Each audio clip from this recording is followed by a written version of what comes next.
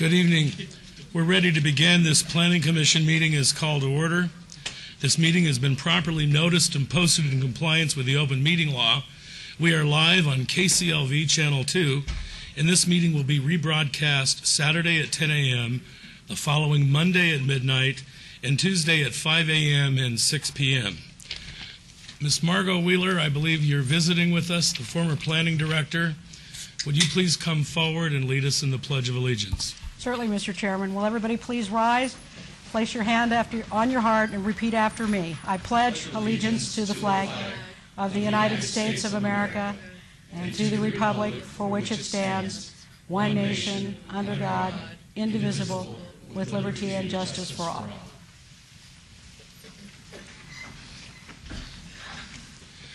Thank you. Madam Clerk, will you please call the roll?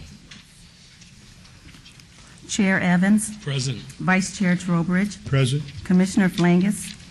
Here. Commissioner Goins. Present. Commissioner Truesdale. Commissioner Quinn. Here. Commissioner Moody. Present. Thank you. Thank you very much. I call to your attention the information printed in your agenda concerning our actions in the appeal and review process if appropriate. Please read this carefully, and if you have any questions, staff is available. Also, the second page of the agenda contains our rules of conduct. We appreciate your adhering to these rules so we can have a smooth meeting. Thank you very much. We begin, I believe, Mr. Director, with the public comment period? That's correct. If I could just give a little bit of explanation. Due to recent changes in state law, we now have the opportunity for public comment immediately prior to taking actions on any items. And with that, I'll turn that over to the chairman to read the specifics relative to this portion of the public comment period. On this one, do we have a script for it? Yes.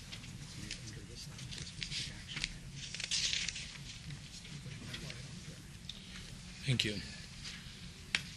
All comments made under this item for specific action items will be cross-referenced to those items. Are there any members of the public who wish to speak under this portion of the agenda? And I would remind you, this is specifically for items on the agenda this evening. Seeing none, I will close the public hearing portion of the agenda.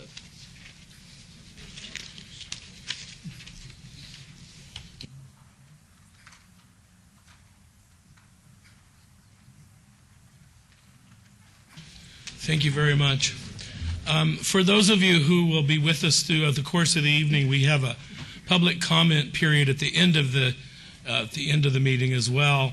But in the interest of time and for the sake of clarity, because we don't know how long these meetings will last, there were a few people who came forward and asked to, I believe, to speak briefly. As many of you may know, this is my last Planning Commission meeting, and I'm very pleased to have, I believe, Carolyn Evans here. Is that correct? You want to come forward? No? Okay. Thank you very much. Anyone wish to speak? I see Mr. Levine. Come on down, please. This way you don't have to wait through the whole meeting. My name is Jack Levine, 1818 8th Place, and I always thought I was a fan of term limitation. And Steve, I wanted to let you know that you're going to be sorely missed here at the Planning Commission. And I think I can speak for all of the residents of the historic downtown neighborhoods and for all the people that are interested in historic preservation here in Las Vegas, that we thank you very, very much for all of your time and energy and your dedication to the preservation of the great old parts of Las Vegas. Thank you. Thank you, Jack. I appreciate that. Did anyone else want to come forward and say anything?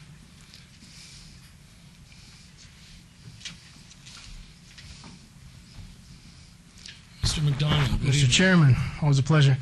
I just want to take this opportunity to thank you publicly. I've thanked you privately many times, but every time you've had something's wrong with you guys, see, I leave City Hall, look what happens. No, this is your great board, and you've made it a great experience for everybody from the private sector as well as the public sector, as well as saving our neighborhoods. As you know, that was a cornerstone of my of my career was always taking back the neighborhoods and fighting for the neighborhoods. And I can honestly say, whether I represent a developer or I was representing a neighborhood, you always took the time to walk with me, to talk to the neighbors, and to find out their personal needs. And that's the cornerstone of government. That's what it's supposed to be about. And each one of these commissioners, I can say thank you very much for what you do.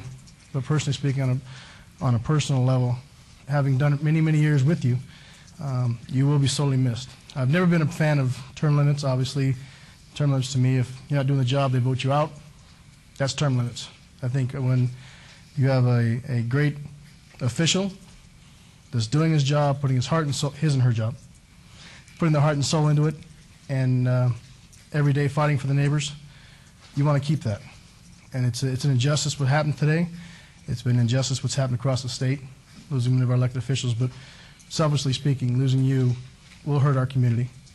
I hope the person that follows in your footsteps takes the same time and effort as you did, and many of these board members do, to get with the neighbors, to fight for the issues. Because without a fighting effort, we're going to lose Las Vegas. We've blown everything up. That means something. We've zoned bad properties in the past.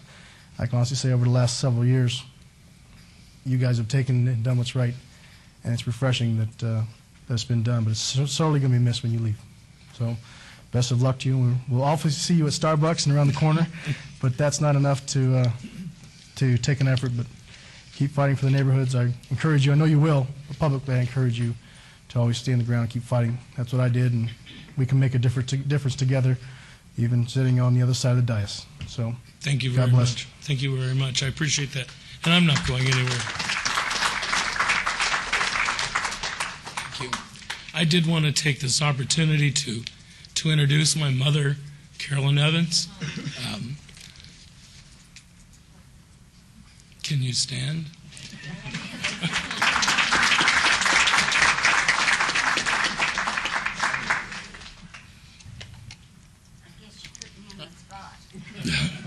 Well, I didn't want you to have to wait till the end of the meeting, so this woman is an inspiration in my life. Well, I said, this is very much of an honor for me because you all know that's my son and his father, the late Claude Blackie Evans. We're very, very proud of him. He's always did a very good job of researching everything before he gets into it. And I even can tell a short story about when he was about 16. In speech, they had him, everybody had to write a story. And it was around Thanksgiving time or Christmas or Halloween or something. So he decided to write about Arlen. And when he did, he used the petrol for his vehicle. And then when he come down the road, he figured he better stop at this little inn and get some petrol and maybe have a little supper. And the fog was coming in, so he stopped at the McCoy Inn. And he went in and he asked the proprietor if they had a room for the night, and they said, yes, we do. And he said, how about a little supper? And they said, yeah, we've got Irish stew, home churned butter, and home-baked bread. And he says, so he said, well, I'll have a little glass of Guinness, too, while I'm waiting. And then he went up to his room, and the windows coverings was kind of tattered, but it was very clean. So you can see, back at 16, he was still researching. And his teacher, when she passed out the papers, she said, A+ if you wrote this. There's a few misspelt words, but it's excellent otherwise. So he's gone way back on doing his research. Thank you. We're very proud of him.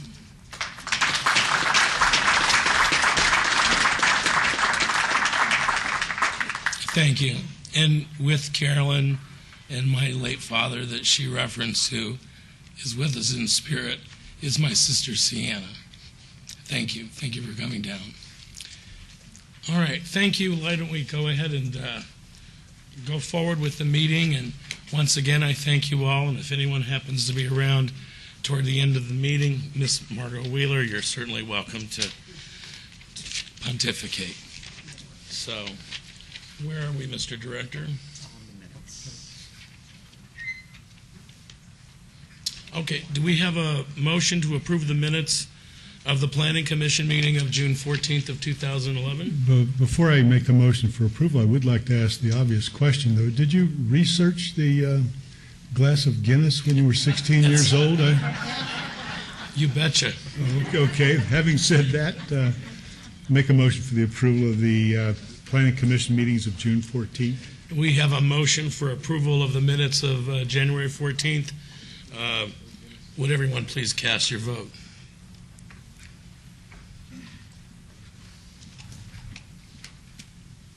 And that motion passes.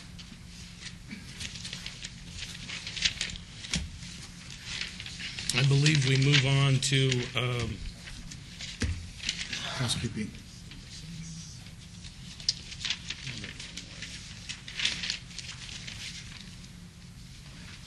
Housekeeping. okay. Yeah, we got to get housekeeping.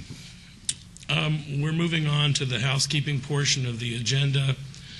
Any items from the Planning Commission staff or the applicant wish to be stricken or held in abeyance to a future meeting may be brought forward and acted upon at this time. Are there any items that Commissioner staff or the members of the public would like to pull forward for action?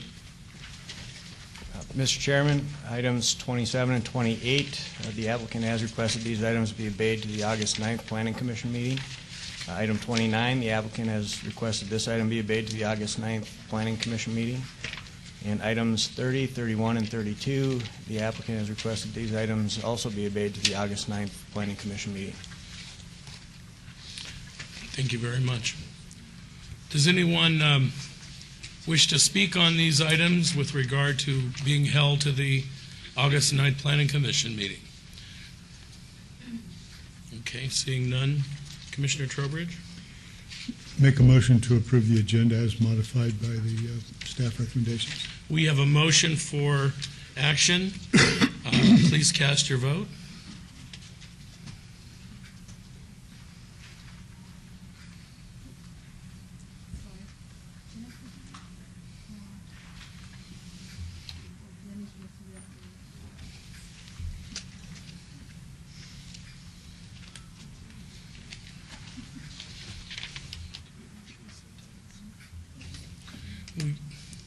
Get a screen up to vote when you get a moment, Madam Clerk.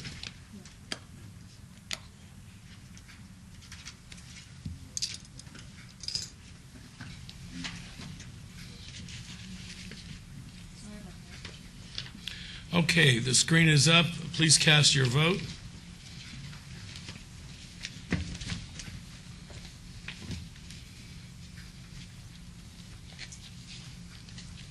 And that motion passes. We have no consent items on the agenda this evening, so we move on to the portion of our agenda identified as one motion, one vote. The following are items that may be considered in one motion and one vote. They are considered routine, non-public, and public hearing items. All public hearings and non-public hearings will be opened at one time. Any person representing an application or a member of the public or a member of the Planning Commission not in agreement with the conditions and all standard conditions for the application recommended by staff should request to have that item pulled from this portion of the agenda. Do we have anyone that wishes to pull any aspect or any of the items from the one motion, one vote from the regular agenda? Seeing none. Vice Chairman Trowbridge? Make a motion for approval of the consent one motion, one vote I think I agenda. have to read them into the record All of before them, we every do that, single so one of them. let me You go can't get ahead. off easy on your last night. No, we certainly can't. I'll begin the process. Item number 7, TMP 41623. That is Horse and Coke Residential Subdivision. It's a tentative map. The applicant and the owner is Coughlin WLH Land Acquisitions LLC, and it's for a 49-lot single-family residential subdivision on 24.8 acres at the southwest corner of Horse Drive and Coke Street in Ward 6. The staff recommends approval and a related.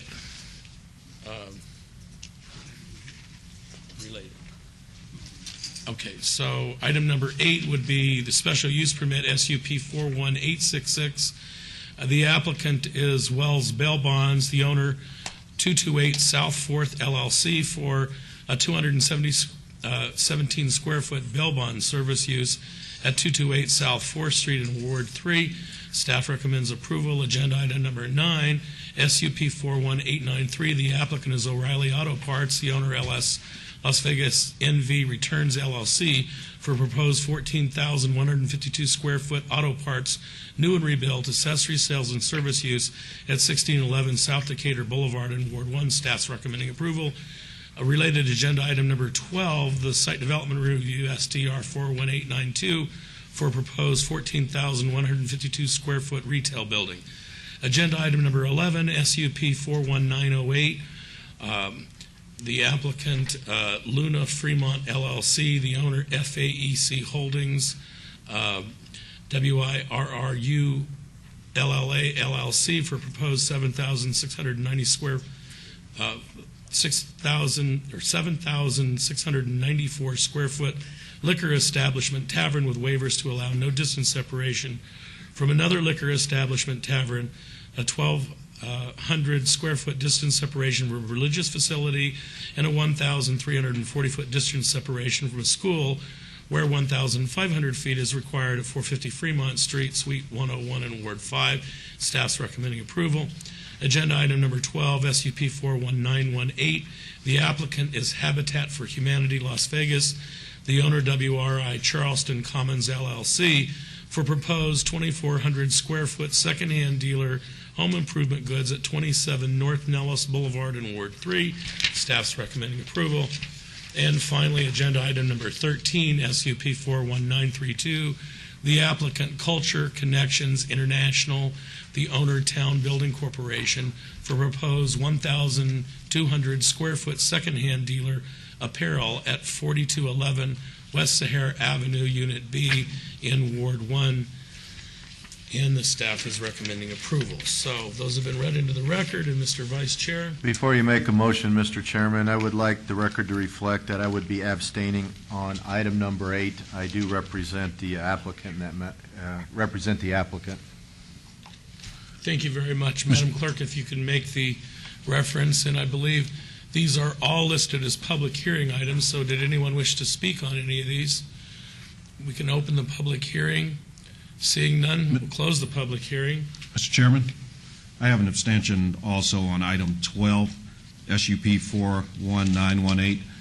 My company funds a program called Youth Build, where we have youth working and building habitat houses, so I'll be abstaining. Thank you. Madam Clerk, if you'd make the note of the abstention. Any others? We've opened and closed the public hearing, so I believe we're ready for a vote. I'd like to make a motion for approval, subject to all staff conditions where appropriate, for items 7 through 13, which are the one motion, one vote items. We have a motion for approval on the one motion, one vote items. The abstentions have all been noted by the clerk. Please cast your vote.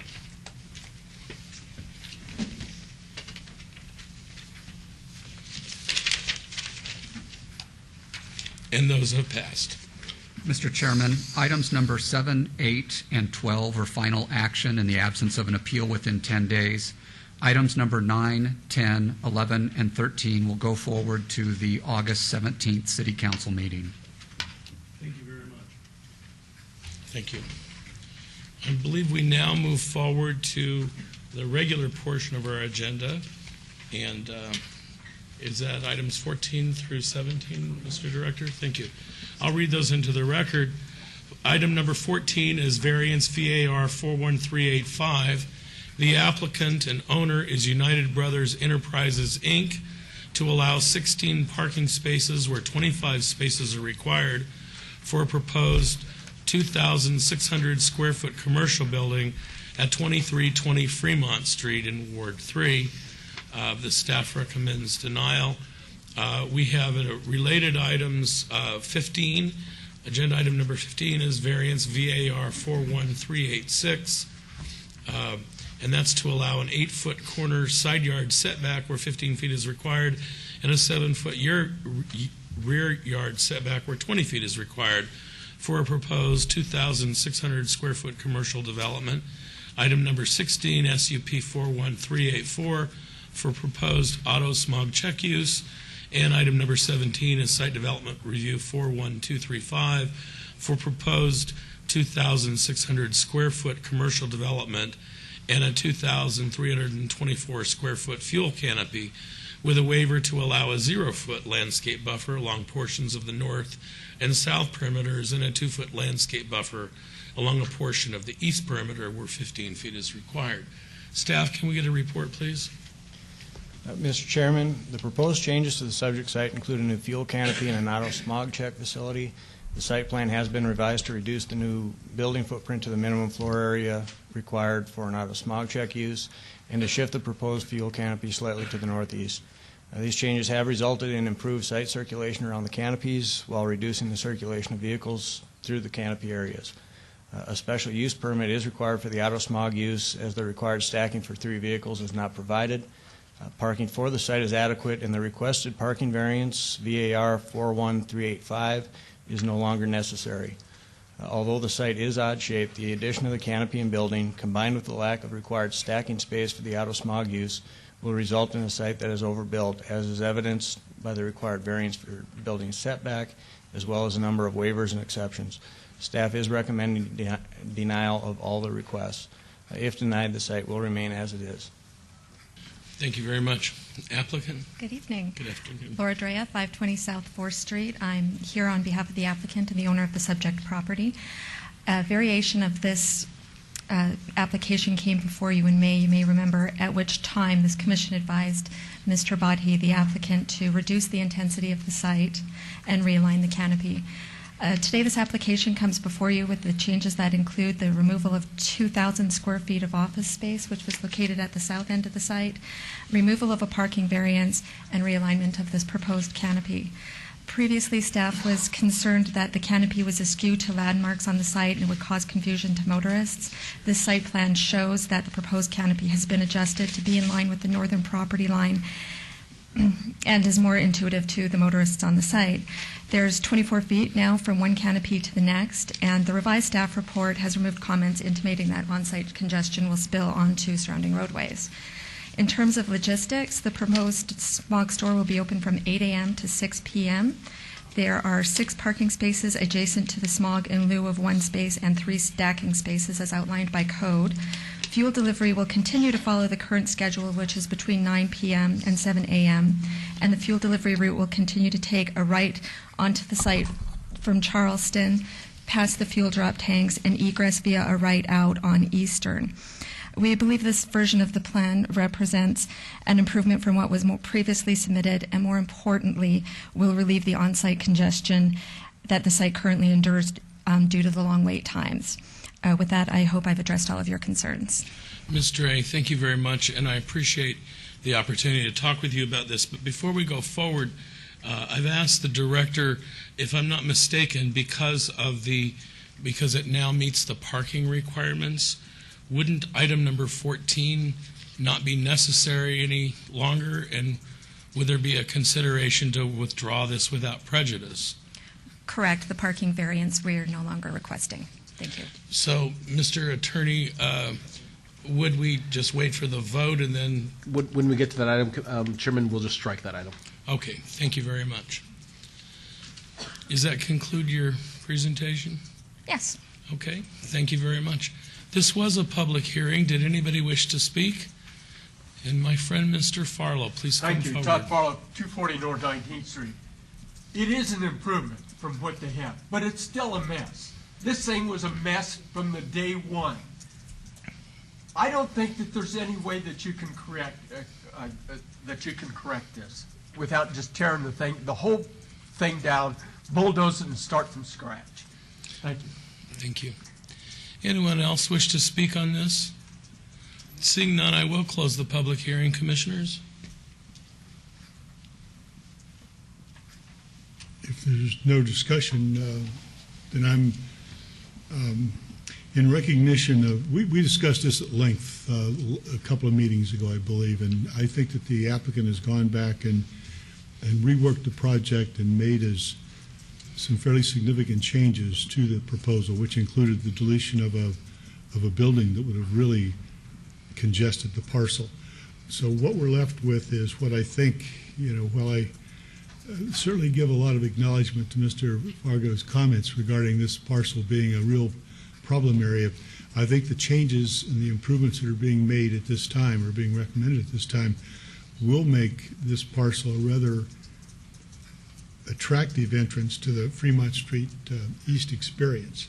And I think that can't go without being said, that it's a major step in the right direction. I think what remains to happen there is beyond the control of the city and the applicant, and that is that there's another triangular piece there that's owned by the Nevada Department of Transportation that could be landscaped, and I would encourage whoever the responsible parties are for that to support it and to get them to move on it. But in terms of the concessions that have been made, we've got hours of operation of the smog check, 8 a.m. to 6 p.m. That will relieve a lot of the congestion during the later evening hours. The addition or the dedication of 8 parking spaces for the smog check also relieves my concern for the lack of stacking typically associated with the smog check operation. And we've also got delivery of the fuel.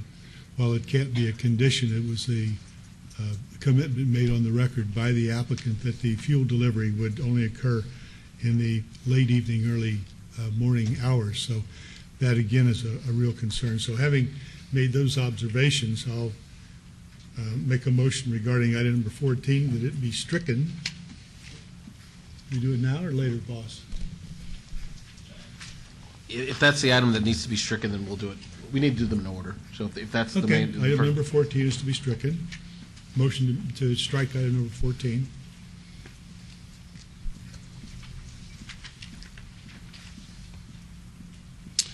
We have a motion. Everyone vote. Opposed?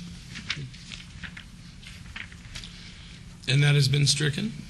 In regards to item number 15, abeyance, which is held in abeyance previously, it's variance 41-386. Make a motion for approval. We have a motion for approval. You've heard the vote. A yes vote is for approval. Please cast your vote. Opposed?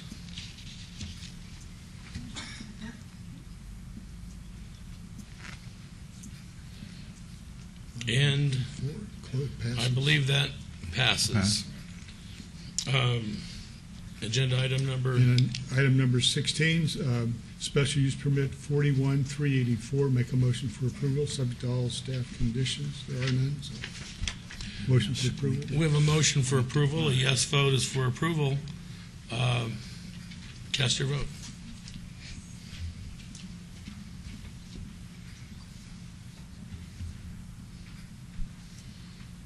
And that has been approved. And item number 17, site development review 41-235. Make a motion for approval. Thank you. We have a motion for approval. A yes vote is for approval. And I do thank you for modifying this and making it more palatable from a public safety perspective. So a yes vote would be for approval. Please cast your vote.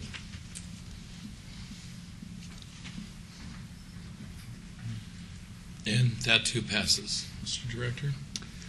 Thank you. These items will go forward to City Council at the August 17th City Council meeting. Okay. Thank you one more time, Commissioner Evans. We move forward to agenda item number 18, SUP 41542, the applicant Pearl of the Orient Massage. The owner is Sunshine One LLC. It's for a 1,020 square foot massage establishment with waivers to allow no distance separation from another massage establishment where 1,000 feet is required, a 20-foot distance separation from a residential use where 400 feet is required, and 24-hour operation where hours of operation are from 8 a.m.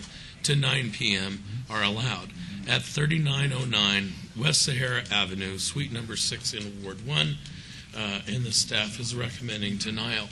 Can we have a staff report, please? Mr. Chairman, the proposed massage establishment use does not comply with the distance separation requirements and the limitation on hours of operation of Title 19 and cannot be conducted in a manner that is harmonious and compatible with the existing surrounding development. Therefore, staff does recommend denial. Can you please come forward and give your name and address for the record and state your case, if you would? I believe we were here last month, and for whatever reason, you weren't here, so I believe, obeyed it to be heard tonight. So the staff is recommending denial, but I'd like you to take the opportunity to present your case.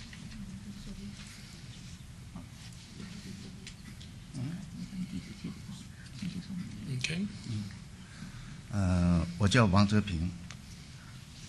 My name is Chelsea Gross. I'm the interpreter for the applicant. Thank you very much. Why don't we allow the gentleman to speak, and you can interpret, and our city clerk will record all of the statements.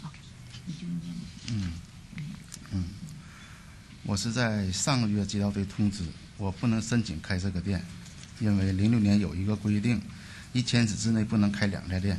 可是我从09年开始申请，没有一个人跟我讲。这2年中，我申请执照已投入了64590多元，现在就这么一个理由就不让我开店了。那么我这些损失谁来给我负责呢？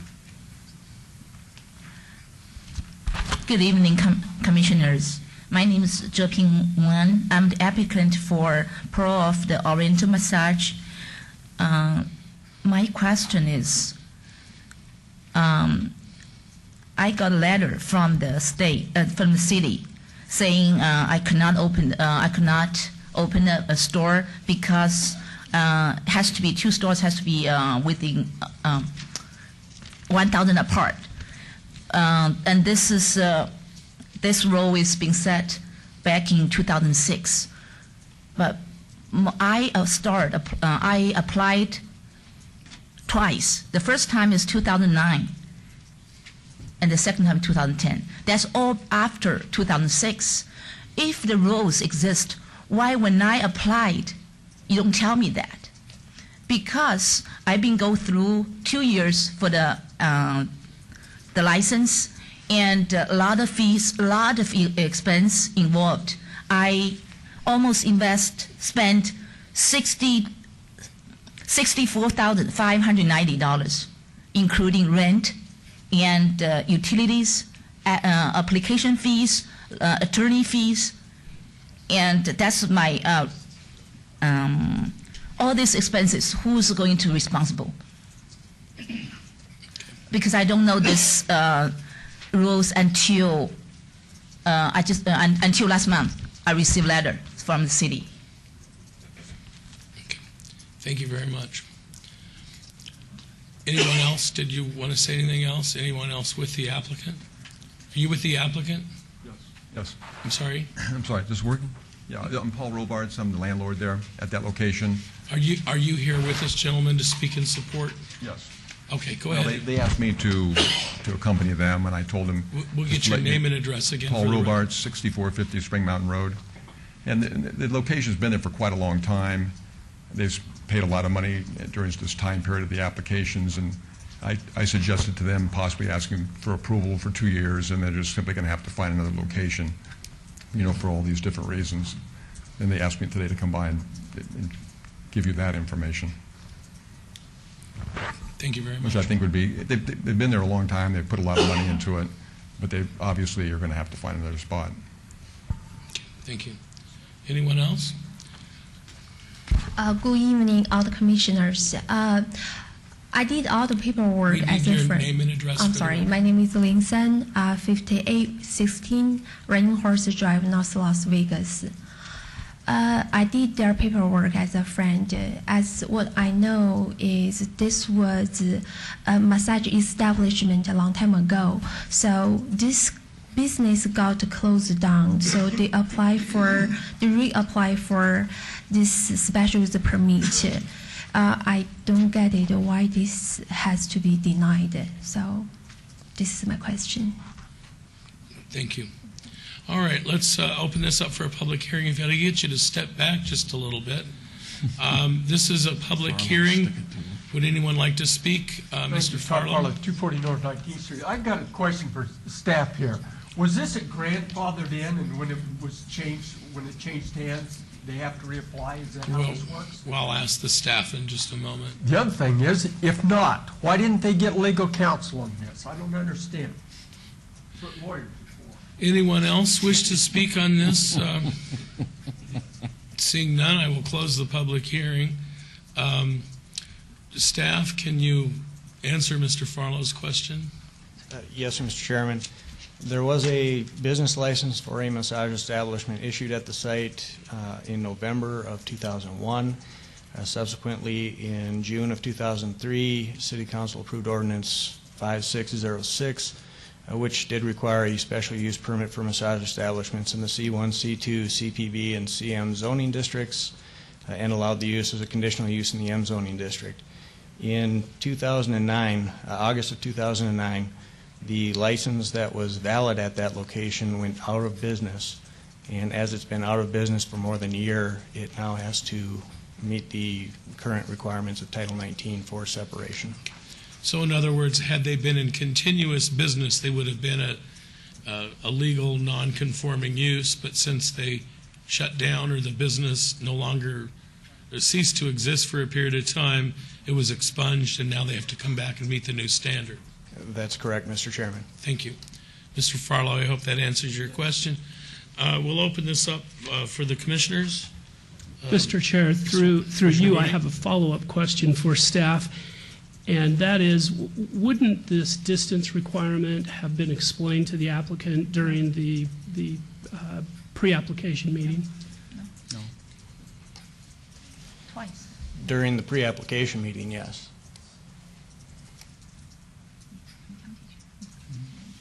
Is there anything that, in staff's part, is there anything that prevents the applicant from making an application? Is it like they can always apply to waive the distance or apply for the special use permit? This is a waivable distance, right? It is waivable as a special use permit requirement. So I guess my thoughts are is if the applicant's been in this process 2 years, they probably had to understand there were some problems with this location. So I guess I don't see where the city, I mean, you take the application, you go to the public hearings, you do what you have to do, but I think there's some onus on the applicant to meet with business license, meet with zoning on special uses to find out whether there's a distance issue, and just because there was one location there before, and it doesn't guarantee it's going to be there with the distance separations once it closes. So I just think there might be a problem with the application. Yoma, but can I translate a little bit? And he just say, his question is, if you have this rule, why he applied twice? Nobody noticed him. And also the fire department went out to check twice. There's nowhere of the rule exists.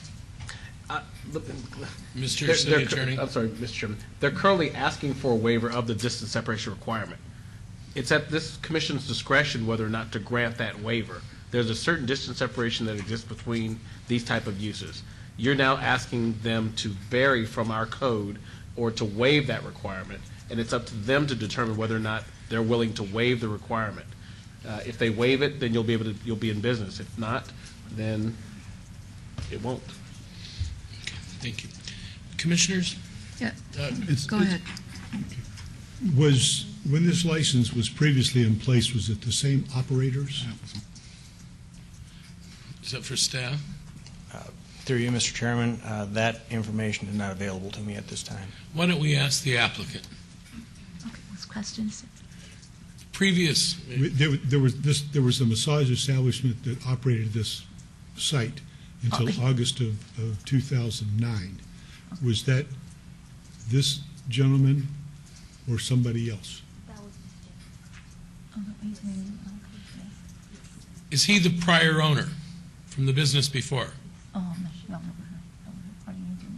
He started applied in 2009. It's new. New owner. He's the new applicant. Yeah, new applicant. And the second issue, not only the distance separation, but there's also an hours of operation. You want a 24-hour-a-day operation there. That's another issue that requires a waiver, because typically massage parlors can only go until 9 at night. Maybe you can have her translate. If I He may. says he can operate like 9 to whatever the time. That's fine with him. Thank you. Commissioner Quinn? Through you, Ms. Rose, I've been to that shopping center about 2 or 3 times because last month you were on the agenda and no one showed up. So I was out there last month and then I was out there this week. So my first question is, do you own the other massage parlor that's just a couple doors down from you? Is that yours as well? No. Okay. Then my second question is, why 24 hours?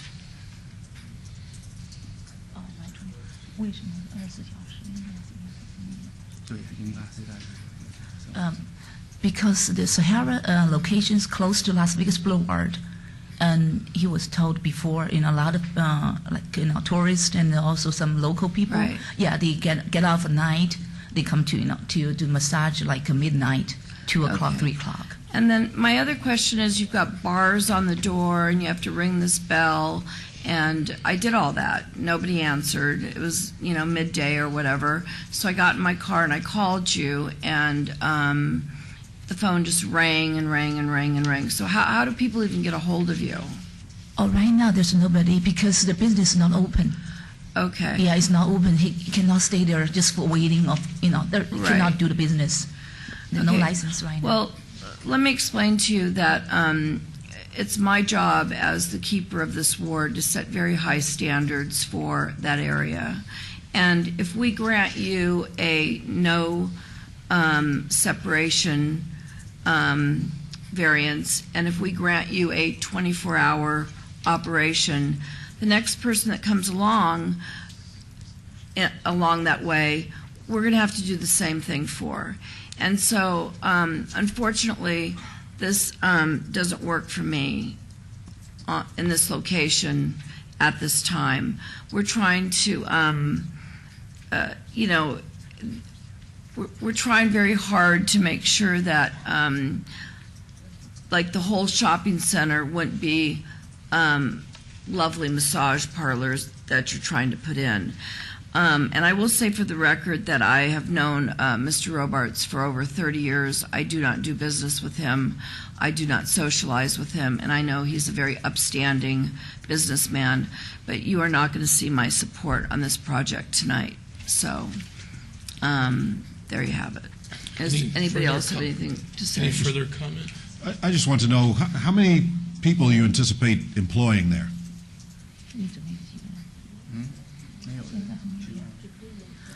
It's going to be 2, but right now there's none. There's no, office, the business is not open, but it's going to be 2. So you're going to have 5 massage rooms, and you're going to have 2 employees. And so you're going to have people queued up in the waiting room. Now, right now the business is very slow, believe. It's very slow. Yeah. But, in all honesty, there's a little skepticism here. Just get right down to it. Massage place, open 24 hours. Typically, these type of uses that we know have a shady past. Some of them have been proven to be fronts for prostitution, laundering, and all kind of misdevious things can go on in these establishments. So, how are you going to convince us that this is not such that type of a business?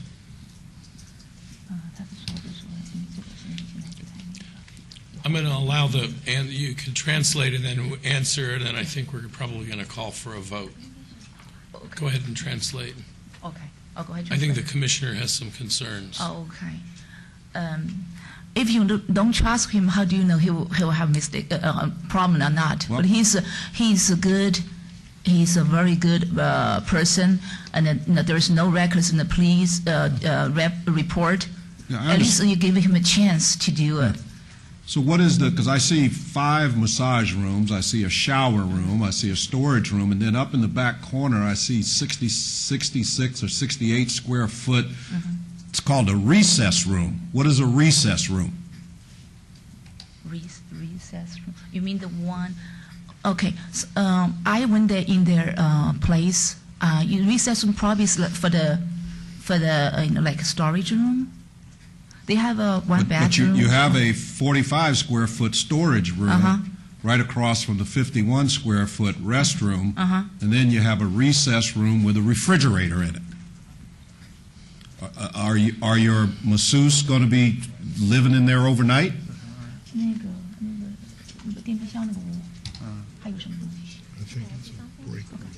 I'm assuming that may be a break room. From what I know was this was already existing. From the moment they bought this massage establishment, everything already existed. Any further questions, Commissioner? No, I'm ready to make a motion on SUP 41542, following staff's recommendation for denial. We have a motion for denial following the recommendation of the staff. A yes vote would be for denial. You understand the motion? Please cast your vote.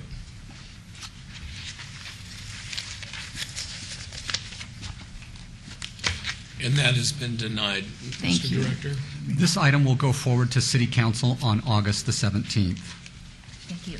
Thank you very much. We move forward to agenda item number 19. That's Site Development Review 41033. The applicant and the owner is Symphony Park Master Association, Inc., et al., and it's for a private park on 2.16 acres at the intersection of Symphony Park Avenue and Grand Central Parkway in Ward 5. The staff is recommending approval. And can we get a report, please? Mr. Chairman, this request is to develop a private park within the Symphony Park Master Plan area. The park is located adjacent to the Symphony Hall and will provide an outdoor venue for gathering and special events. It generally conforms to the requirements of the Symphony Park Master Plan and has been approved conditionally by the Symphony Park Design Review Committee. Staff is also recommending approval. Thank you very much. Mr. Martin, or sir? Yes, Mr. Chairman, members of the Commission, I'm Charles Kubat here tonight representing the Symphony Park Master Association and Newland Communities, and with me, Myron Martin, President and CEO of the Smith Center. And we're here to answer any questions that you may have about the park and ask for your approval. Thank you very much. Anything further? Mr. Chairman, I'm Myron Martin, 241 West Charleston, and I brought with us the model of the new improved park, something we think is going to be a real asset for the downtown, adjacent to the Smith Center. We're very, very proud of this design. We have visited with members of City Council over the last number of weeks, and we've gotten very good support from them, and we would ask that you approve this and take final action. Thank you. Mr. Martin, I'm wondering, can we get the operator to zoom in on that? Oh, there we go. Thank you very much. Can you just give us a quick explanation of the model? Sure. Looking left to right along the green space, the first opening you see. If you want, you can probably point it out. It's Oh, actually good. being Good. zoomed Thank in. you. Thank you. Yeah. There you go. Chuck, where Chuck is pointing there is the first art opportunity there in that kind of pink zone. That's a commissioned piece of art that will go in the park. Lots of green space. We believe if there's one place in a city that deserves and demands sods, grass, it's in a beautiful park. So we have a lot of that. Kind of a public gathering spaces in this zone. And you can't see it from this image, but there are a number of flags flying in that area, as well as another piece of public art. To the far right end is a stage area where the park can be converted into a place for public performances. We got back to our roots, which was to make this first and foremost a park. But we still have the opportunity to do public performances in the park. This park will be owned and operated by the Smith Center. It'll become our fourth venue. And just behind the park where Chuck was pointing in here, again, the aerial view doesn't do it justice, but that is a major piece of sculpture by Las Vegas artist Tim Bavington, which will frame in that into the park. It's a very significant piece of public art. So at the end of the day, you'll see there's some little lines that are drawn across. Those are tiny little Tivoli lights that provide some lighting above, and palm trees that line both sides of the park. So we think we've ended up with what's a very handsome park. Thank you very much, Mr. Martin. I appreciate you bringing this back. This is a public hearing item. Is there anyone that wishes to speak on this? Please come forward at this time. Mr. Farlow? I just want to say that this is really nice, and I like models anyway, but I can see art in the park. I can see a thousand opportunities on this. This is really nice. Thank you very much. Anyone else? Seeing none, I will close the public hearing. Commissioners? Mr. Chairman, I was going to offer a motion. Comment. Mr. Kubat, with regard to this design, can you explain how, when you have events, private events, how it will be screened from, just the normal access to the park? I'd be happy to, Commissioner. If you notice, there's a 24-inch pony wall that goes around the majority of this park, where Mr. Kubat is pointing. That pony wall has an inside sidewalk and an outer sidewalk with a garden. If there were an event, we would add event screening, little railings in addition to the pony wall so that we could control access. Sure. And the reason I ask is we've had some great opportunities for public and private park venues in the urban core, and too often we succumb to the problems that happen on our parks, and the first thing everybody wants to do is put up the most obtrusive fencing, and in the name of safety, we make it ugly. And I know, Mr. Kubat, you've been sensitive to that because that is part of what goes on down there. But I just wanted to at least ask that question because I think it is a great opportunity for private, for concert events and the things that the Smith Center will be, doing in that area, and the programming will be wonderful. I just want to make sure we don't, in the name of safety, start making it an unappealing environment, because that is going to be our core there. I might add that this was a concern to the Design Review Committee as well from the beginning.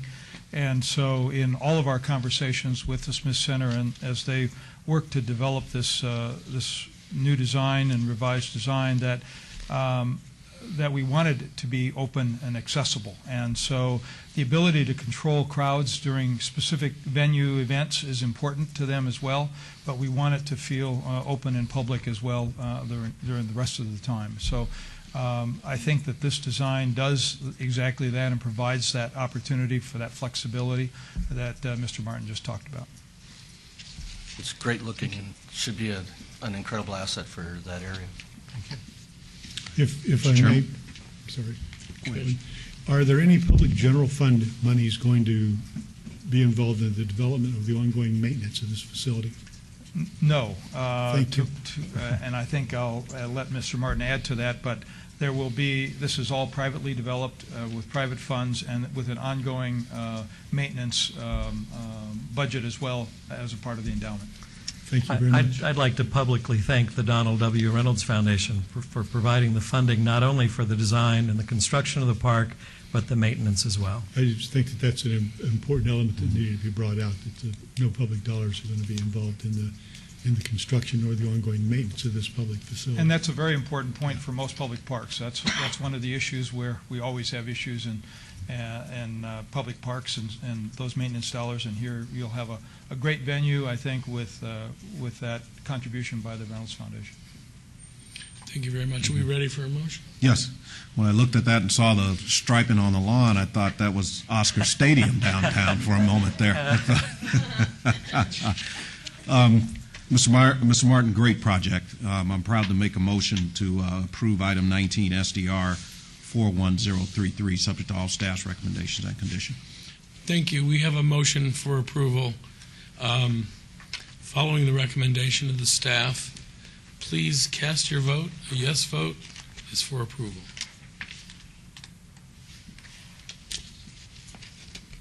And that unanimously passes, and I believe is final action. Yes, that is correct. This item is final action in the absence of an appeal within 10 days. Thanks very much. Thank you. Thank you, Mr. Chairman, for your service. Thank you, Mr. Martin, and gentlemen, for an outstanding project that I think we're all proud of. Appreciate it. All right, moving on to agenda item number 20, GPA 41777, and that is the applicant owner Rancho Properties LLC. It's from Office and Light Industry Research to medium density residential at 3000 North Michael Way in Ward 5. The staff is recommending denial. We have related items 21 CON 41778, and that's from Office and CM Commercial Industrial to R3 Medium Density Residential. And finally, related item number 22, Site Development Review 41779 for a 136-unit apartment complex with a waiver to allow no landscape buffer along portions of the north perimeter where 6 feet are required. Can we get a report from the staff, please? Mr. Chairman, this site is located near the end of the primary runway for the North Las Vegas Airport and is in the final approach path for aircraft. And the Clark County Department of Aviation, when solicited for comment, strongly opposed locating residential development within this flight path. Staff supports the request and finds that this use would not be compatible or harmonious with the surrounding uses and recommends denial. Please note we have received additional protests since publication. Thank you very much. Gentlemen, would you like to state your name for the record and state your case, please? Mr. Chairman, before they start, I'll be abstaining on items 20, 21, and 22. I was involved in extensive litigation against the principal, the applicant Ernest Becker. I was representing one of the parties that he was opposing. In any event, out of an abundance of caution, I will be abstaining. Thank you. Madam Clerk, if you'll note the abstention, please. Yeah, Sir? Ernie Becker, 8090 South Durango, Suite 115. We propose a Class A apartment project. It's built is similar to townhomes with party walls, sound walls. The square footage is 1,040 square foot to 1,240 square foot, and the rents are $995 to $1,150. We have a like project that's over off of Scott Robinson and Alexander, and it has been in operation. We built it, developed it in the year 99, 2000, and have operated it ever since. It's been 100% to 99% occupied, and the rents have been stable through the recessionary period in occupancy. And we've have the industrial development to the east, and this area was industrial and office complex. And if you do an office and industrial complex on the amount of employees in it's going to be 1,300. The residents in the apartment complex on 136 units. Our average per unit is 600 residents. The cars would be over 2,000 cars on an office industrial complex, and the apartment project would be 900 cars on site. They're all 2 and 3 bedroom with garages, and the garages are in the units not attached to them, but built within them. The first story is garage, kitchen, and living area, dining area. Above that, on the second floor, is the bedrooms. In the washer dryers are in the garage area. The front of the buildings have are clear stories. There's only windows on the first floor, none on the second. On the entrance into the unit, the front of the units, I have some pictures, and I only have 3 sets. If you care to pass them around up there of our existing project that we have. Happy to submit them to the clerk, and we can pass them along. And as to the existing buildings we have now, the businesses are open usually around 7 and 8 in the morning and close at 5, 6 at night on the industrial park. And there's 400 people working in the complex, which are individual units leased to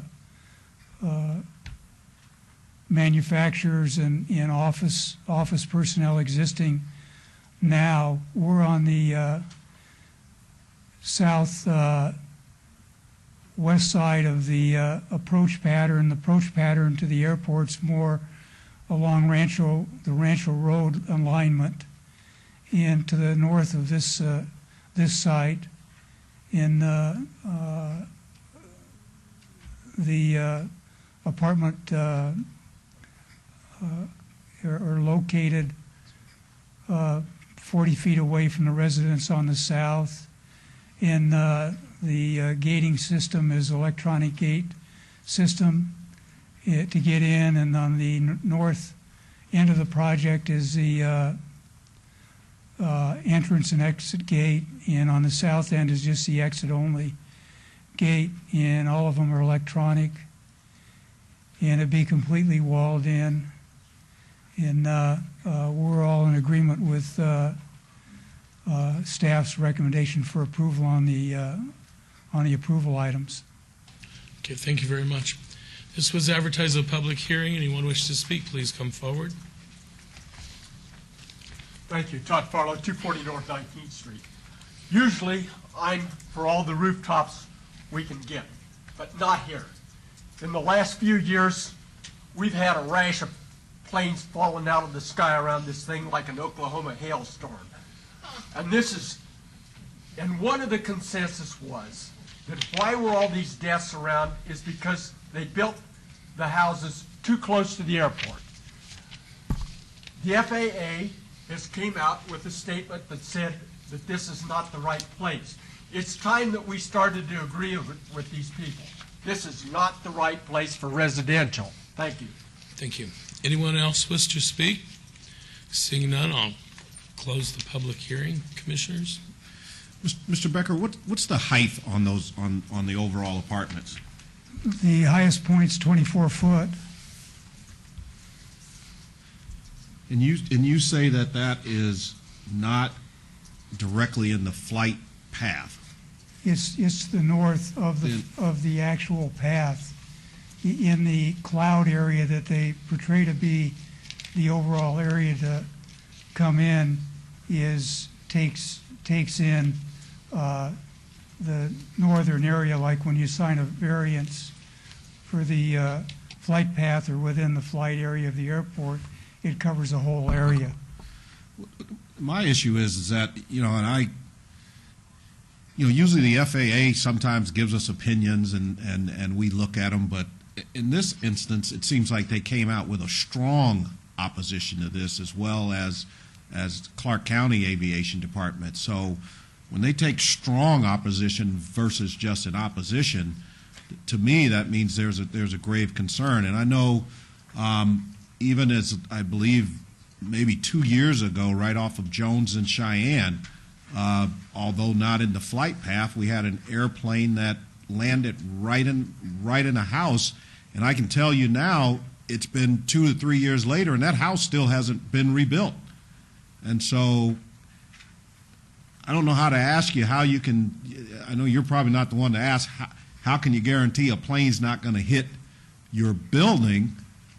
But don't you think you give it an opportunity when you put a building on and or near the flight path, especially with the urging of the FDA saying it's a grave concern to them? majority of the residents will be away during the day at work, and with the office industrial complex, they're going to be there during the day working, so you have a greater number if it was developed as an office industrial complex there during the day when the majority of your flights are that go in and out of the airport. At night, they don't have as great a traffic. I'll be happy to sit down with the Clark County Airport in North Las Vegas and discuss it further with them, but you've got half the residents that would, people that would be there on the property. Have you had any discussions with North Las Vegas Airport on this? No, I have not. Or the FAA? No.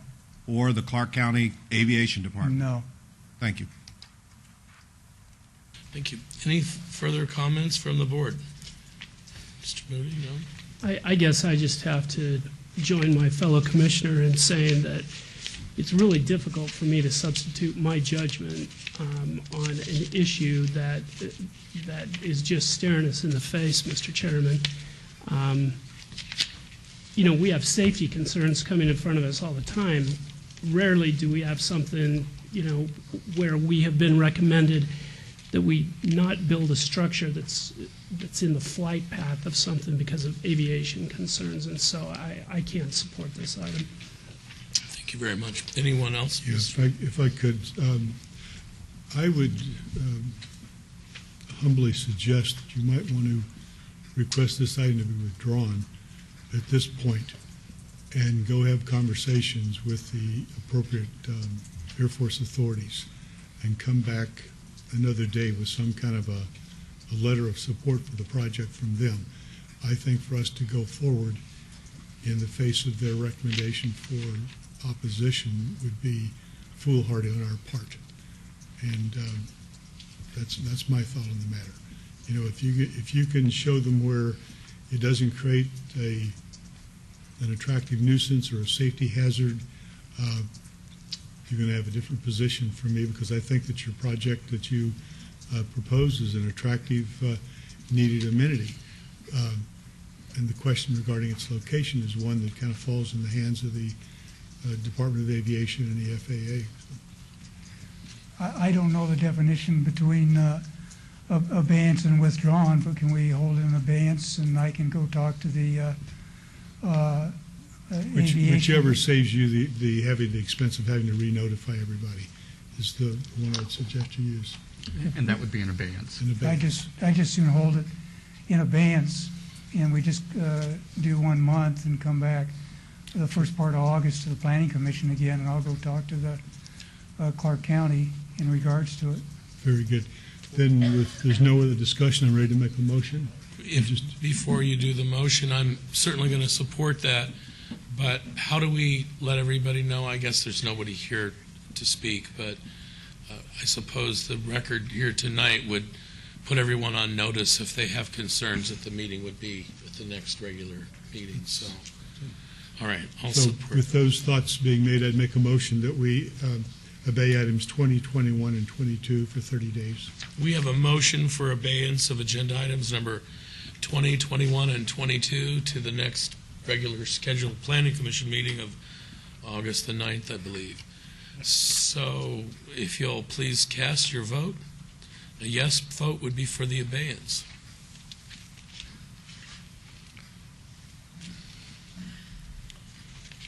And that's been approved, and we'll see you in a month. Thank you very much. Thank you.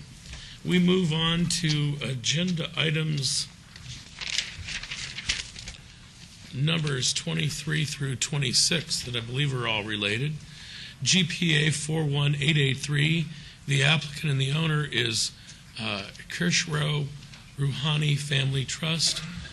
It's an action from M, medium density residential, to service commercial, adjacent to the west side of Rock Springs Drive, approximately 300 feet south of Lake Mead Boulevard in Ward 1, and the staff is recommending approval.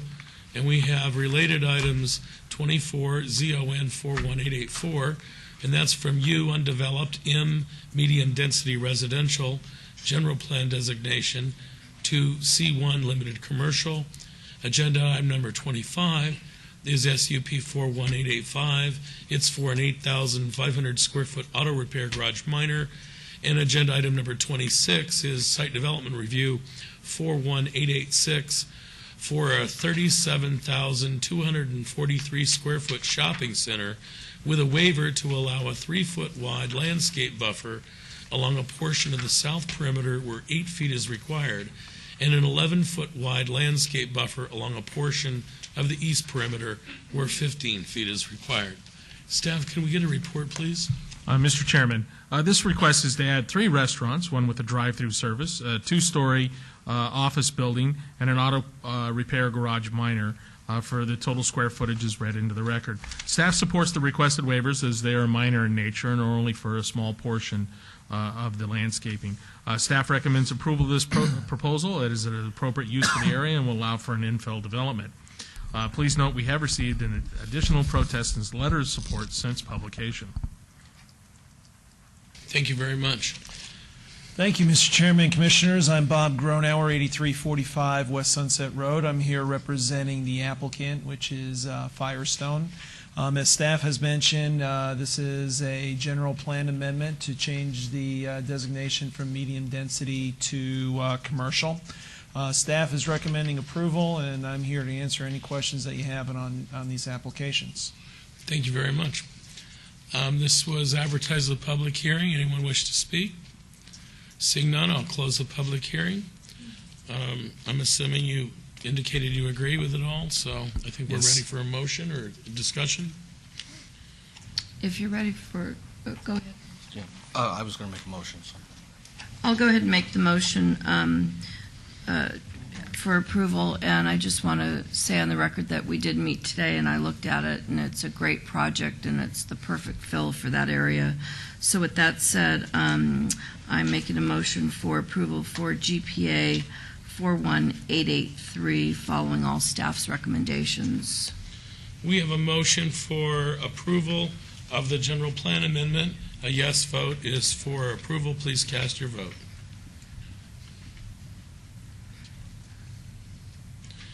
And that is passed. Agenda item number 24. Number 24 is a zone change of 41884, following staff's recommendations, to follow their recommendations for approval as well. We have a motion for approval. Please cast your vote. And that passes. Agenda item number 25. Agenda number 25 is an SUP 41885, following staff's recommendations for approval. We have a motion for approval. Please cast your vote.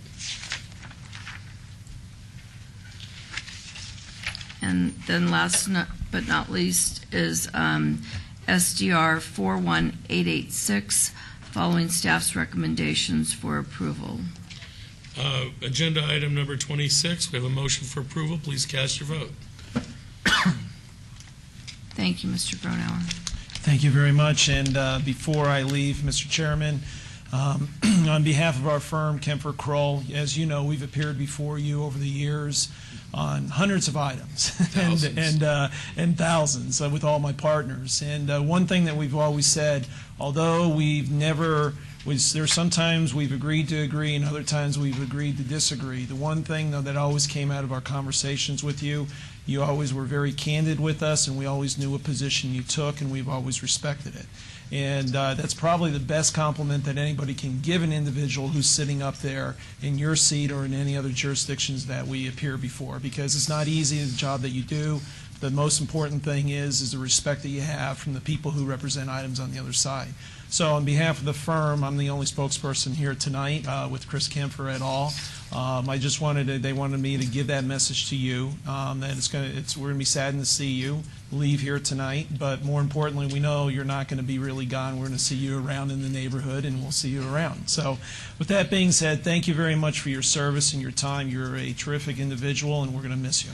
Thank you very much. And that motion passes. Mr. Chairman, those items go forward to City Council on the August 17th agenda. Thank you. I believe we move forward now to Agenda item number 33 and related items 34, 35, and 36.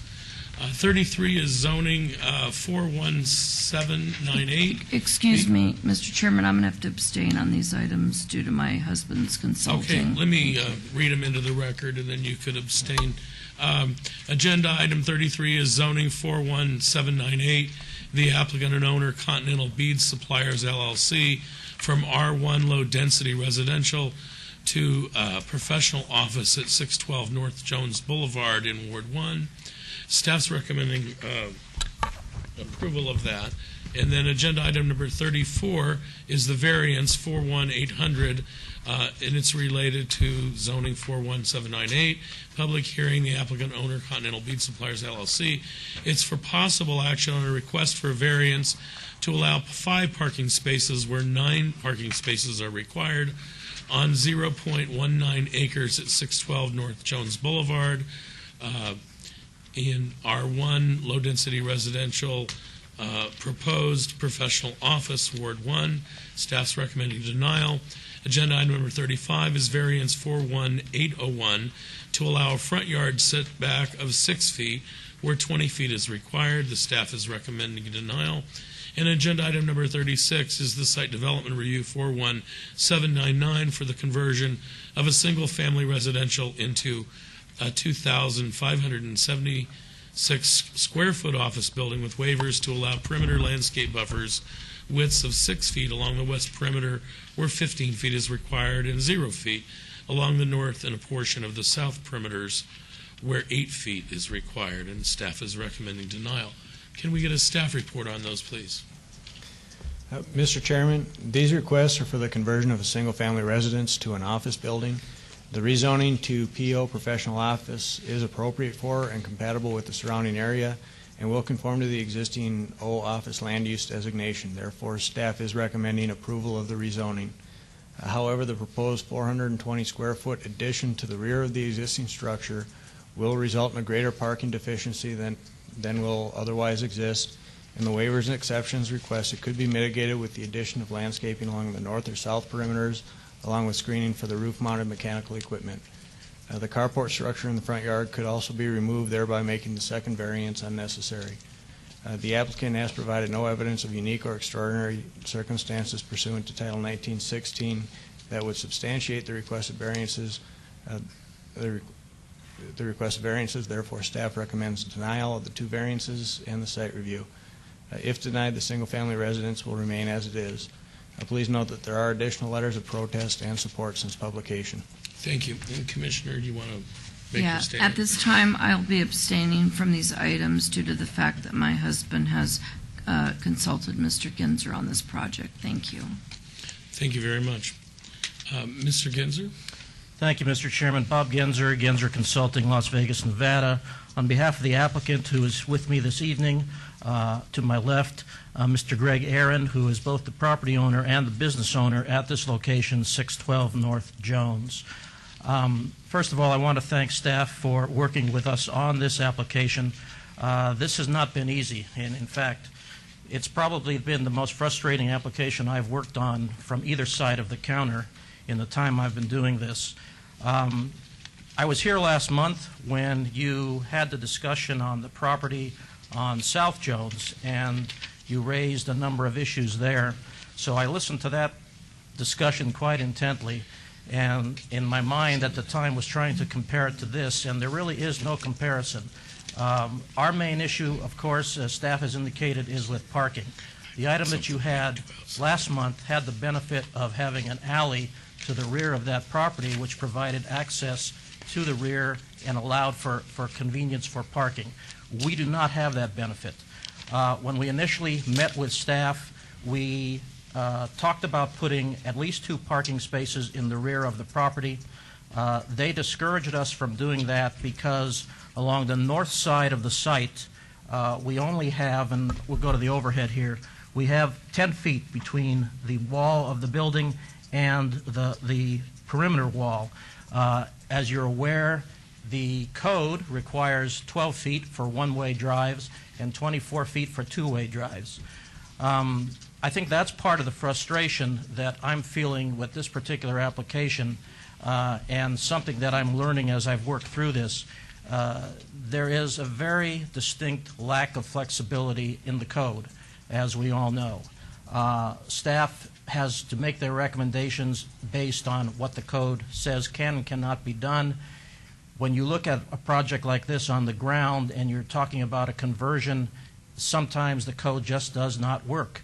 And I can't remember really any conversion in the recent past that has been able to go through without some form of variance having to be approved.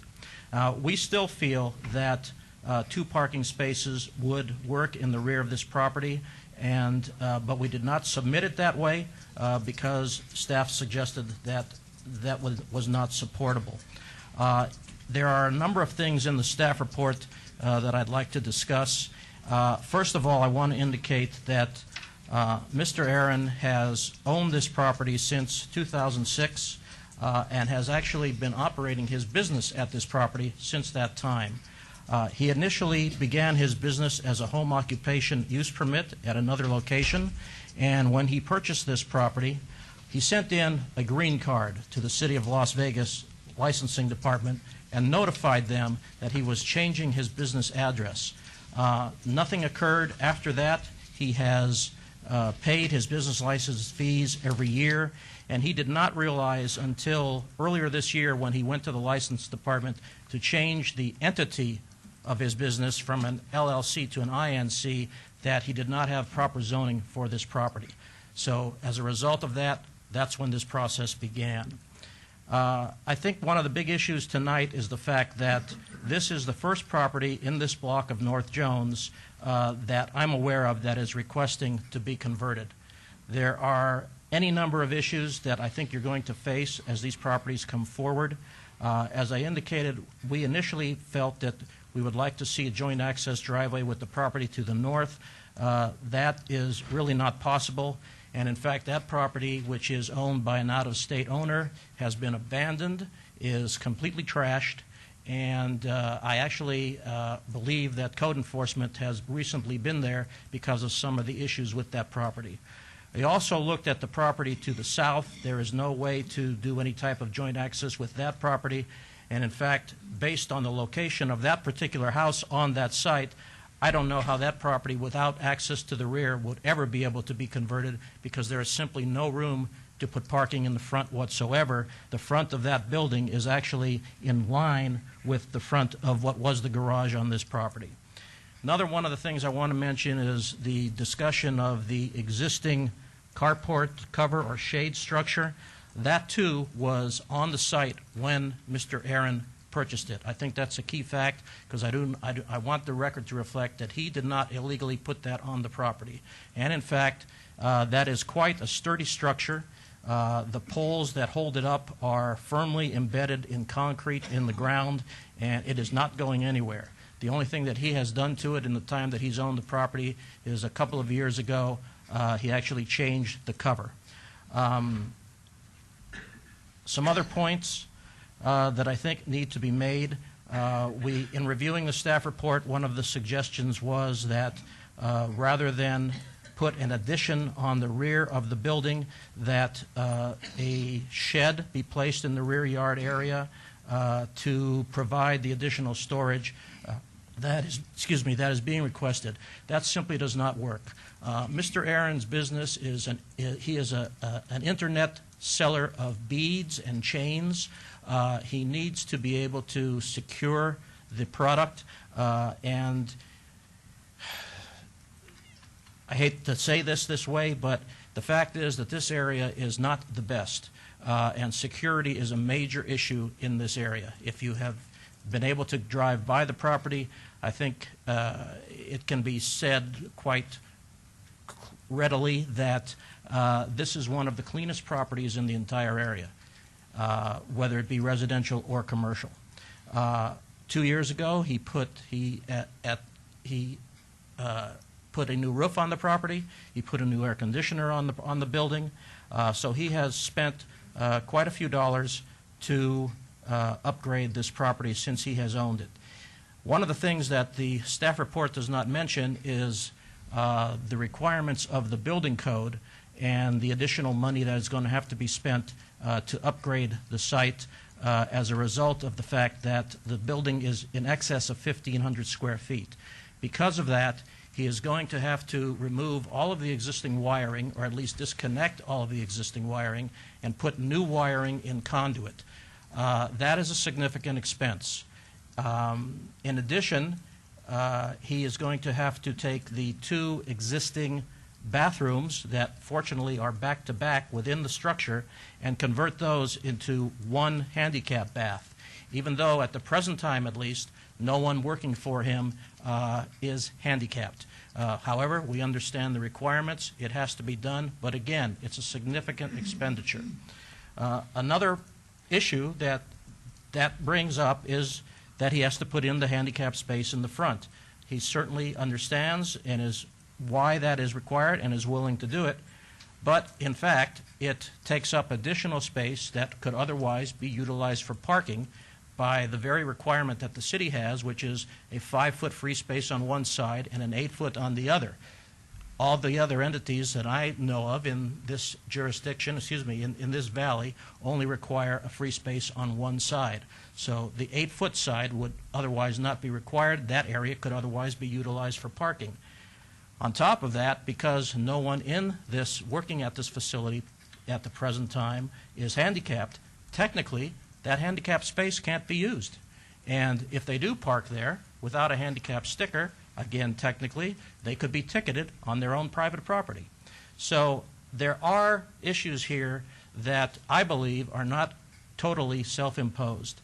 The other thing that as we've been working through this, that I found to be somewhat frustrating to me is how we calculate parking. And I've never thought about this in the past, but because of the issues that have come up here, I've had to think of it now.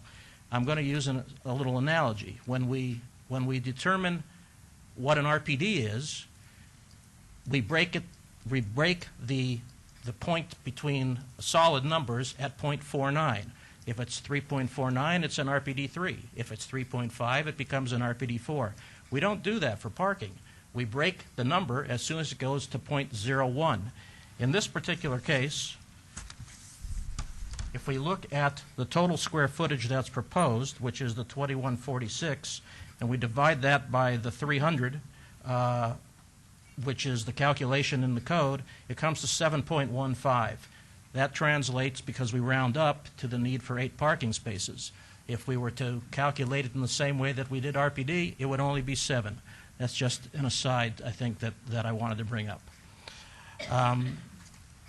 Excuse me, Mr. Genzer, you mentioned square footage? Yes. Because I think the chairman read it in on the SDR as 2,576. And now that's, you're referencing it as 2,146? That's correct. Staff will confirm that they double counted the existing former garage. Through you, Mr. Chairman, we did verify that with the applicant earlier, and the staff report does reflect the correct numbers. Of 25? 2146. Oh, the staff report. Gotcha. Thank you. Yes, 2146. And of that, I will just point out that what was the garage is used for storage. The proposed addition in the rear is all to be used for storage. So we actually have a total of 1,024 square feet of area for office, but that also includes what would be the new handicap bathroom. So depending on how you look at it, I understand that you have to calculate parking based on the total square footage, but if we were to only look at the area actually being used for office, we would only be required to have 4 parking spaces. The last thing I think I'm going to say, and then we'll just open this up as you wish, the total square footage of this parcel is 8,489 square feet. The rear yard area is 3,187 square feet. That's a lot of vacant land to just be sitting there. So we do not believe that an addition of 420 square feet with what remains is too much to ask for. One other quick thing, in the staff report, I believe it says that we had requested an exception to not put screening around the air conditioning unit on the roof. We did not ask for that exception. We fully intend to put screening around the air conditioning unit. And I will also say to you that if it is your decision to allow us to go with the 5 parking spaces that are shown in the front, in discussion with Mr. Aaron, we have agreed that landscaping could be placed along the entire north perimeter here, property line, excuse me, at approximately 5 feet wide, and that would work.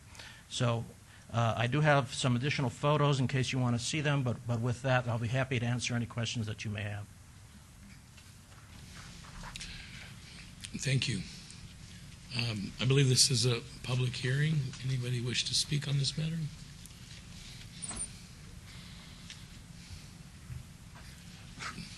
Excuse me. Thank you. Todd Farley, 240 North 19th Street. What is the space between here? Is that wide enough to get a car in the back? That width is Will- 10 foot, and I It's think 10 the foot? requirement was 12. So it's wide enough. My thing is with the landscaping. How do you, and it's with all these houses along here, not just this one. My suggestion would be to this. There's no room for a tree there. I understand that. But as I pointed out to the commission before, if I don't see anything on signage here, but as I pointed out to the commission before, there was a gas station, a Rebel, I believe it was, that it had a tiered flower fountain that had a sign in the middle.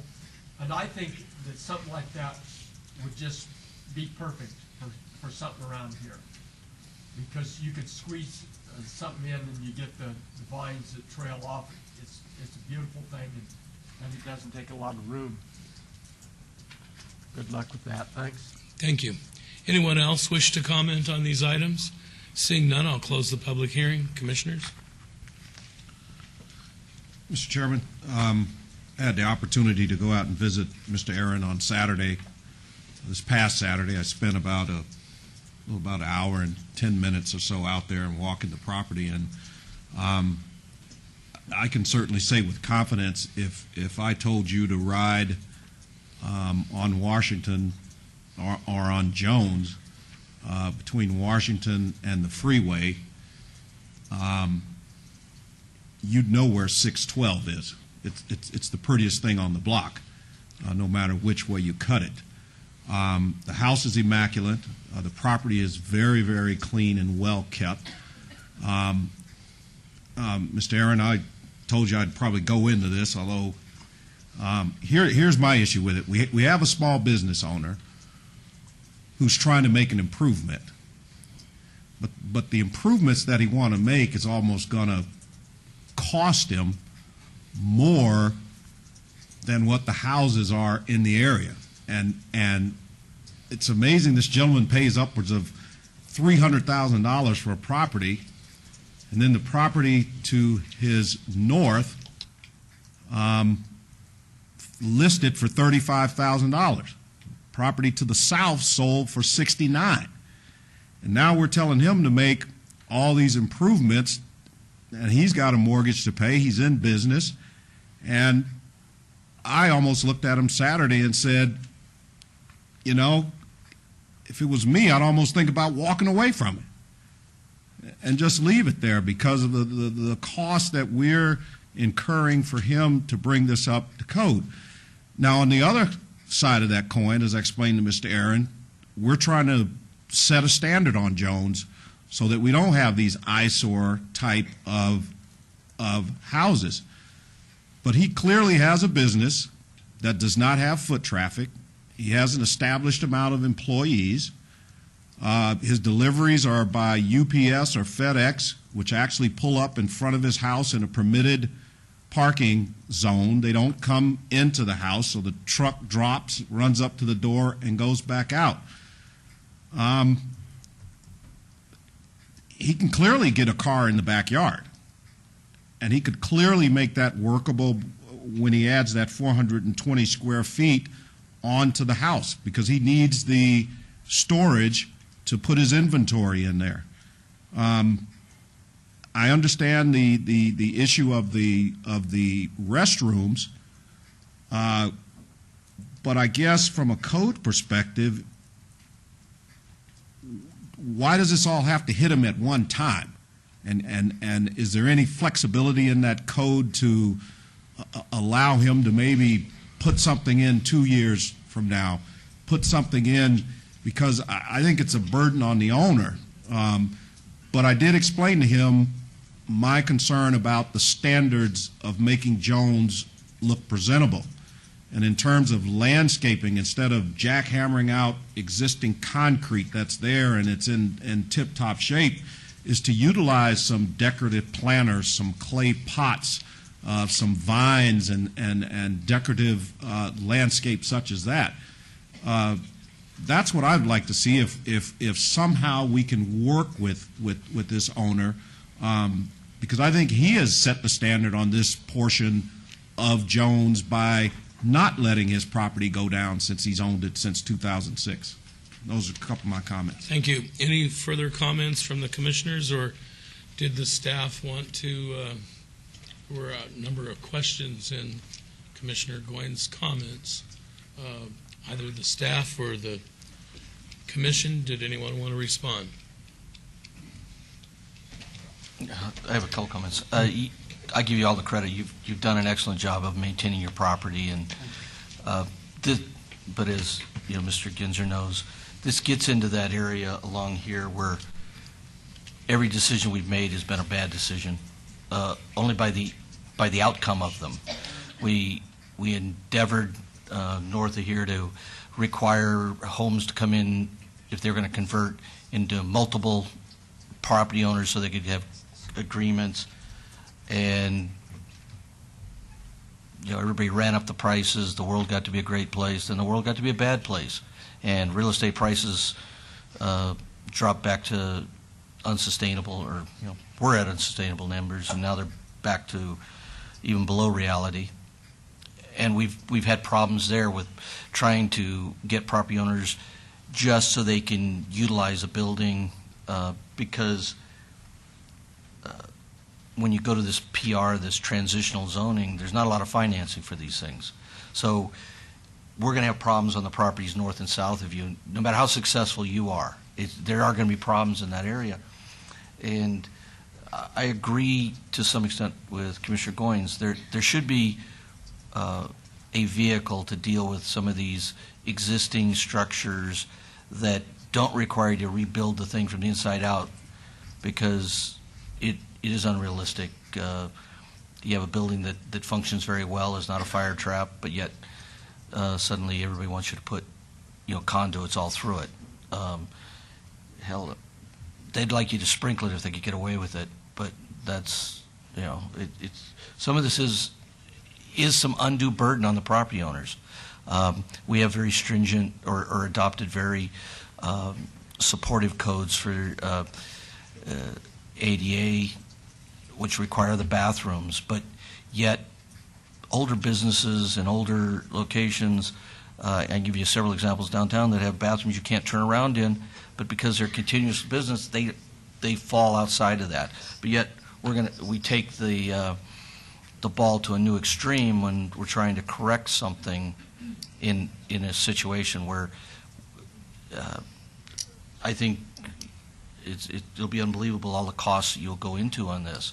But on the other hand, you're expanding a business property, and that does open the book or open the door for planning, zoning, building to make those corrections. So it is. I agree with Mr. Ginzer. It is a tough scenario, and you're one of the guys that are actually maintaining the property very well along there, and you've got a business that hasn't intruded.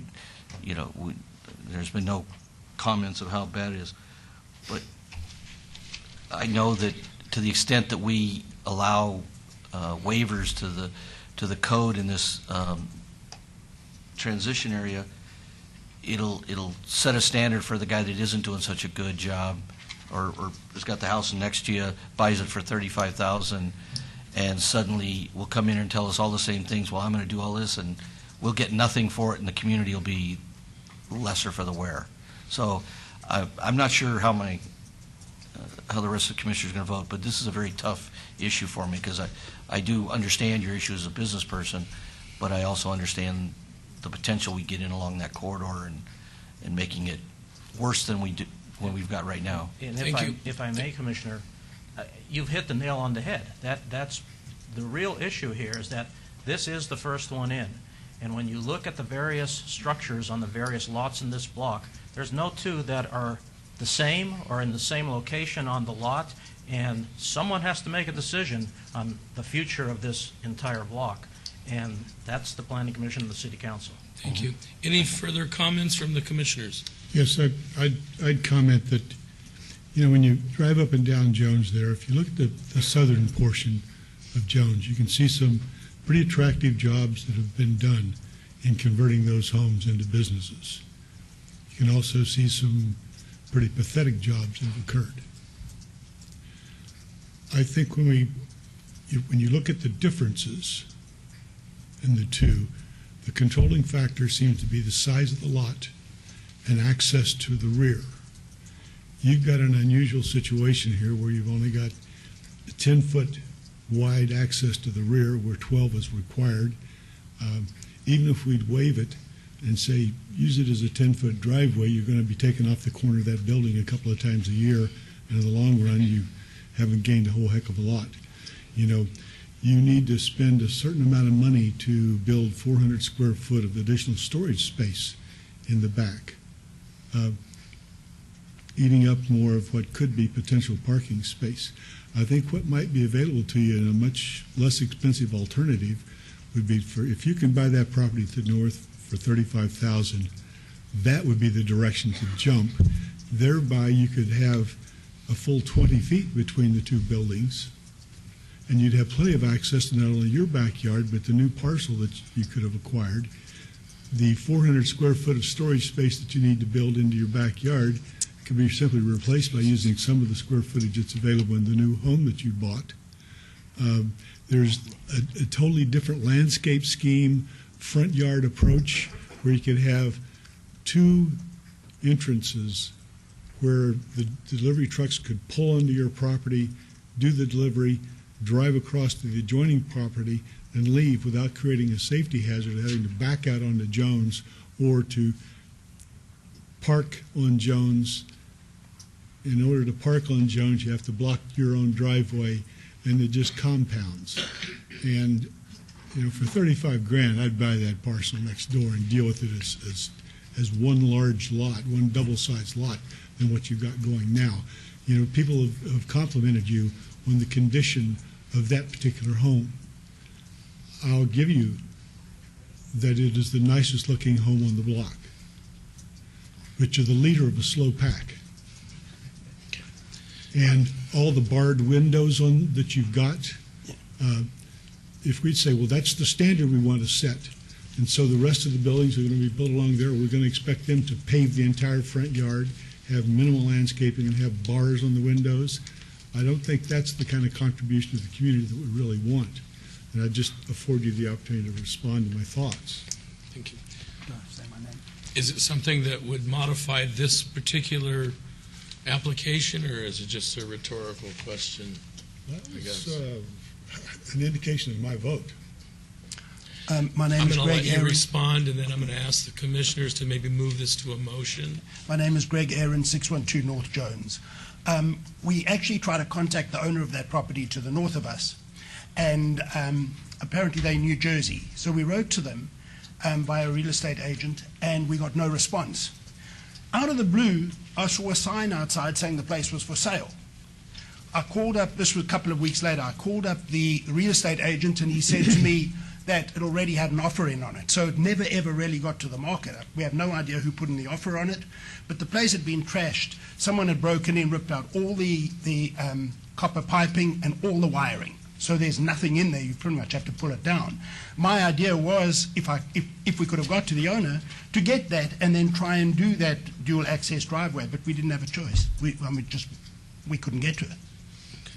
So, we had the so same- somehow, I think, you know, someone got to it before us without notification, without any form of notification, without even getting to the market. We had this similar situation exist on another parcel in the same neighborhood with a homeopathic style alternative doctor that wanted to open her practice there and had the identical problems. Couldn't get to her backyard, didn't have adequate parking in the front. It was a sole practitioner that was an alternative medicine, and she would see like 4 clients a day. They were 2 doors down from me. I think 2 doors down. They supplied wheelchairs, and was that business? No, she was. It doesn't matter. It just, Right. I think No, the it wasn't- suggestion that is wasn't there. done. So Okay, thank you very much. I don't know that we would be able to do anything with that, but I appreciate the thought. Any other comments or thoughts from the commissioners, or are we ready for a motion? Anybody?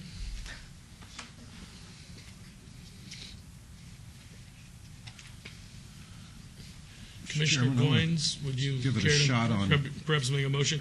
And I would ask if the motion is in the affirmative in terms of the recommending approval of the zoning, but for the other various related items, the variances in the site development review. When we get to the site development review, I think we would have some amended conditions, condition number 6, and I think condition number 5, and we can have the staff help us with that if in fact your motion is for approval. So, Commissioner Goins, what's your pleasure?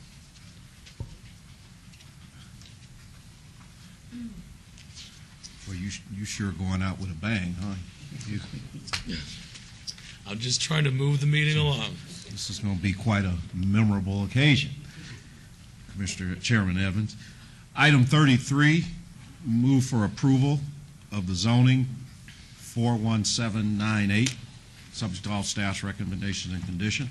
We have a motion for approval of agenda item number 33. Please cast your vote.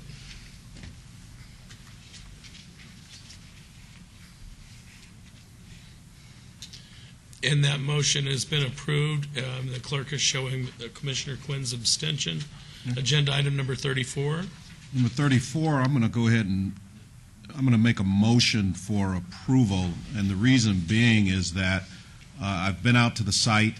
I see the number of desks that he has for his employees. The type of business he has is basically beads and gold chains, and I don't see him expanding this business to have any additional parking spaces, and I think we discussed that in length on Saturday, and I believe if he felt that he is going to expand, that he probably would look for more of a commercial location than the residential. So with that, I'd make a motion to approve item 34, VAR 41800, subject to staff's recommendations and conditions. We have a motion for approval. A yes vote is for approval. Please cast your vote.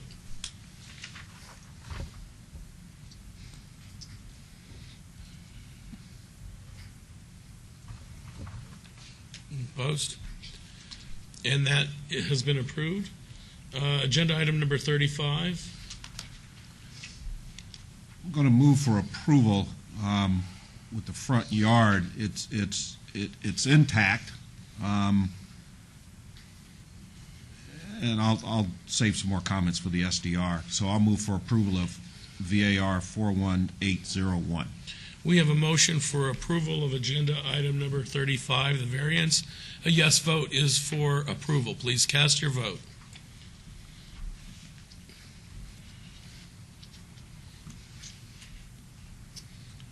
And that too is approved. And on agenda item number 36, the site development review, Mr. Director, I think we need to amend condition number, or delete condition number 6.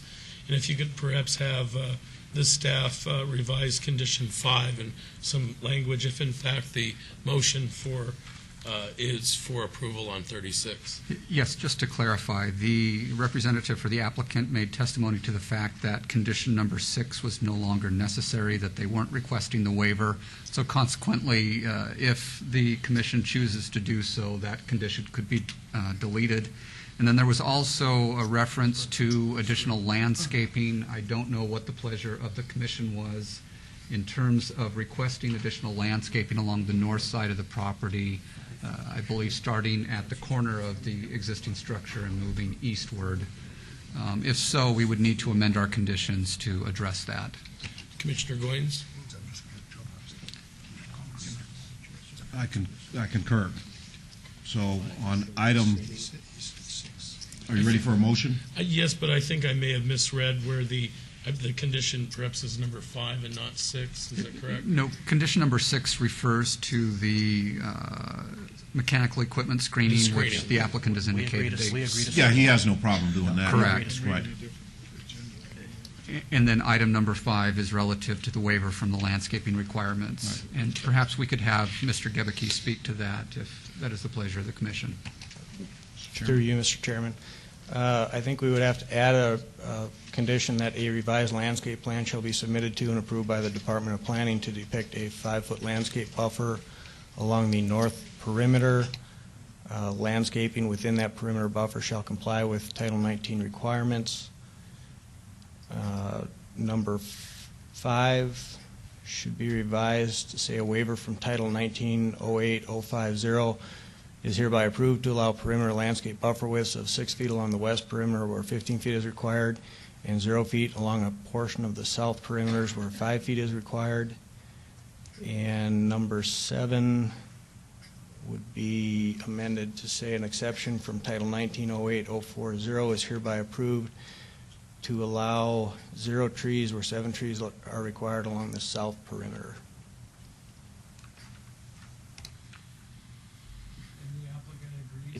Just a point of clarification, are the trees 24-inch box or on 20 feet on center, or what are we talking about?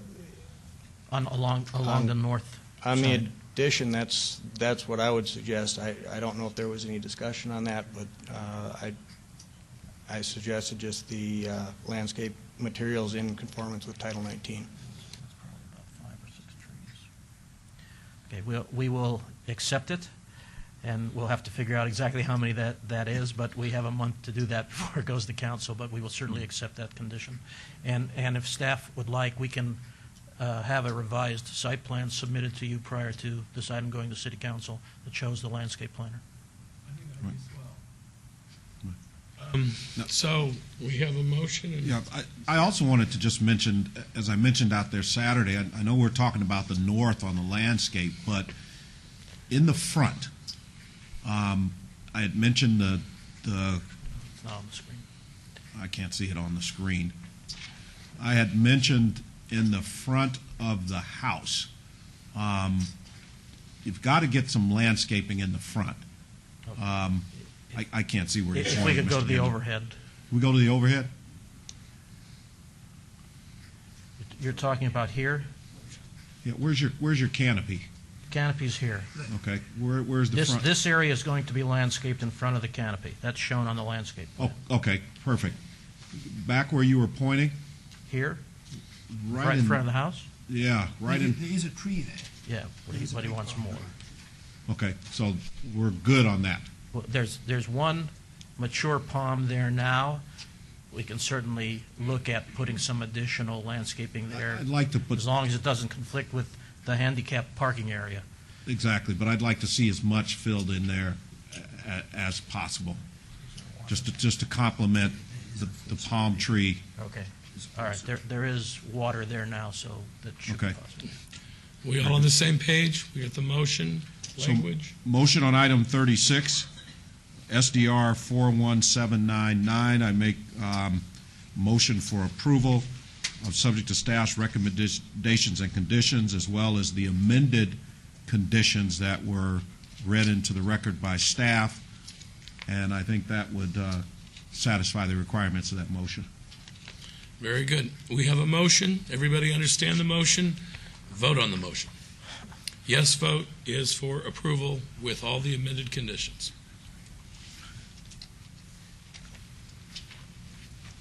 And that passes. And these items will go forward to City Council on August the 17th. Thank you very much. We move on to agenda item number If I may, 30. Commissioner, since it has been a love fest tonight, I got to put my 2 cents Sure. in, especially since I sort of brought you up when you first did. came on this little board. You taught him how to do the Guinness, huh? Well, maybe. No. I just want to say on my personal thought, and that is that you have done a fantastic job. There are not a lot of people that know the passion that you have exhibited in this particular role. And I am personally aware of how you feel about this city. And I think that, as was stated earlier, it's going to be very difficult to find the appropriate replacement, and I can only hope that whoever takes the seat after you has as much passion for the job as you have shown. So good luck, and thank you for serving this community. Thank you, Mr. Ginzer. I appreciate that.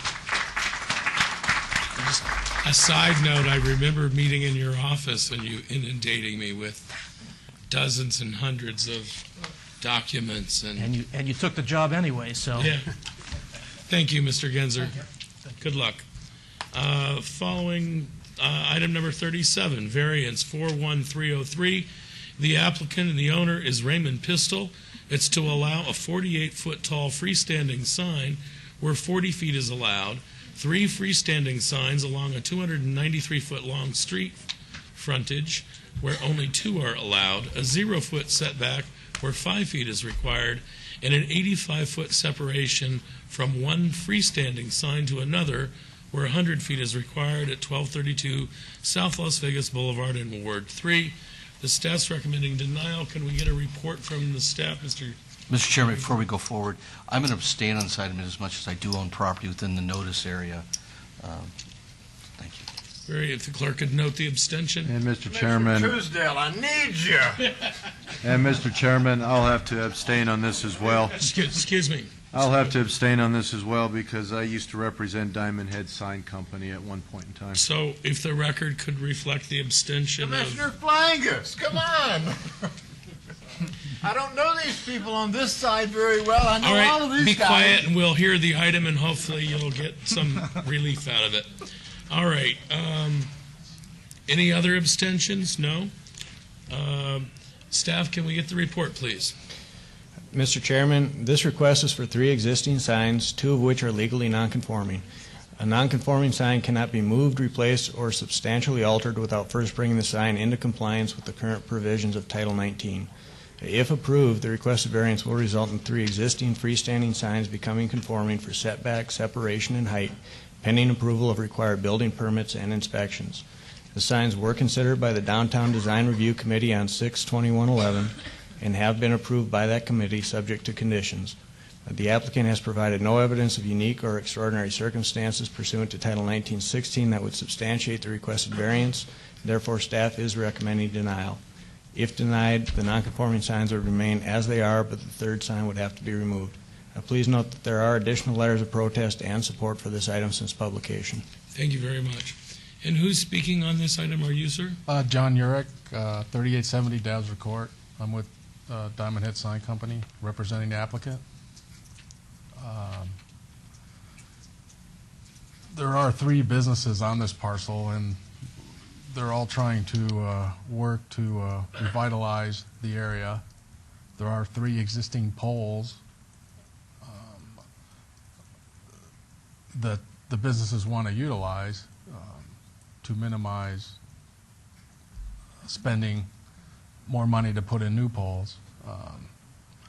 This would help the businesses conform to the DDRC's policy and guidelines on the neon and the nature of revitalizing the area.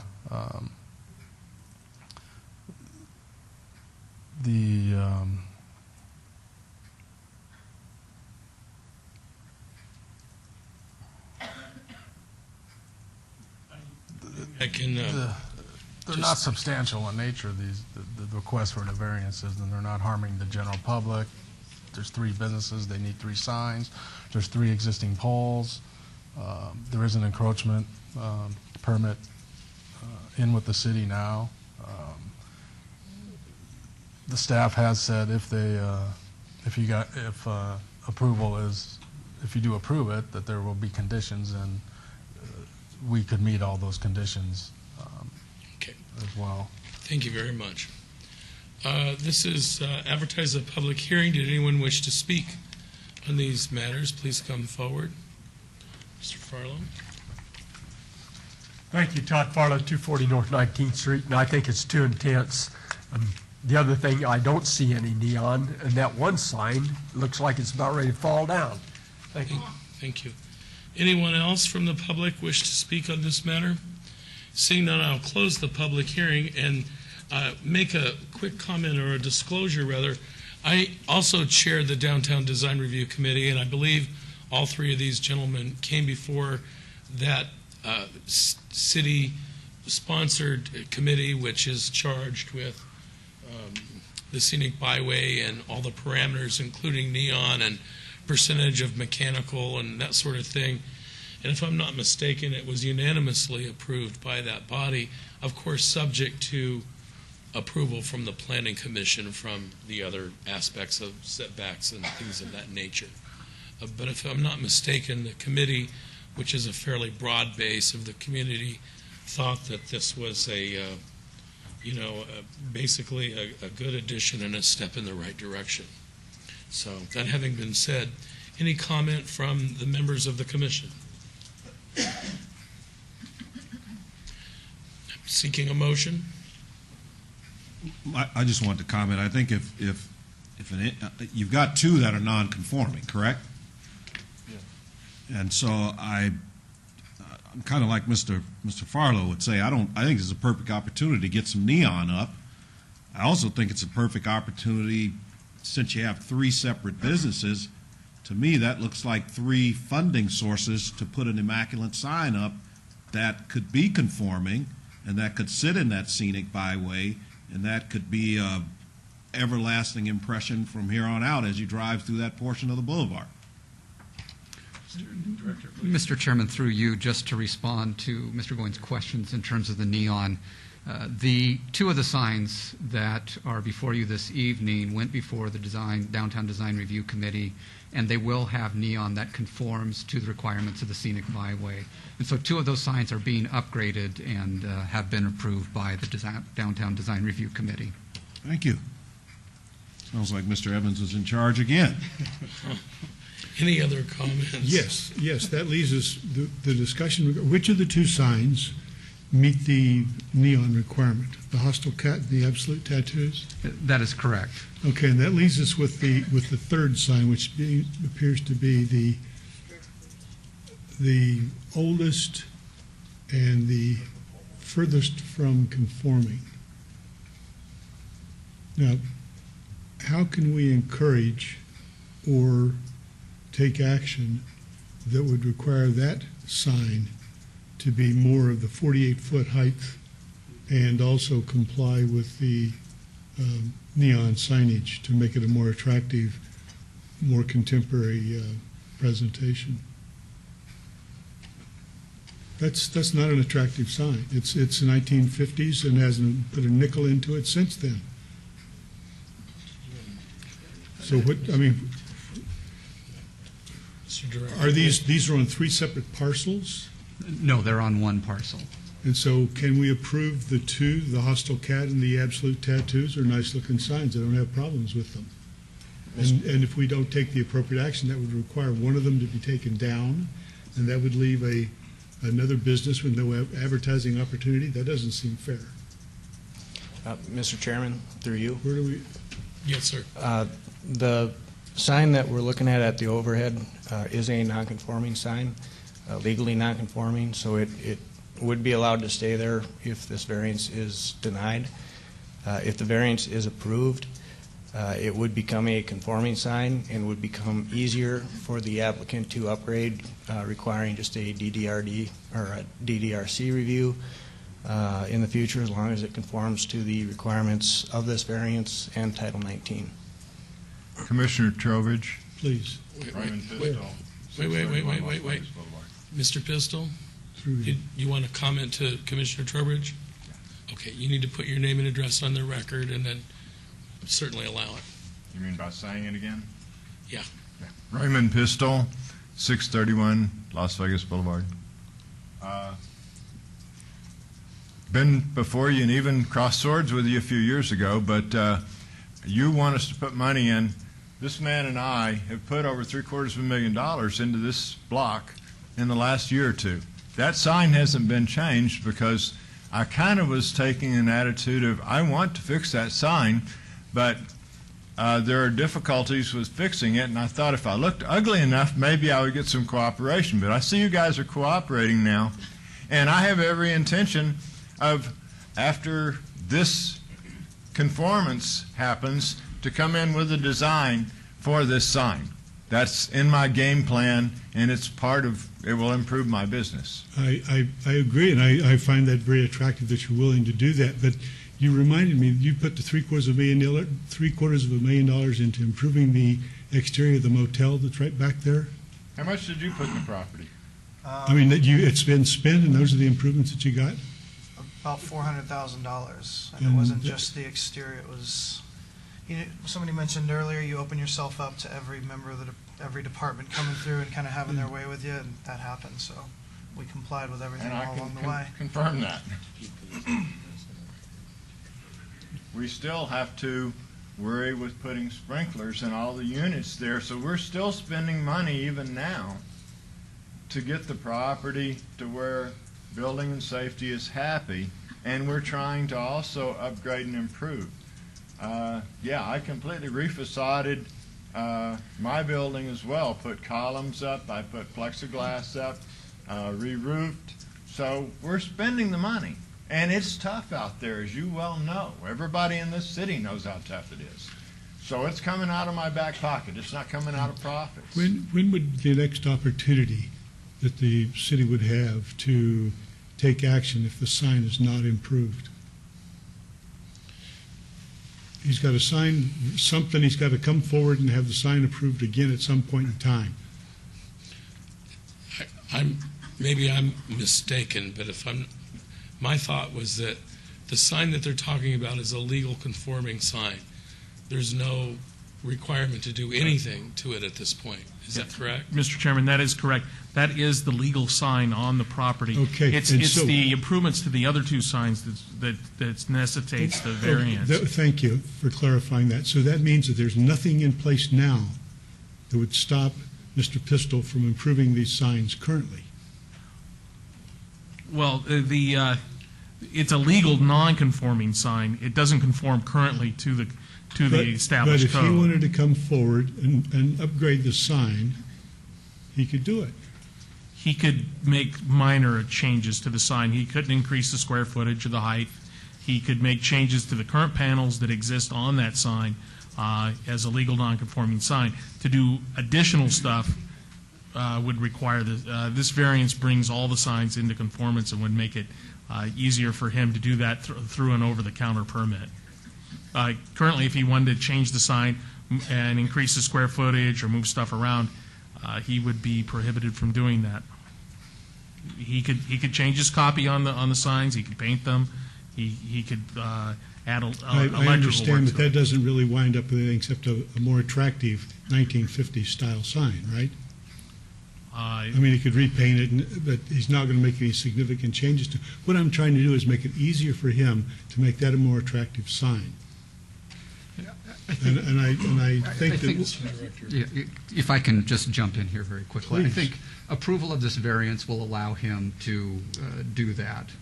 And so by approving the variance, that not only does that allow the two signs for the transient lodging facility and for the tattoo business, but it would also allow him to upgrade his current sign for the adult business as well and bring that into conformance with the scenic byway standards. I will say, like I said 2 years ago, my brother-in-law is one of his best customers.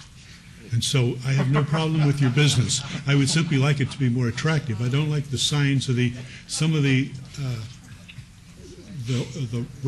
horse that you had and some of the the color combinations you selected for some of the features out there, I don't think were an attractive entrance into the Las Vegas community, and that was my objection. I'm well aware of your objection, sir. And it stands. Is what kind of a hammer can we hold over Mr. Pistol's head that would say, okay, you've got 90 days to make that sign look nicer? And I don't just mean come back and repaint it. I'm talking about making it a 45-foot sign with neon on it so that it meets the intent of what we're trying to have along the strip.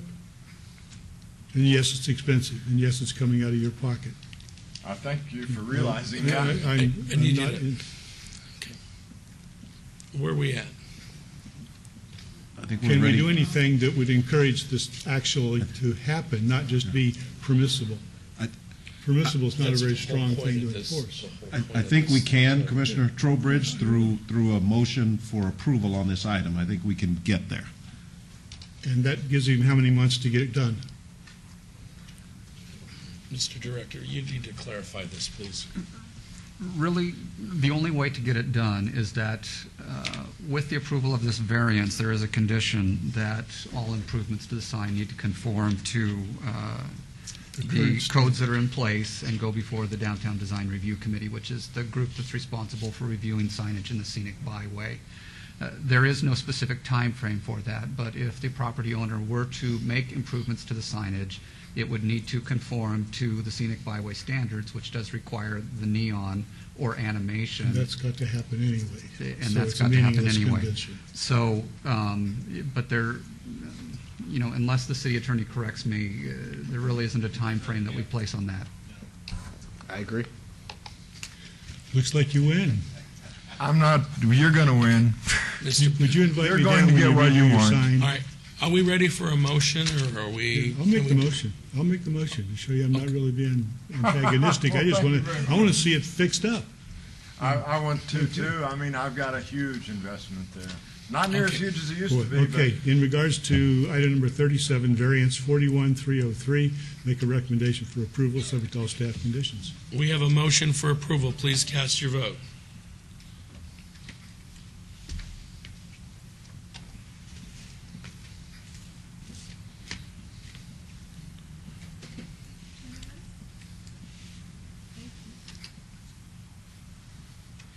And that is approved with noting two abstentions. Mr. Chairman, these items will go before the City Council at the August 17th City Council meeting. Thank you. We're going to take agenda item number 38, and then we're going to take a brief recess. I'd just like to say thank you, and if I understand you're leaving Commissioner Goins and Evans? Well, I am. Oh, okay. I don't know about Commissioner Well, Goins. I'll miss you, and I'm glad to see you guys are really working so hard to help people now. It's really great to see. They need it. What about those gals on the swings out there? Don't you have any comms for Daddy? I can't afford those girls out. I'll see what I can do the next time you run for office. I'm Citizen Evans in an hour. Thank you very much. Thank you. Okay, agenda item number 38 is VAR 41865. The applicant and the owner is Dale and Fran Reese to allow proposed accessory structure, Class 2, with a total building area of 2,880 square feet, where 1,115 square feet is the maximum allowed at 6150 Grand Teton Drive in Ward 6. And the staff is recommending denial. Can we please get a staff report? Mr. Chairman, the subject property contains a 2,229 square foot single-family dwelling unit. Staff recommends denial as the use does not comply with Title 19 requirements for an accessory structure. The floor area of the proposed accessory structure is greater than 50% of the primary dwelling unit. Please note if the application is denied, the proposed accessory structure would not be permitted on the property. Please note we have received additional letters of support and protest since publication. Thank you very much. The applicant, you want to state your case, your name and address for the record, please. Yes, my name is Frances Reese at 6150 Grand Teton Drive.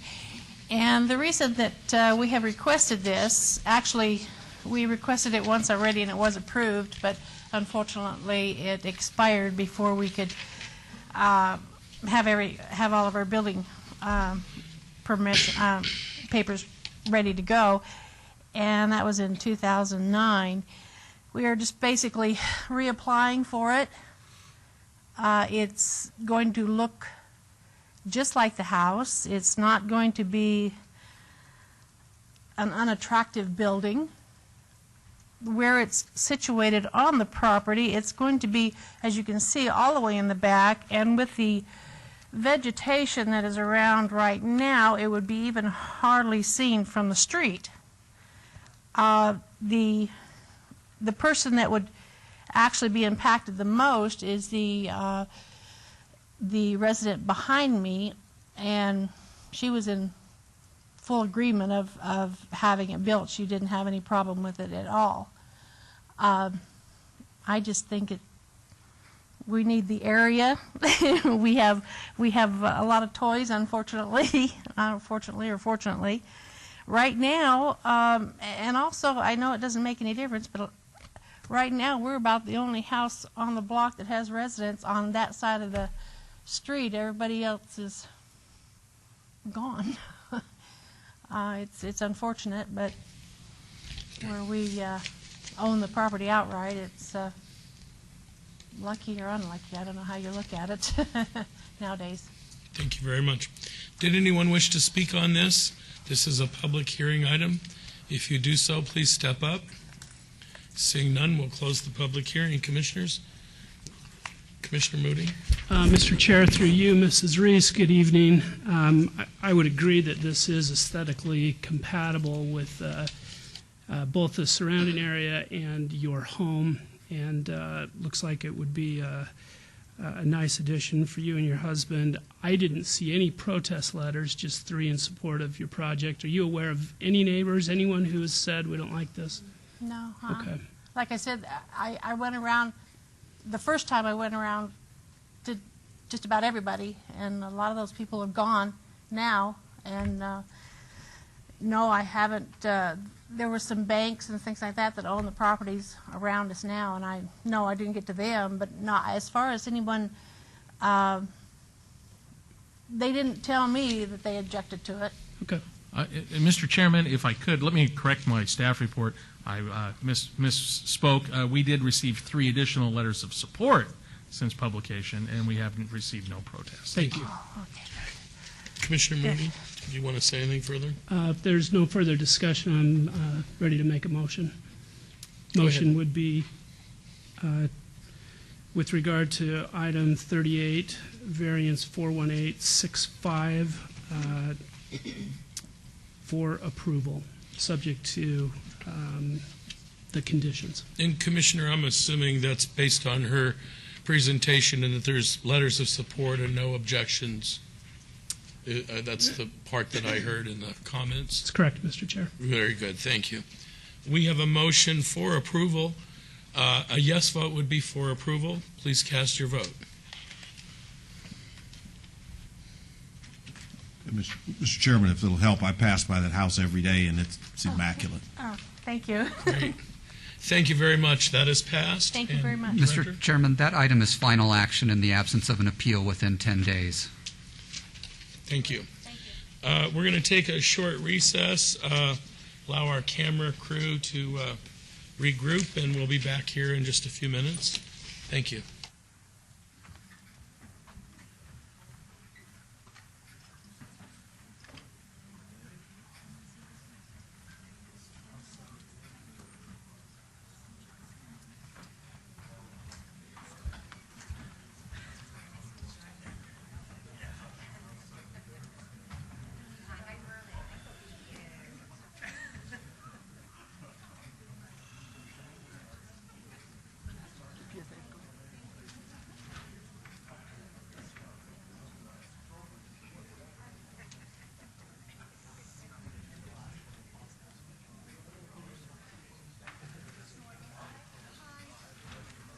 The computer's on, I just checked it.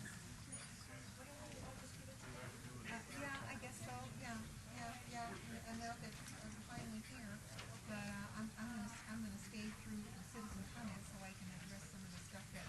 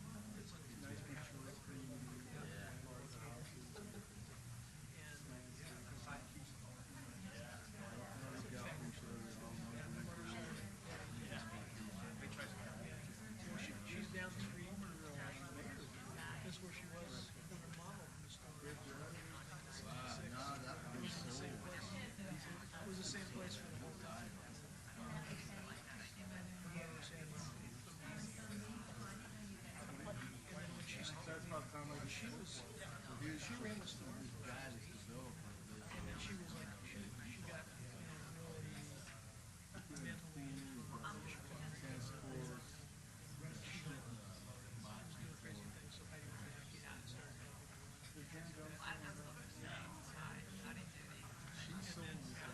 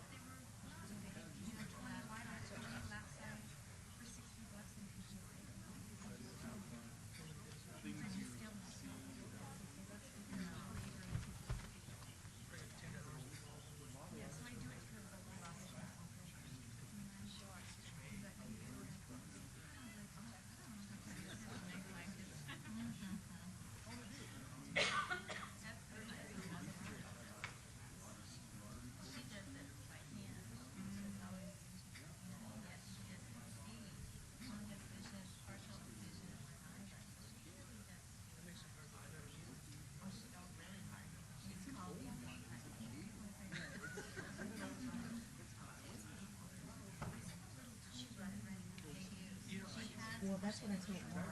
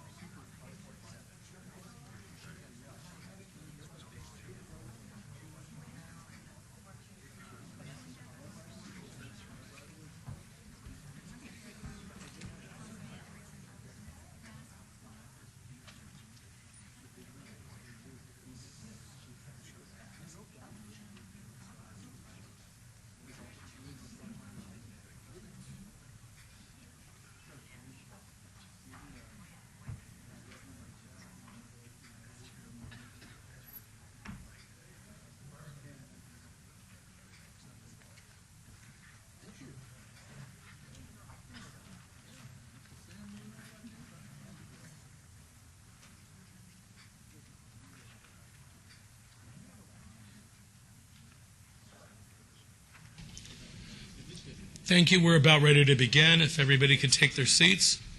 Mr. Director? We would just like to note for the record that it is Mr. Goins' birthday, and we'd like to wish the Commissioner a happy birthday. Thank you. I'd also like to, I know my wife's out there watching, it's her birthday today as well, so all I can tell her, it's 8:39, put that miniskirt on and Daddy will be home by 10.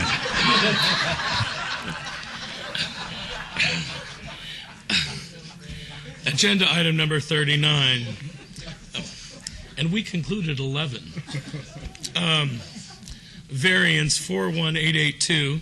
The applicant and the owner is Donald E. Newby to allow a front yard setback of 45 feet where 50 feet is required for an existing porch on the main dwelling and to allow an existing accessory structure, Class 2, that is not aesthetically compatible metal with the main dwelling stucco to be 14 feet in height where 10 feet 6 inches is allowed, to be located 4 feet from the main dwelling where 6 feet is required, and for the total building area of all accessory structures to be 2,256 square feet where 854 square feet is the maximum allowed at 5312 Elkhorn Road in Ward 6. The staff is recommending denial. Can we please get a report? Mr. Chairman, staff is unable to make a finding for a hardship and is recommending denial. Please note that we have received additional letters of support and protest since publication. Thank you. Ma'am, can you state your name and address for the record and state your case? Shirley Newby, 5312 Elkhorn Road. My husband did most of the paperwork, so he's out of town working, so I'm kind of stuck here doing this. So,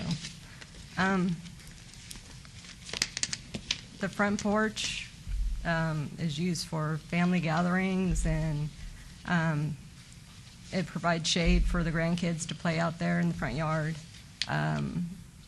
We enjoy sitting out there on the porch swing and just relaxing out there. We have dinner out there sometimes. The metal shade shelter on the west side of the house, it covers a toy hauler. I believe is aesthetically pleasing. It's metal, but I don't think that it being stucco would make it more pleasing to the eye. It provides shade on the west side of the house, which also helps with our power bill. And as far as the total square footage of the accessory structures, I just wanted to let you know a lot of that is cover for our horses in our backyard. So that the big structure in the back, it provides shade and shelter for the horses. And then I think we have a barn back there too, which houses all the horse tack and equipment.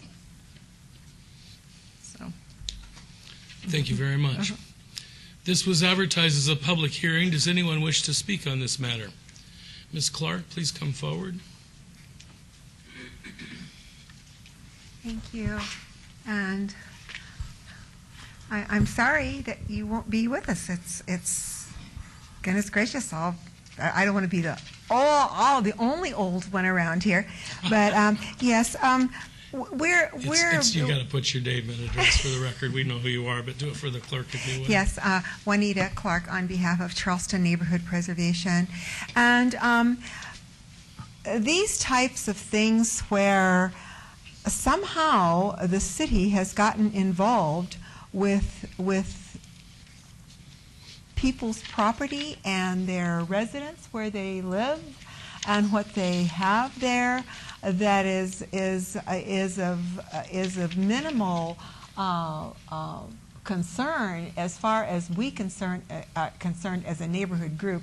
We just feel that and to come up with this now because we have these all the time. I know you have these all the time, but we are just starting to make this comment that we just feel that this is an overstepping. We have plenty to do. There's lots and lots of things to do, and that this is should not be an issue of concern. So, Ms. Clark, is the Charleston Preservation Association in support of this application? We're not in support of denial. We're in support of it. Yes. Okay. Thank you very much. Thank you. Anyone else wish to speak on this matter? Seeing none, I'll close the public hearing. Commissioners? Commissioner Moody, I'm curious about what your thoughts are. Yeah, thank you, Mr. Chair. It's Mrs. Newby. Yes. I guess I disagree with you that you think it's aesthetic, but there's more to it than that. It also has to be aesthetically compatible, which is where I think I really disagree, because there's nothing that makes that structure look like the house. It's a metal structure, it's tall, it's visible from the front yard, and I would note that there have been 10 protest letters, while there have been 2 in support of this. I have some real concerns. My question to you, have you had a neighborhood meeting? My husband went around and got approval from neighbors. Okay. So he did go door to door, but you haven't invited everyone in to hear comments and things like that? No. Okay. I'm not sure which way this vote will go. If it's for denial, I believe you will still have the opportunity to go forward to City Council. If that happens, I'd strongly suggest that you consider having a neighborhood meeting. Thank you. Any other comments? Obviously, the staff has the standards that they have to go by. And when you look at this, and again, you look at some of the other items that have come before us, you've got a metal shelter or metal carport on the front, and you've got a different type of metal structure covering the trailer. I mean, it doesn't rise to the compatibility. We had an item earlier where the project was designed, for an additional garage that was the same architecture as the residence. And I think that's where a lot of these projects get off track, is we just, and I think it's subjective, but I think our code is pretty specific about how things become compatible. And while I do agree with the idea that we should, in some regards, let property owners have, good property rights, we still have to have standards. We still have to have a basic understanding of what is a minimal level or an enforceable level. Otherwise, we'll have chaos, and whatever somebody wants to do in their front yard, no matter how it affects their neighbors, we have no control. We have no standards in compatible neighborhoods. So I'm not sure I support this item, because I just don't think you've addressed the issues of being compatible out here. And there's a lot of half-acre estates around you, and it's surprising what the next person will get. Well, we're getting more about how we add these type structures rather than we were about the quality of the neighborhood we're keeping. So that's my concern. Well, is it better to just leave everything out front without any kind of cover over it? I mean, that wouldn't be very aesthetic either. Ma'am, I don't know what we can't design it for you. I think, If I may, Chairman. Mrs. Newby, the house directly west of your structure, are they in favor? Is that bothering them? No. Do you have a letter from them that says that they like it and that it's great? I think he turned in all the letters from the neighbors. Okay. So I believe. I saw, Commissioner Quinn, I saw a approval letter on Solar Street, which would be the street behind her. I didn't see what the address. I so was don't just know if thinking it's about the directly. house directly west. I believe it would be west of Mrs. Newby because obviously if they had a big problem about it, they'd probably be down here is what I'm thinking. So Yeah. I just wanted to ask you that. Thank you, honey. Commissioner Moody, what's your pleasure? With regard to item 39, VAR 41882, move for denial. There's a motion for denial. A yes vote would be for denial. Any other comment? We've got a motion on the floor. Mr. Chairman, before the motion, so this denial will cause her to have to take these structures down, correct? I would have to defer to the staff, Mr. That is correct. Without an approval, these structures would have to be removed. Is there a time period on that removal process? We can set one. And what would Otherwise, have to be code taken enforcement. down? Pardon me? What would have to be taken down? Well, that's what Everything, I'm or- okay. I'm trying to get to see, because I mean, it would. This is as a result of a code enforcement case, and that's why it's before you. They would give them a reasonable amount of time to remove the structures. Okay. Usually 30 to 60 days. Mr. Chair, if I may. Yes, thank you. With that, I mean, my real problem is with the metal structure itself, not what you're asking to do with the porch and those types of things. My suggestion might be that you obey this for a month, go back, have your neighborhood meetings, see if you can come to some terms with your neighbors on this. And if you can't, maybe consider just removing the garage structure. That's an opportunity for you, so you don't have to eliminate everything. So then I would have to come back for another meeting? You and then would, for but it would save you the money of having to reapply. And that's where I was kind of going, Commissioner. I didn't want to see, to me, I always look at it in these economic times to have somebody have to disassemble all this structure and then have to try to figure out how to redo it. So I think Commissioner's leading you down the right path. I think you have some support from the neighborhood. I saw about 9 petitions in support and about 2 that are against it. But I think where we're missing the boat here is how to draw it, make it look nice, and comply to the code. And I think Mr. Chairman? There are some workable solutions. I was just going to suggest maybe you just go ahead and pass it on to City Council because it's going to have to go to them for the final vote anyway. So, Well, I'd prefer So not to. in between now and City I'd Council? prefer not to because I'd like to see the specifics worked out here. I think that's the job of this body.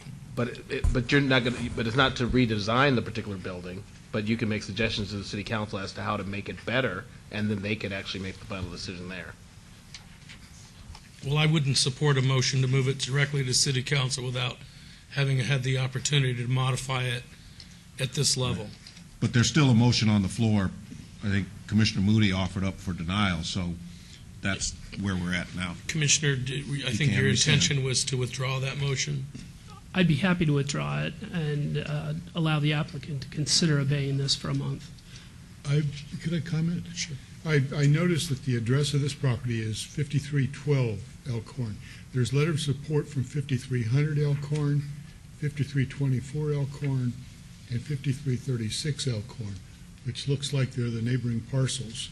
They back up against a street by the name of Solar, and these are, and she's got 5301 Solar,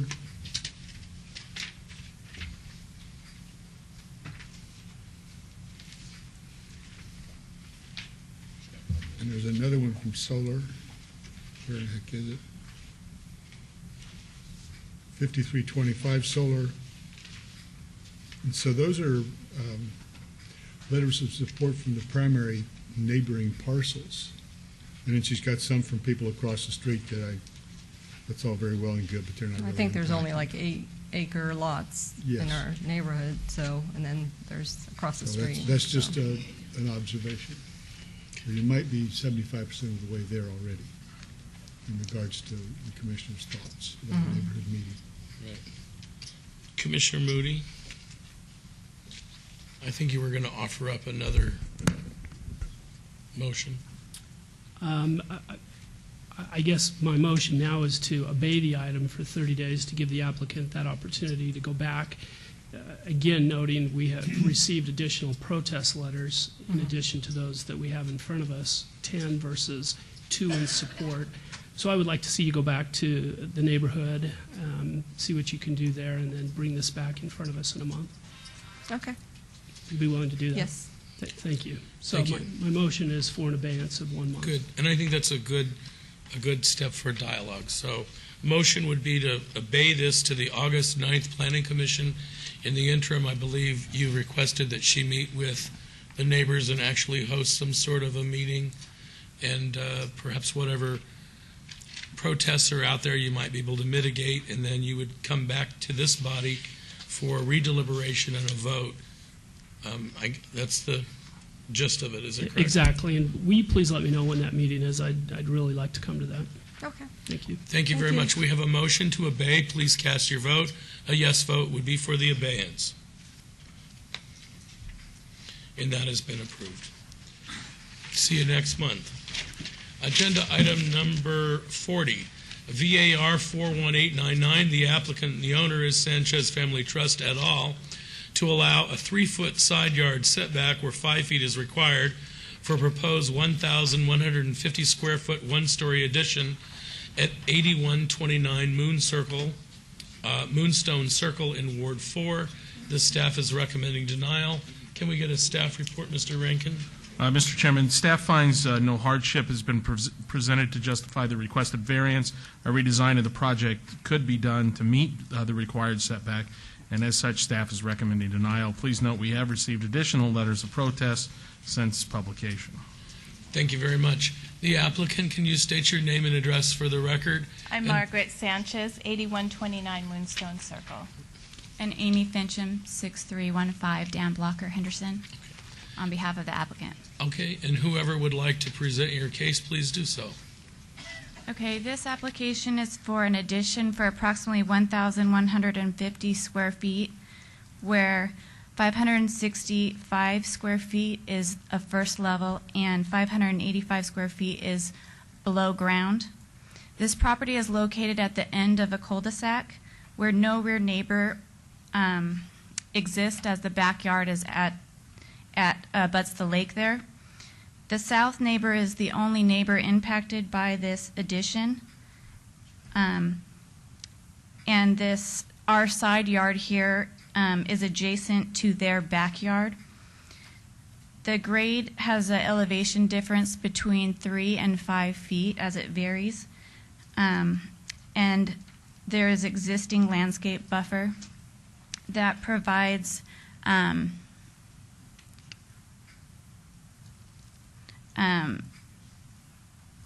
good blockage between the two properties. We have received a letter from that adjacent neighbor approving this addition. In addition, we are meeting the remaining setbacks, and this addition will not be viewed from the street. We also have received approval from Desert Shores as well as Diamond Bay associations. Thank you very much. This was advertised as a public hearing. Anyone wish to speak on this matter, please come forward. Sir, step up to either microphone if you'll identify yourself for the record. Hi. My name is David Harrington, 8108 Moonstone Circle. I am a resident of Diamond Bay as well as the president of the Diamond Bay Homeowners Association. The information that you have in the packet is a little bit different than what our setbacks are. It indicates that a 5-yard setback, side yard setback is required. Our requirements are actually 10 yards, and when we viewed this particular situation, we came to the conclusion that as long as the impacted neighbor to the east, which I believe you have the letter from, was in agreement, that we would have we would not be against the granting the variance.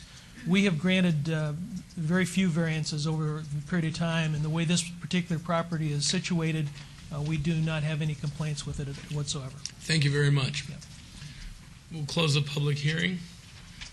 Commissioner Flangus. Thank you, Mr. Chairman. In looking at this, the Desert Shores Community Association has no objection. The only neighbor impacted is the one to the south. I've read the letter in that packet, and he has no problem with it. So if there's no further discussion, I'd like to go ahead and move to approve item 40, variance 41899, subject to the conditions. We have a motion for approval of agenda item number 40. A yes vote is for the approval. Please cast your vote.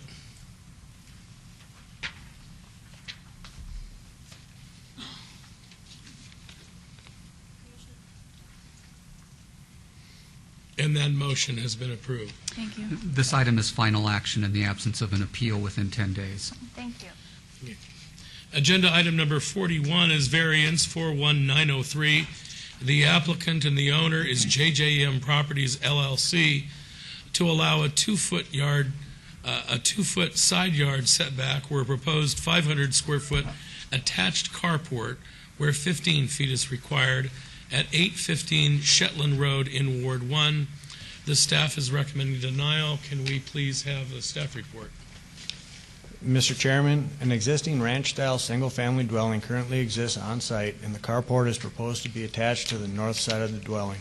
Staff recommends denial as the applicant has provided no evidence of unique or extraordinary circumstances pursuant to Title 1916 that would substantiate the requested variance, and the carport could be constructed on the south side of the residence in conformance with Title 19 requirements. If this request is denied, the carport will not be permitted to be built within the required side yard setback area. Please note that there are additional letters of protest and support for this item since publication. Thank you very much.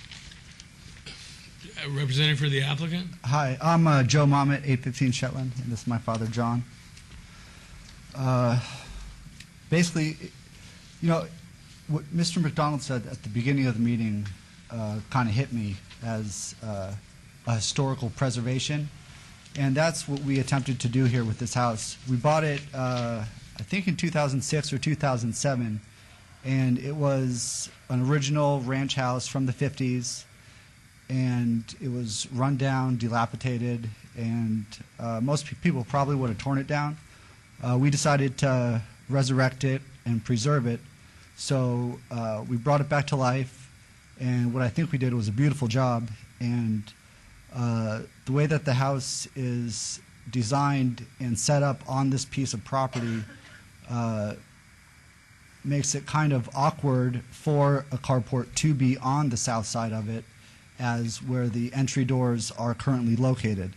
The north side is where the existing driveway was, and since there is no garage on this piece of property, that is the only area that I have to park a vehicle and have some covered parking. Thank you very much. And we have the letters of support from all the surrounding neighbors. Post that, Joe. The neighbor to my left, the neighbor to my right, and across the street, directly across the street, and adjacent on both sides have written letters in support. If you'll note, this is The elder, Mr. Marmot, would like to speak. Yes? Say who you are. My name is John Marmot. I'm actually the owner of the property. And this is 850 Shetland, and all the neighbors have provided letters to you that are in support of this project. I'm sorry, Mr. Marmot, did you say all the surrounding neighbors are in agreement with your application? Yes, sir. Well, we have all the letters that have been filed to my information and belief. If not, I have them here. We have copies of the letters to provide to you right now, which are all the neighbors that are enumerated in this graph. Mr. Chairman, those are part of your backup material. Okay. So the information that you have, Mr. Marmot, is included in our backup material, correct? Correct. Okay, thank you very much. Anything further you'd like to say on your behalf? If not, I'll go ahead and open this up and see if there's any public comment. Okay. Would anyone wish to be heard on this item? Please come forward. Todd Farlow, 240 North 19th Street, and I think they've done a beautiful job on this. Thank you very much. Anyone else wish to speak? Ms. Clark, Mr. Marmot, maybe I could have you step back just a little bit. And that's fine.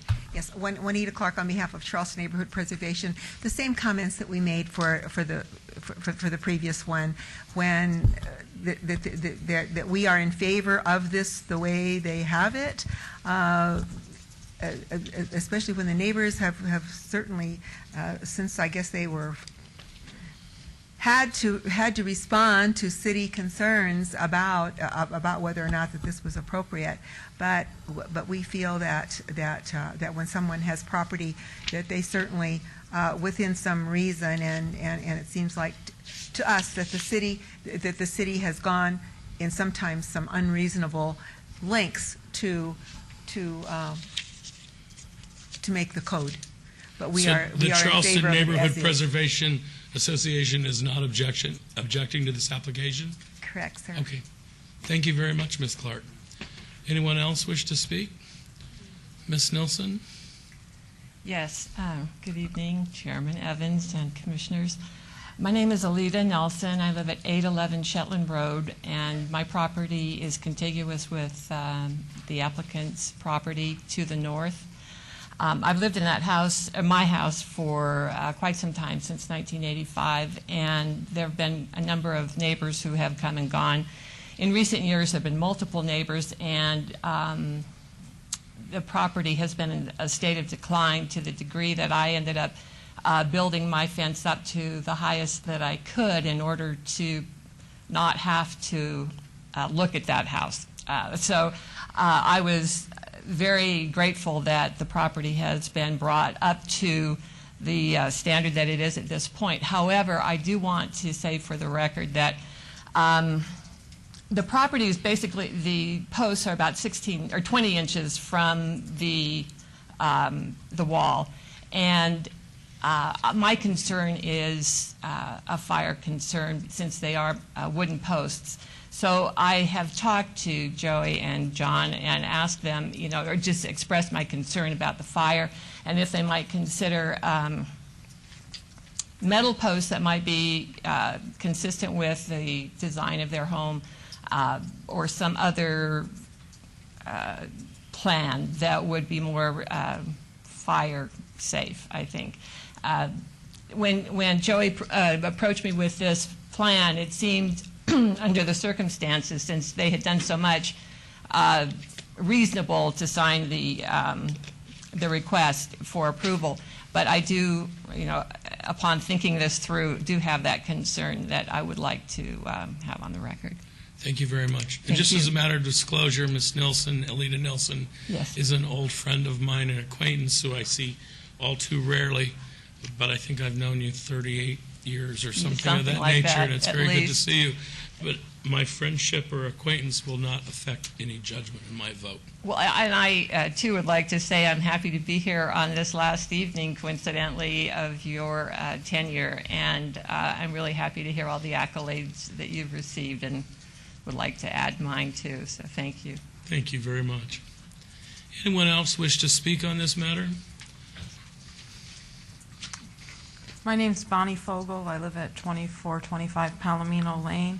And my concern from going from a 15-foot to a 2-foot space setback is that the nature of the whole neighborhood changes. And this starts a precedence for the neighborhood, which are older homes on larger pieces of property. They're not zero lot line homes. And my concern is if we do this here, we start doing it in every home in the neighborhood, and then we have a whole series of McMansions. Thank you. Thank you very much. Anyone else wish to speak? One more, step right up. Eric King, 2601 Pinto Lane. I agree with the previous speaker. Also, there appears there's no outreach on the applicant to notify the neighbors on a rendering, so we had a chance for review. And they've done a pretty good job putting this house together, but the setbacks, 2 feet to 15 feet, doesn't meet zoning. Don't oppose this. Thank you very much. Seeing no one else, I'll close the public hearing. Mr. Mamet, either one of you, would you like to respond briefly to any of those matters, or do you just want us to deliberate? Well, in regards to the setback, I'm born and raised in that neighborhood. Those houses, none of them are tract homes. They're all pretty much custom homes, and so I really don't see, new development posing this sort of a problem. The houses that are there are established and have been there for, I'm 35, and they've all been there for as long as I can remember, so. The cement fire situation. Oh, and as to Alita's concern with the fire, that's been discussed with the architect that we had and the builder, and we are going to wrap those wooden posts in a gypsum or fiber cement board. Which makes it 1 hour fire retardant.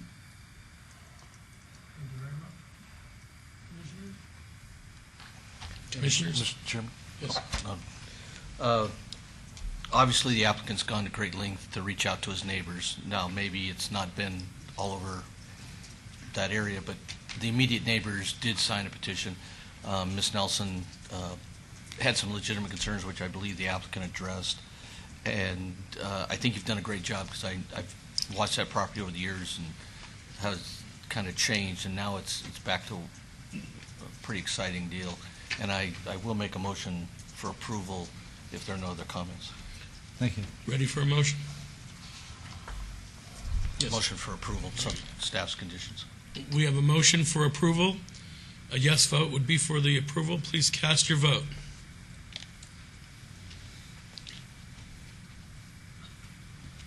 Opposed? And that motion passes. And this item will go forward to City Council on August the 17th. We move on to agenda item number 42, variance 41930. The applicant is McDonald's Corporation, the owner Golden Arch Limited Partnership, to allow 2 8-foot tall menu boards where 7 feet is the maximum height allowed, 2 12-foot tall incidental signs, clearance arms, where 7 feet is the maximum height allowed, and external illumination of the incidental signs, clearance arms, where internal illumination only is allowed at 3500 East Bonanza Road in Ward 3. The staff's recommending denial. Can we get a report, please? Mr. Chairman, before we go any further, normally I've voted on McDonald's items. I've done work for them in the past, but I am currently negotiating several contracts with McDonald's on a couple different locations, so I will abstain on this item. Thank you. If the clerk would please note the commissioner's abstention. Staff? Mr. Chairman, this variance is for the 2 8-foot menu signs in the 2 12-foot clearance arms that exceed the requirements of Title 19, and then it would allow illumination on the clearance arms where internal illumination is required. Staff recommends denial as the applicant has provided no evidence of unique or extraordinary circumstances pursuant to 1916 that would substantiate the requested variance. If denied, the existing signage could remain, or the applicant could redesign the signage to conform to Title 19 requirements. Please note that there is an additional letter of protest for this item since publication. Thank you very much. Can you state your name and address for the record, please? My name is Kerry Sheehan. I'm at 8905 West Post Road in Las Vegas. The architect representing the applicant in this case. And McDonald's is obviously making some substantial improvements to the property here. They're increasing the landscape. They're solving some of the drive-through and congestion at this property. And then again, this is at Pecos and Bonanza, up by the family courts. We're not asking for a large deviation from the standard. However, these components, which are in the drive-through, are geared towards helping the customer have a better experience in placing their orders through the drive-through.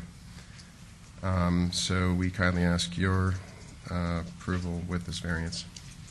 Thank you very much. This was advertised as a public hearing. Anyone wish to speak?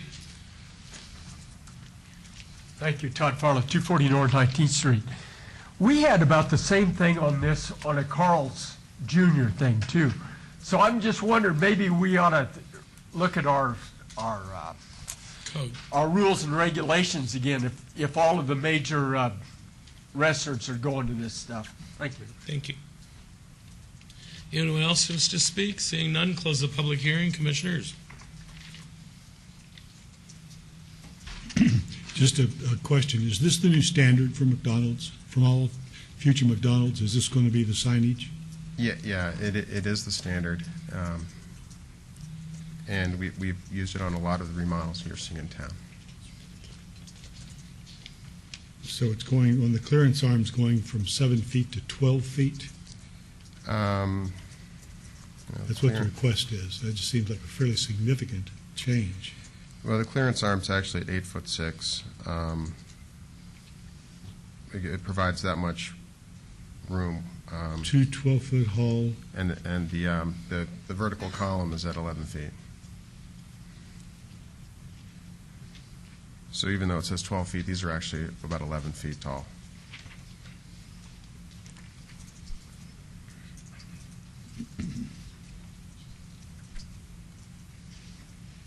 Thank you.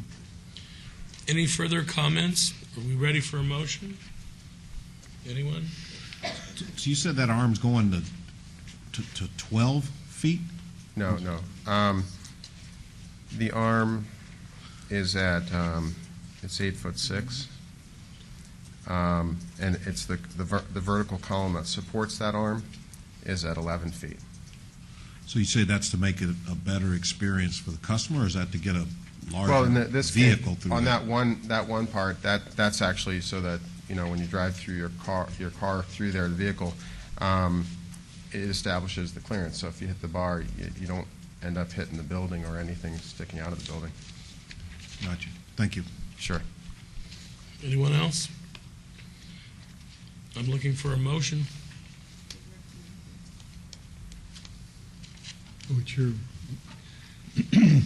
in regards to item number 42, variance 41-930, make a motion for approval. We have a motion for approval. Please cast your vote.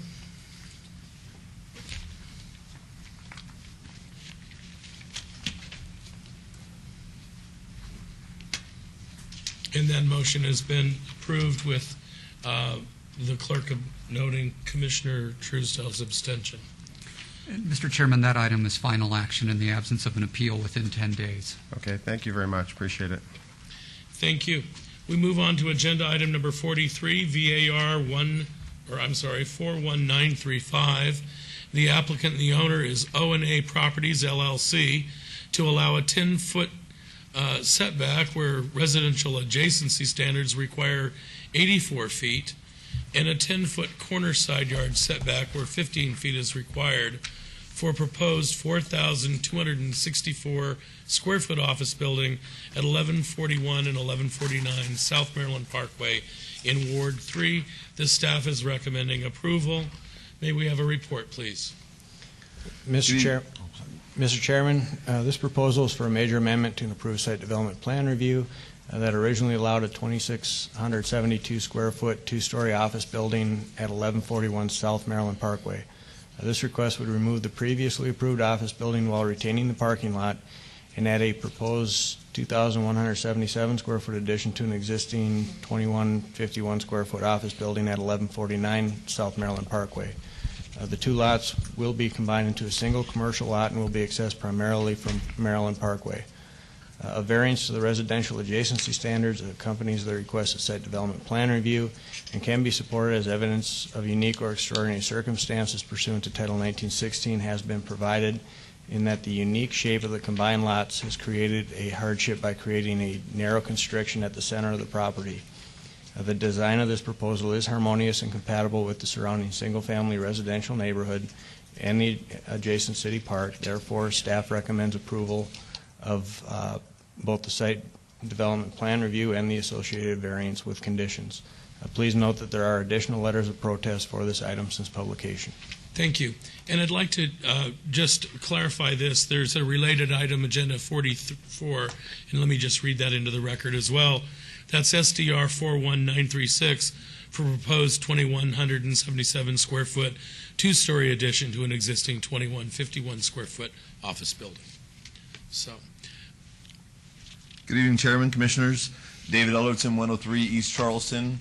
Actually, correction, 107 East Charleston Boulevard, here on behalf of the item tonight. And with me on the right here are the property owners, Alex and Orlando DeCastroverde.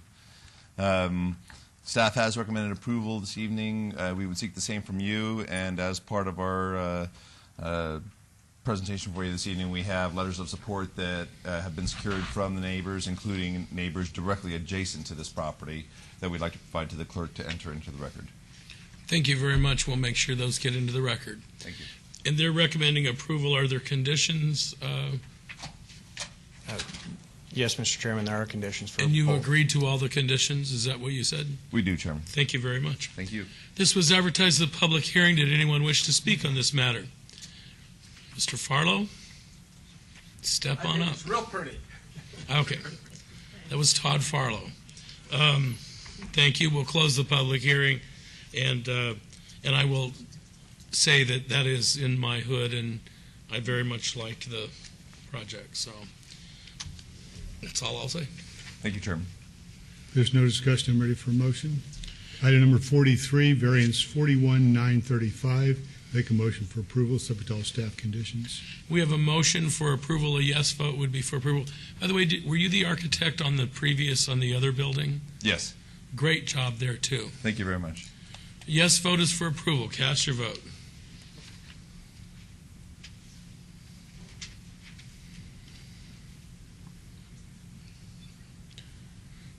And that motion passes. Mr. Moody, yours is a no vote? He's absent. Pardon? Abstain. Abstained? Okay. And that passes. And we have the additional the site development review. Yep, item number 44, site development review, 41-936. Make a motion for approval, subject to all staff conditions. We have a motion for approval on agenda item number 44 on the site development review. A yes vote is for approval. Please cast your vote.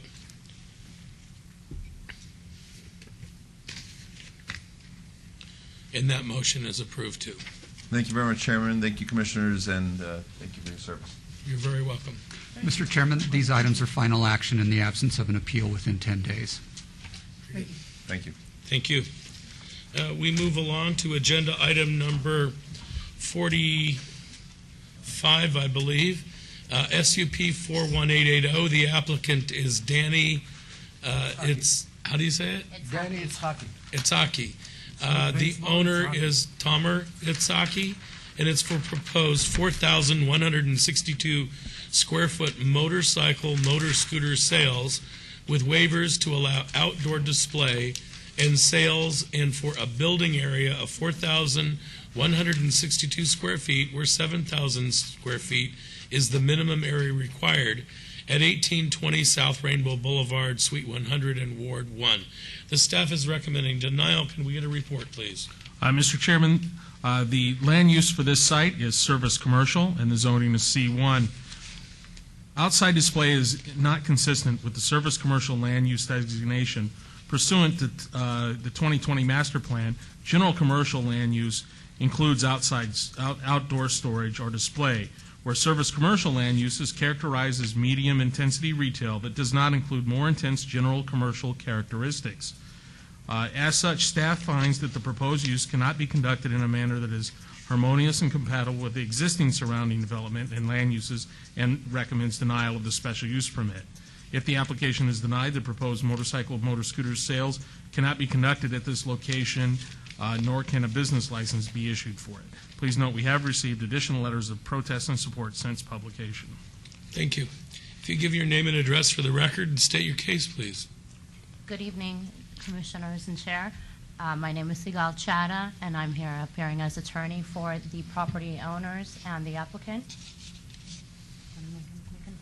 My name is Daniel Itzhaki, and I'm the business owner, and I used to own this building. Now it's belonged to my son. He's going to be part of this business, and the building next door to it, it's also mine. What I would like to first do is I would like to describe the nature of the shopping center. Most of you probably know this shopping center as Plaza de Colores.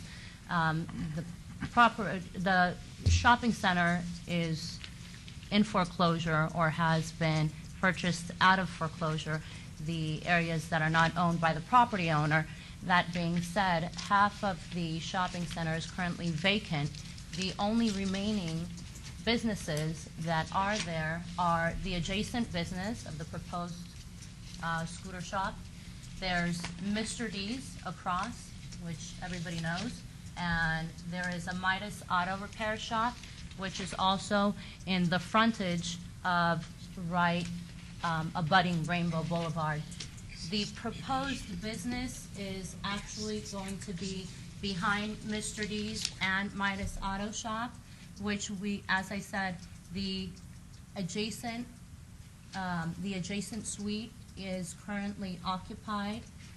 There is a retail furniture store, and then there is some vacancies in the center. I would like to submit to the Commission that the owner of the property has held this property vacant for the past 4 years, despite the fact that they have given incredible incentives to rent this unit. They have been unable to do so. Ma'am, I've forgotten your name. Sigal Chada. Chada? Uh-huh. With all due respects, the issue isn't the property itself, the center, the owner, and the vacancy, that sort of thing. The only real issue that I think, at least from my perspective, is that our code does not allow the display of vehicles for sale or parking permitted on Rainbow or Oakey Boulevard rights-of-way. That's the real issue. Right. I was getting to that. Okay, well, you need an Okay. attorney. I know, you need to get to that. That's the point we need to talk about. Okay, well, Are you willing to to forego the... Yes. Chairman, basically what I would like to discuss is, while we understand the requirements for Rainbow, Midas, okay, currently has autos for display right on Rainbow, okay? This is a, We have pictures in here that we can show you. Of somebody else displaying vehicles? yes. Well, Midas Auto is repair repair shop. It's a repair shop. And it They has have like display. 4 or 5 bays sitting So right. is your argument they do it so you should be able to No, as well? that's not the argument at all. What we are requesting is that this is a retail location. This is not, we're asking for the waiver of this condition solely because we will have no more than 20, 30 scooters inside the location, okay? We will not be displaying, I think that there might be a misunderstanding as to what kind of displaying will be in front of the store itself. This is a retail shop. We're not going to have any kind of service area. The code says no display. Outside, no display. Is that what you're willing to forego? We are willing to forego no display for that. Okay. I think if that's the case. We have no, basically at this point, we have no choice. We have building that is unoccupied for 4 years that we're paying taxes on that. That our neighbor is an auto repair shop right in this center. When I heard the staff not recommending, I wonder which staff recommend auto repair shop at the same center. Okay, but we're not here to talk about the automobile repair shop. I'm here to talk about empty building that I'm trying to rent it. Basically, we have signed for the last 2 years free rent for 6 months, and still we cannot rent it. We try to bring some type of business. We thought that scooters will be perfect for this time because gasoline is very high, and we thought that maybe scooters will sell better. Nobody want to rent it. We're paying taxes on this building every year for the last 4 years. Okay, but you're willing to not have the outdoor display of the scooters, is that correct? If I have no choice, I will not display. But then without display, we're trying to do, we thought that one of the parking spaces, which we have more than enough parking, to use it to put 4 or 5 scooter outside daily in the morning and put them inside so people will see what type of business we are because we are on the best. So are you want to argue that you should have that, or are you willing to forego that? I'm trying to have it. If it's not reasonable Then to why don't give we me allow your attorney to make that argument? It probably won't get my support, but make the argument so we can move this forward. Because the issue is not the center and your neighbors and, the Right. Midas. It's, do we allow this or not? So give it your best shot. Well, what we want is we definitely want the retail space to be advertised, understanding that this is a scooter shop or a scooter store that will be selling scooters. What better way to advertise than to have some kind of display?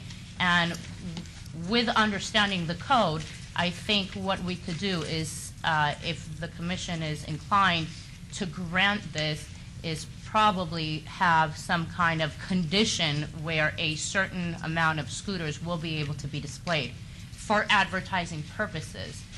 This isn't, like I said, it wouldn't be a distraction to the adjacent properties. We do have Midas Touch, Midas Auto Repair that does have autos over there. So with that said, I submit that.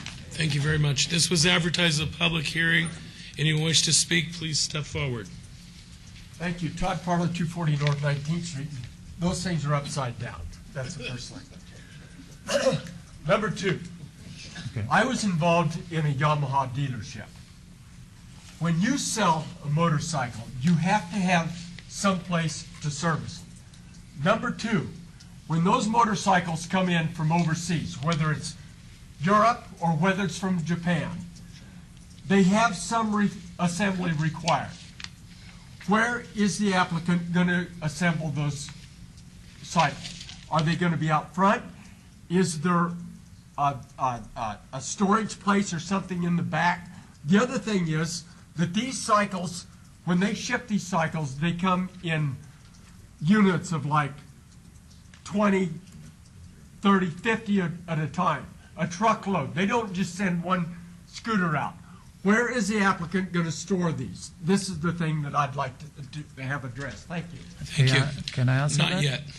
Ms. Clark, it's the public comment period. I'd have you step back, please. Please step forward. Can I have you step back a little bit so she can use the microphone? Juanita Clark, on behalf of Charleston Neighborhood Preservation. We have a single statement here. A pro-business decision would be to allow the display. Thank you very much.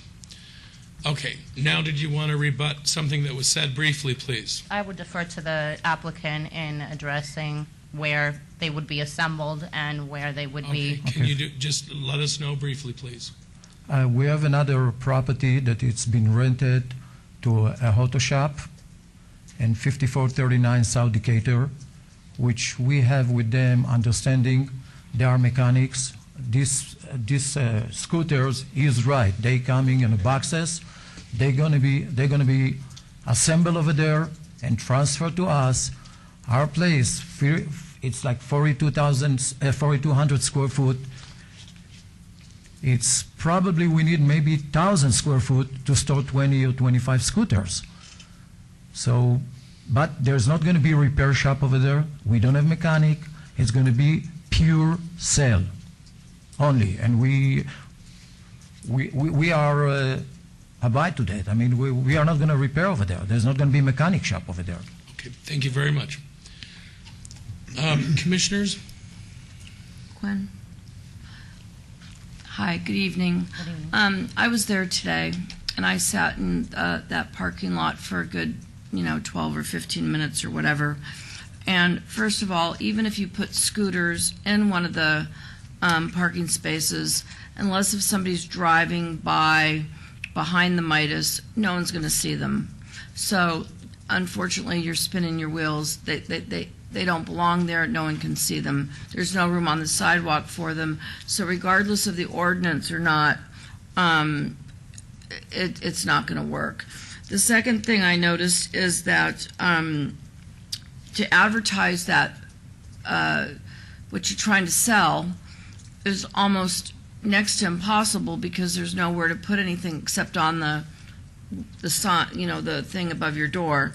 And you're not going to see my support on this item tonight because, unfortunately, it's not that we don't want your business in our ward. This is just not the appropriate place for it.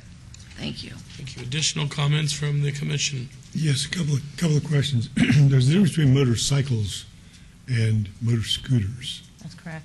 Now, how do you differentiate them, and which are you going to be selling?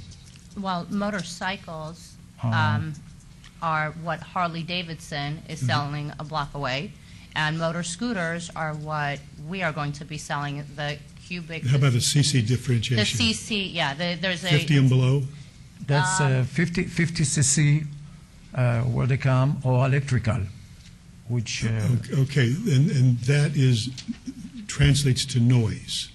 And so you're telling me that you're going to have the quieter ones. If they're 50 cc's and lower quiet. and electric, then that's not a noise problem. Yes. It's okay.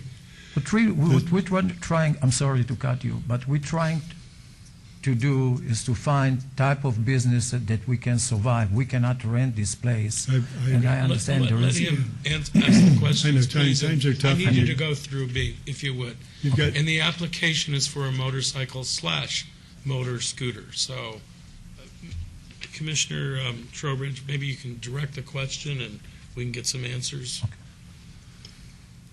Appreciate I it. thought I was doing a pretty good job.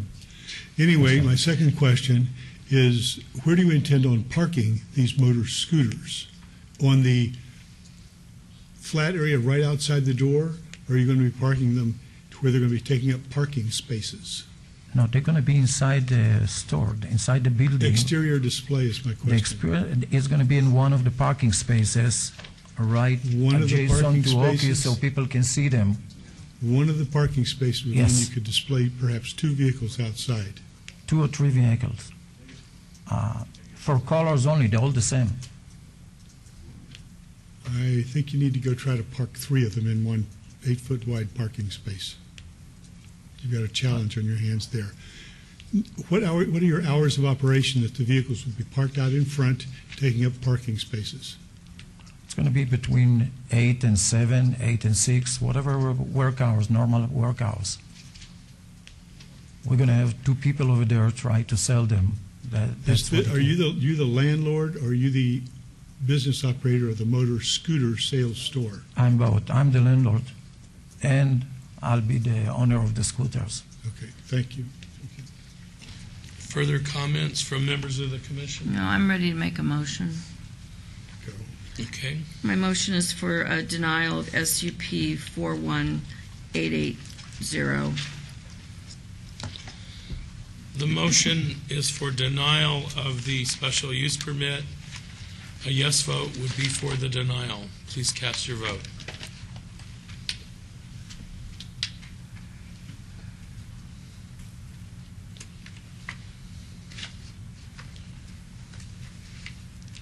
And that motion for denial has passed. Mr. Friend. This item will go forward to City Council on August the 17th. Thank you. Thank you very much. We move along to agenda item number 46, SUP 41901, the applicant Vegas Express Gas Mart number 2 LLC, the owner Pack Prop Service LLC, for a check cashing service limited with an existing 2,032 square foot convenience store at 4401 East Bonanza Road in Ward 3. The staff is recommending denial. Can we please have a report? Mr. Chairman, Check Cashing Service Limited is a conditional use per Title 1912. However, a special use permit is required as the applicant is requesting 2 exterior advertising signs which do not comply with the conditional use regulation, which states that no exterior advertising of Check Cashing Service Limited use is permitted. As such, the special use permit is required as they don't meet the conditional use requirements. Staff recommends denial as it doesn't meet the conditional use requirements and finds that the use is not compatible or harmonious as it does not meet the code. Thank you very much. Can you state your name and address for the record and briefly state your case? Yes, sir. Good evening. My name's Matt Riccadella, 4401 East Bonanza Road. Thank you for the opportunity to be here, Mr. Chairman and Commissioners. Check cashing is an integral component of our business, and it greatly enhances our success at this location. Due to the current economic conditions, the ability for our customers to cash payroll checks allows our customers the cash to purchase gas and convenience store items, which gives a significant boost to our sales as well. Our customers include landscapers, contractors, and other hardworking members of the community. I did review staff's findings and recommendations, and I did see that staff noted the addition of signage to the exterior of the building would have a negative visual impact, and what I would be willing to propose, if acceptable, is that whatever sign that would be permanently affixed to the building would have to be first approved through planning, and they could choose what's visually negative or not to appease the guidelines of Title 19. Also, I did notice that that in a conditional use permit, I do understand that there cannot be any exterior advertising, and that's why we are requesting for a special use permit, so we can advertise this check cashing service, which would significantly help our business at this location. Thank you very much. Thank you. This was advertised at a public hearing. Anyone wish to speak, please come forward. Thank you, Todd Farley, 240 North 19th Street. On the one picture that we had there, right there, it says checks cashed. Is that sign there already? That's number one. Number two, I'd like to know on the site plan, the inside, it said there's a portion of gaming. I'd like to know what percentage of the it looks like there's a considerable amount of area that's taken up for gaming on that. And the last question I'd like to know is what kind of fees that the applicant charges. The reason that I say this, we have a convenience market here, and I can see by the percentage of space that's being taken up by these other activities, that it ceases to become a market and it kind of becomes sort of a casino affair or something. I don't know what to explain. Thank you. Thank you very much. Anyone else wish to speak? Seeing none, close the public hearing. Did you want to respond to any of his questions very briefly? Sure. I'll address his concerns. I think there were three. I'm sorry? I think there were three. Okay. The first one was no, the sign is not there. Secondly, we are permitted. We do not have any gaming in there as of yet. We're still getting approved for that license, and there would be 5 to 7 machines. What I would really like to express to this council today is that the importance of this business not only helps us, but also gives the people in the community an opportunity to actually cash their checks and buy goods and services for their family, to buy gas, to buy food. We're not a grocery store. We have snacks, soda, those kinds of things. And the ability for us to provide that helps them and helps us as a business to survive, especially in these tough economic times. One last question Todd had as a fee. We have a state application which is pending. Right now it's free, which also I think helps the community. But once we get that application approved, we plan on charging 1%. Thank you very much. Thank you. Commissioners? Mr. Chairman, just a quick question. You're asking for a special use permit, which is yes, sir. A special use permit. Yes. But when I look at the pictures and I look at staff's field check, multiple unpermitted signs, banners, and debris in the landscaping. So you've got all these banners and stuff hanging on the store, which are not supposed to be there. But then you want us to give you a special use permit to allow check cashing. The debris, there's a lot of construction going on. They're putting a right-hand turning lane on Bonanza and Lamb, and there's a lot of stuff blowing around, and we're trying to pick it up, as quickly as possible. In terms of the banners, that's, a beer company just wanted to promote our store, and but it's unpermitted. It's okay. Unpermitted, which means they're not supposed to hang there. Okay, I understand. And then you come in and say, give me a special use permit. But we're asking you to follow the intent of the code as a business owner. And then you say the guy with the beer comes in and says, he wants his sign up there, so we just put it up there. Can't you tell him I can't put that up there because city code says I can't hang banners up there? Yeah, I can and I will. Thank you. And I apologize for that. Any other comments from the members of the commission? Just a quick question. Yes, sir. The special use permit is for the check cashing service. Yes. And it's my understanding that that may be allowable, but from what the staff report indicates, if I'm not mistaken, is that you are adamant about having the signage. Yes. The reason for that is without being able to advertise that service, it's going to be very difficult to let the patrons in the area know that we offer it.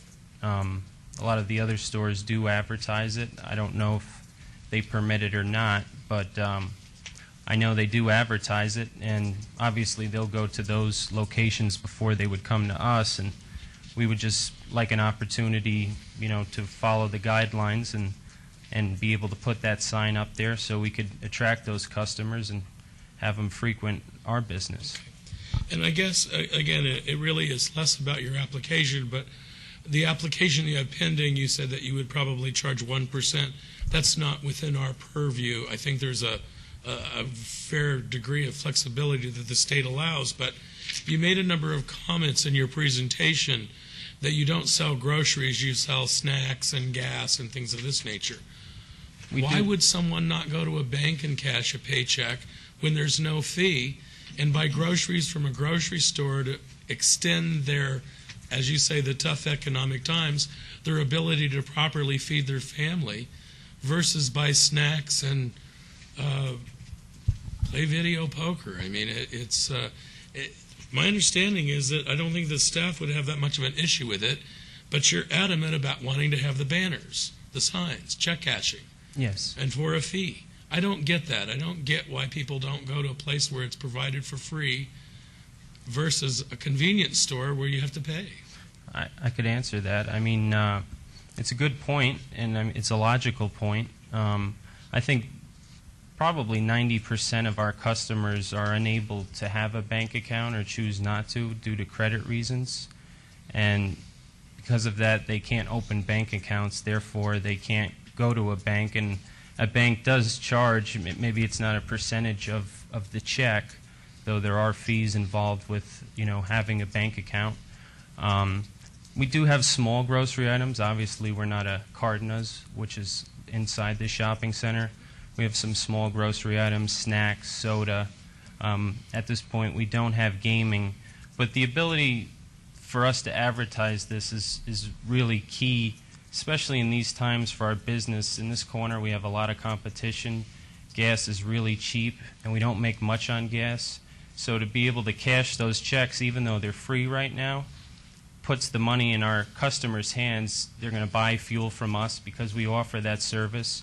Arco across the street does not, and then it will boost our in-store sales, which will help us survive in these times. So I hope to have your support, and thank you. Thank you.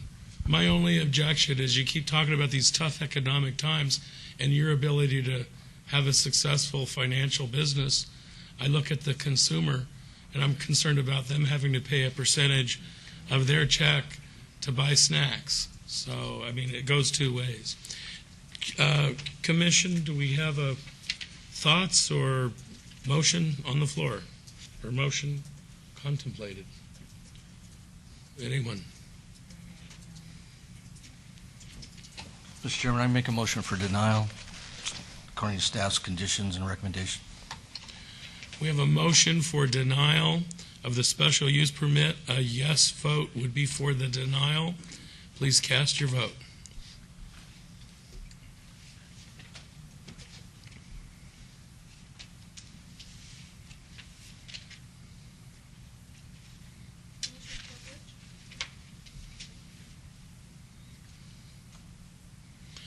And the denial has passed. Mr. Chairman, this item will go forward to City Council on August the 17th. Thank you very much. Thank you, gentlemen. Okay, we move on to agenda item number 47, SUP 41921, the applicant Bridge Counseling Associates, the owner Alta Quail LP, for proposed 16,570 square foot facility to provide testing, treatment, or counseling for drug or alcohol abuse at 1640 Alta Drive, suite number 4. The staff is recommending approval. And I believe we have another item, but it's separate. So can we have a staff report on this, please? Mr. Chairman, before you do that, I'm going to have to abstain on this item as my company is a funding source to Bridge Counseling. So out of an abundance of caution, we will abstain. Mr. Chairman, I'm going to abstain on this item as well since my daughter is on the board of an association that's within the notice area. And we have a related item. I think we just vote them separately, and that's agenda item number 48, SUP 42006. The applicant, again, the same Bridge Counseling Associates, the owner, Alta Quail LP, for proposed 16,570 square foot social service provider in Ward 5. Staff's recommending approval. And Mr. Rankin. Mr. Chairman, in regards to the two special use permits before you, staff finds that they comply with all the Title 19 requirements and can be conducted in a manner that is harmonious and compatible with the existing surrounding land uses. Staff recommends approval of both applications. If the application is denied, the uses would not be permitted at this location. Please note we received additional letters of support and protest after publication. Thank you. And can we have your names and address for the record, whoever's going to speak? And I'd like to know if the staff is recommending approval, and if you can signify one way or another as to whether or not you agree with the conditions of approval that the staff has outlined. Yes. So if we get your name, ma'am? Thank you very much. Jackie Harris. I'm Executive Director of Bridge Counseling, 1701 West Charleston, Suite 400 currently. Bridge Counseling has been providing services to the City of Las Vegas and Clark County since 1971. We've been in our current location since 1995 and provide a variety of services to individuals that are both self-referred and court-mandated, have tremendous partnerships with county entities, including the Department of Family Services, which is very near the proposed new location, the District Court, Justice Court, of course, Metropolitan Police Department is right next door. Our goal in relocating to 1640 Alta is just to continue to provide the utmost care for our clients, and also to allow easier access for our families coming to services at our agency.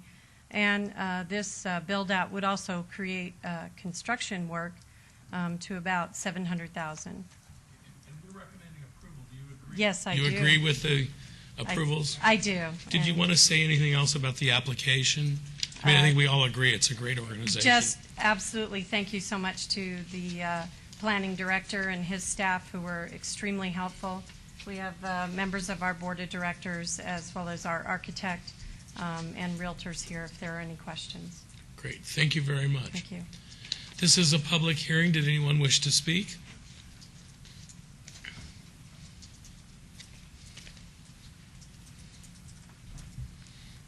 Good evening. You're speaking on behalf or in support of, I'm assuming? I'm against the Okay. variance. My name State is Mark. your name and address for the record. Sure. My name is Mark Gentile. I'm at 1640 Alta Drive, Suite 12.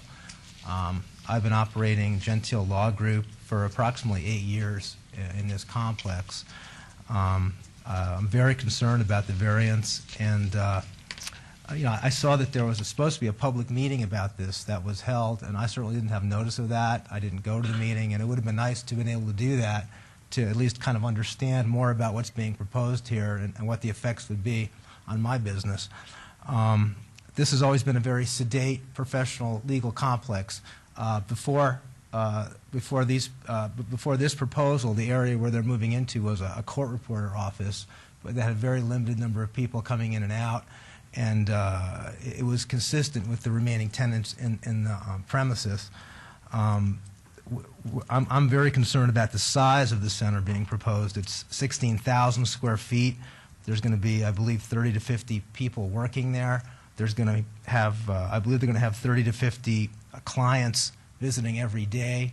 The hours are not consistent with a professional use. The hours are going to be 8 o'clock in the morning, I think until 8:30 at night. So they'll be there when I get there in the morning, or at least we'll be getting there together sometimes, and they'll be there when I leave. So I'm concerned about the parking issues. I'm concerned about the public safety issues for my staff and myself. I'm concerned about the hours of operation and the traffic concerns this is going to cause. Thank you very much. Thank you. Sir, if you step up. Yes, Mr. Chairman, Commissioners, my name is Dee Hopper. I'm an attorney with Lynch, Hopper, and Salzano. Our office is actually next to Mr. Gentile's. It is at 1640 Alta Drive, Suite 11. We have been there for about a year now, but in the entire 16 years I've been practicing here, I've known this complex as nothing but a legal complex, let alone a professional complex. At this time, I have some concerns. The fact that this facility is going in, I feel for them. I think they're doing a wonderful job. I just don't think this is the place for that job. There's a number of places that can be found in the commercial retail business that are all along Rancho, all along Charleston, where you have multiple medical type facilities, counseling facilities. The jobs that will be created with the construction that's being done on this facility will be provided there as well. So I don't think there's anything unique about this facility that provides them a benefit. However, the people that work in that facility now, namely my staff, predominantly young, female, Mr. Gentile's staff, the same, are going to be put in a situation where, unbeknownst to any of us, we're going to now be have people coming in, again, early morning to late at night, and the numbers are actually fairly significant. They have over 500 current clients. And they said that they see 15 in a group, per group. We don't know how many groups that is a day, how many people are coming in and out of there per day. This is an alcohol and drug rehab facility, counseling facility. You know, it's commendable what they're doing, but this is not a place for it. It's a professional business establishment, office, always has been, let alone the fact that almost directly across the street is a daycare facility for children. I just don't understand why this would be a place that would be appropriate for this type of business. And most importantly, in the staff report itself, what they say is in order for this to be acceptable, there has to be, if you look to staff report page 5, and under their findings, number 1, the proposed land use can be conducted in a manner that is harmonious and compatible with existing surrounding land uses and with future surrounding land uses as projected by the general plan. The staff's response, the proposed facility to provide testing, treatment, or counseling for drug or alcohol abuse will be located within an existing office building. And here's the important part. The proposed use can be conducted in a manner that is harmonious and compatible with the uses at the existing site and with the uses on adjacent properties. Nothing of this sort has ever been in this existing site or on the adjacent properties. And I do not see how it is harmonious or compatible with professional office space and a daycare across the street. Thank you very much. Thank you. Anyone else wish to speak? Thank you, Todd Farlow, 240 North 19th Street. I have a question for staff. Is this within the boundaries of the medical district? Mr. Rankin, do we know? It is not. It is not. It is not. So Alta, I just think it's a perfect place for it. So Thank you very much. Seeing none, no others, we will close the public hearing. Commissioners. Okay.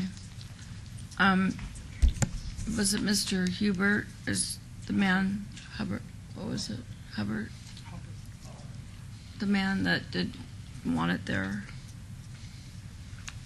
sir. With no disrespect to you at all. Vicki, please don't have him come down here. No, I'm not going to barter. I'm just going to say that this is probably the ideal location for a place like this because if you saw someone like me walking out of there, you'd probably say, oh, she's probably going from the dentist office or something.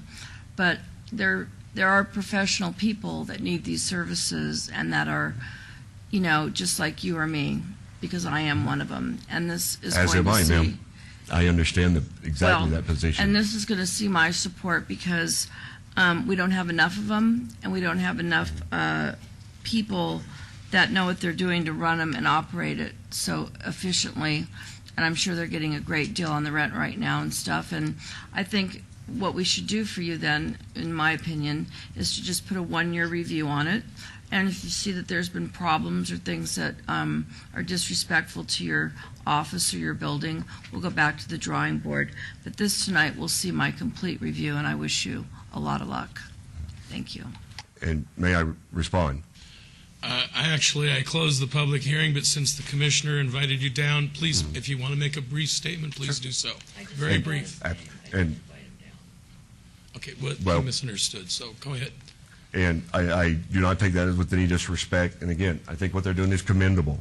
I don't disagree with that, and I agree that it is a necessary need. So I just, again, do not believe it belongs in this location. Thank you. Thank you very much. Any other comments from the members of the board? Just to verify, you didn't volunteer, but the staff report says you have 37 employees and approximately 546 clients on a monthly basis. Correct. Your hours of operation will be, what, 8 to 8:30? Someone said, I don't know. Yes. Wasn't one of you guys, though. Our hours of operation Monday through Friday are 8:30 a.m. to approximately 8 p.m., and then Saturday on 8:30 to about 12:30.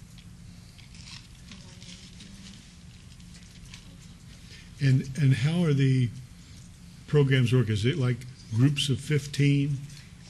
Programming is very individualized, and so it depends on the client needs. Some folks attend services as infrequently as one time a month. Other folks attend individual as well as group or parenting classes as well. Then that leads me to my next question. Is why do you need 16,000 feet? That's,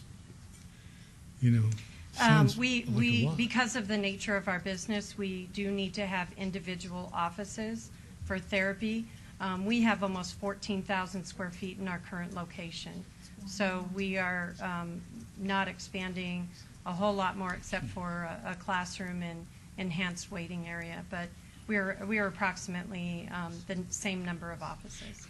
At your current place of business, that you've been there since '95. Correct. Do you have any police calls? The only time we have is for medical. We have not had a police call. I No don't remember when. disturbances? Yes. Because you've had medical calls, but no disturbances? Correct. Thank you.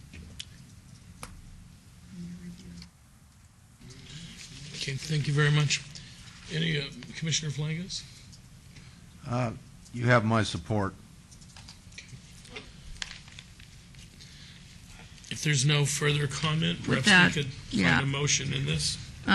Number 47, SUP 41921, I make the motion for approval following staff's recommendations and adding a one-year administrative review onto that, please. So we have a motion for approval with the added condition that the commissioner wishes to have a one-year administrative review.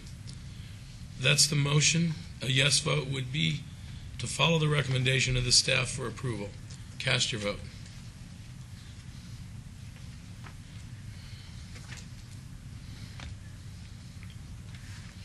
And that motion has been approved with the noted abstentions of Commissioner Goins and Truesdale.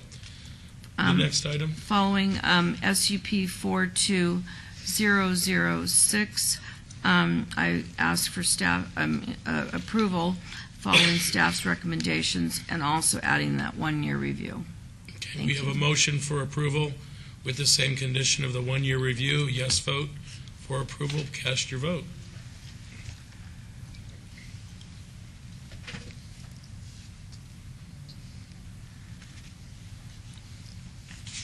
Opposed? And that has passed as well.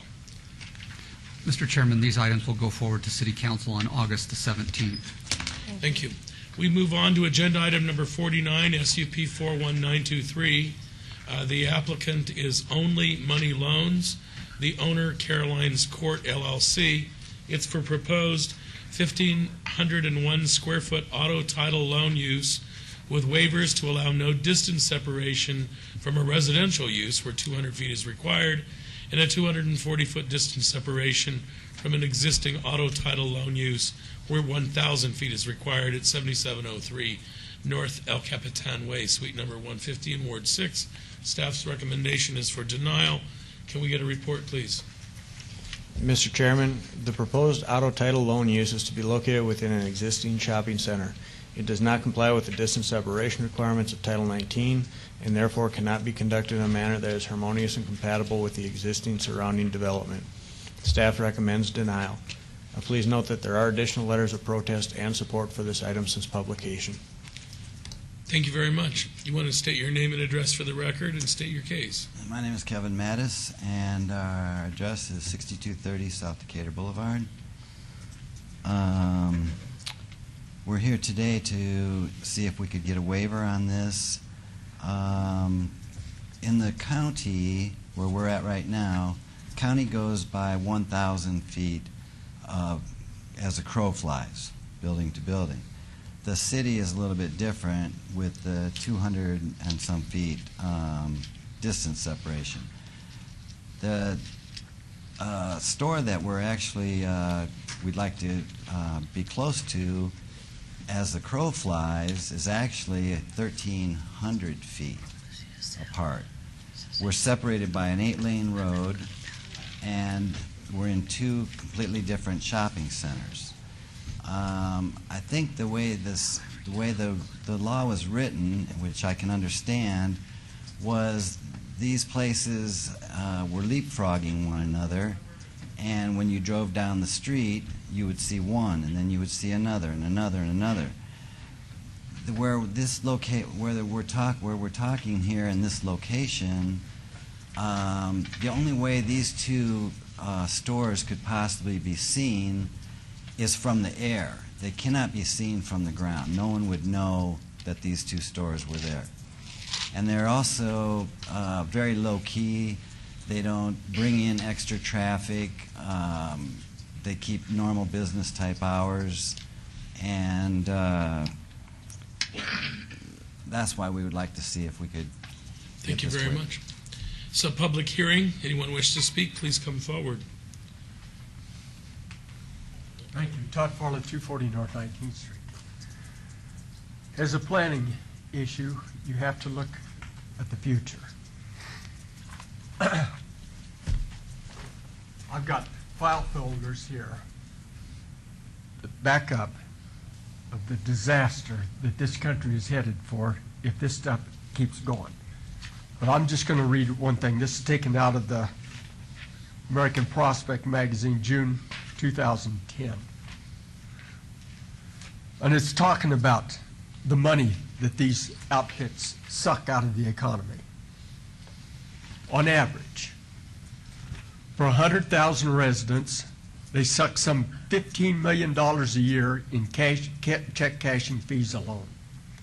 This is money that these people suck out of their area.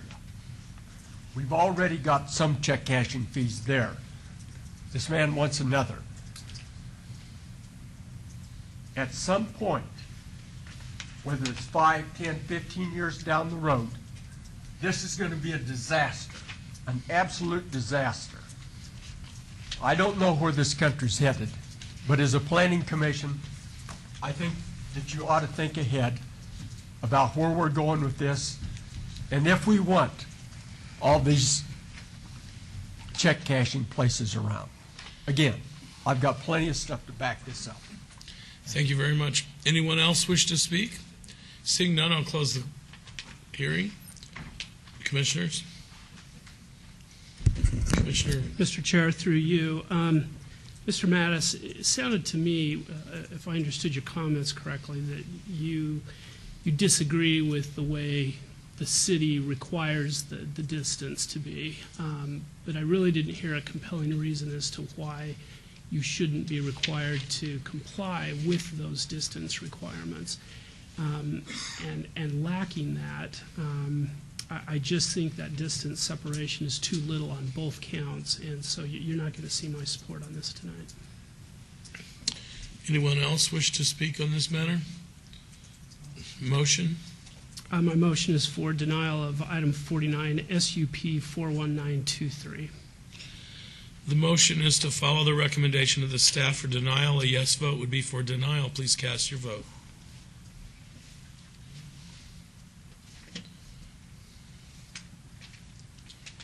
And that motion has passed.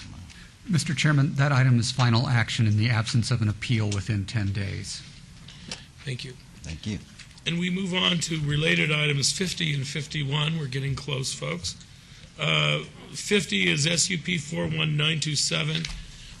The applicant and the owner is Second Baptist Church, Inc., to allow the expansion of a church house of worship use at the southwest corner of Madison Avenue and E Street in Ward 5. The staff recommends denial. And the related site plan, SDR 41925, for an expansion of an existing parking lot and waivers of perimeter landscape requirements to allow 0-foot buffers along the north and east perimeters where 15 feet is required, and a 6-foot buffer along the west perimeter where 8 feet is required. Staff, can we get a report, please? Mr. Chairman, I have to abstain on this item as well, as I've been a member of this church for well over 40 years, and so out of abundance of caution, I will abstain. Thank you. If the clerk would note the abstention. Staff? Mr. Chairman, these requests would expand a church site via a special use permit and allow the construction of a parking lot on adjacent properties that are zoned for residential use. Perimeter landscaping is provided within 4-foot wide planters along the public right-of-way, but do not count toward the required 15-foot buffer area as they are located entirely within the right-of-way. A 6-foot wide planter is proposed along the west perimeter where 8 feet is required.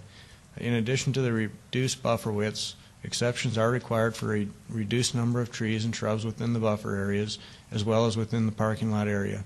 Staff recommends denial of both requests, as the parking lot could be designed to meet the requirements of Title 19. Thank you very much. Good evening, Lizelle Prater, Prater Consulting, 1012 Silver Retreat Court in Henderson, on behalf of the applicant. It should be noted that the Second Baptist Church was incorporated on the adjacent property around 1950 and has been a pillar of the community for the entire time it's been in place. Over the intervening years, it's gained a lot of property, including these 4 lots. In 1992, the corner lot on the corner of E and Madison was permitted as a parking lot with no landscaping.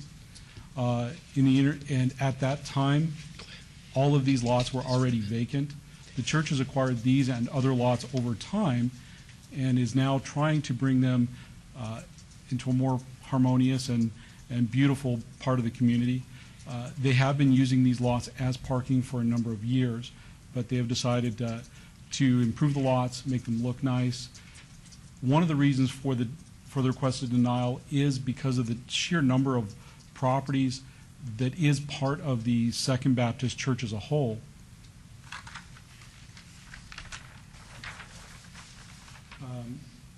The shaded properties shown are all owned by Second Baptist Church and are all part of the development review.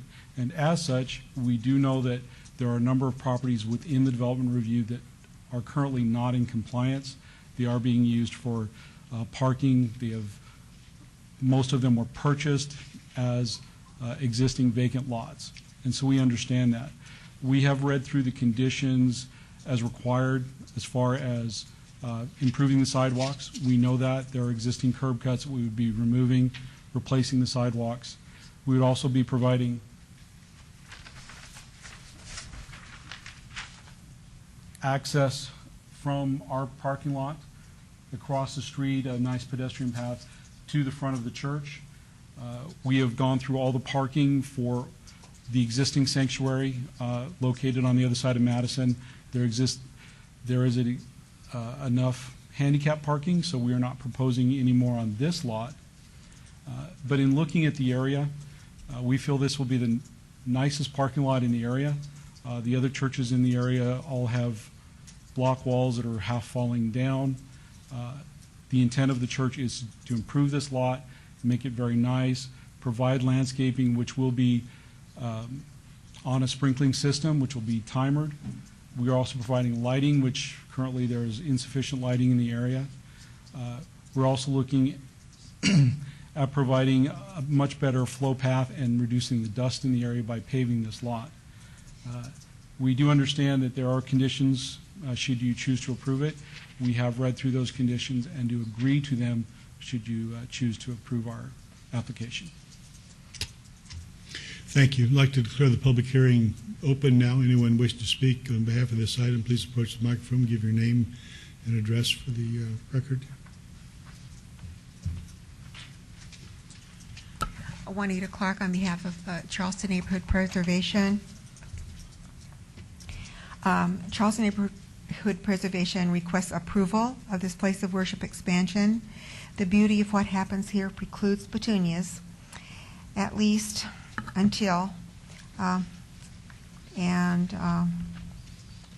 there's something else here, but I just will leave that out. Just say that we approve we request approval of this place of worship. Be Thank you. expanded. Anyone else in attendance wishing to speak? Seeing none, I'll declare the public hearing closed and turn it back over to the chair. Go ahead. Okay. Well, now we'll turn it over to the planning commissioners for discussion and possible motion. Anyone have any questions or concerns? I think we're ready for a motion.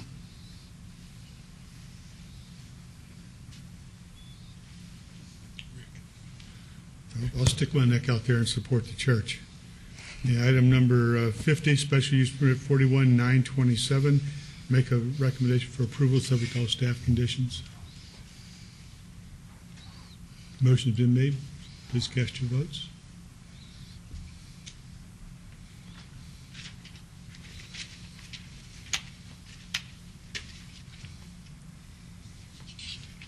Motion carries. In regards to item number 51, special site development review 41925, make a motion for approval subject to all staff conditions. Motion's been made. Please cast your votes.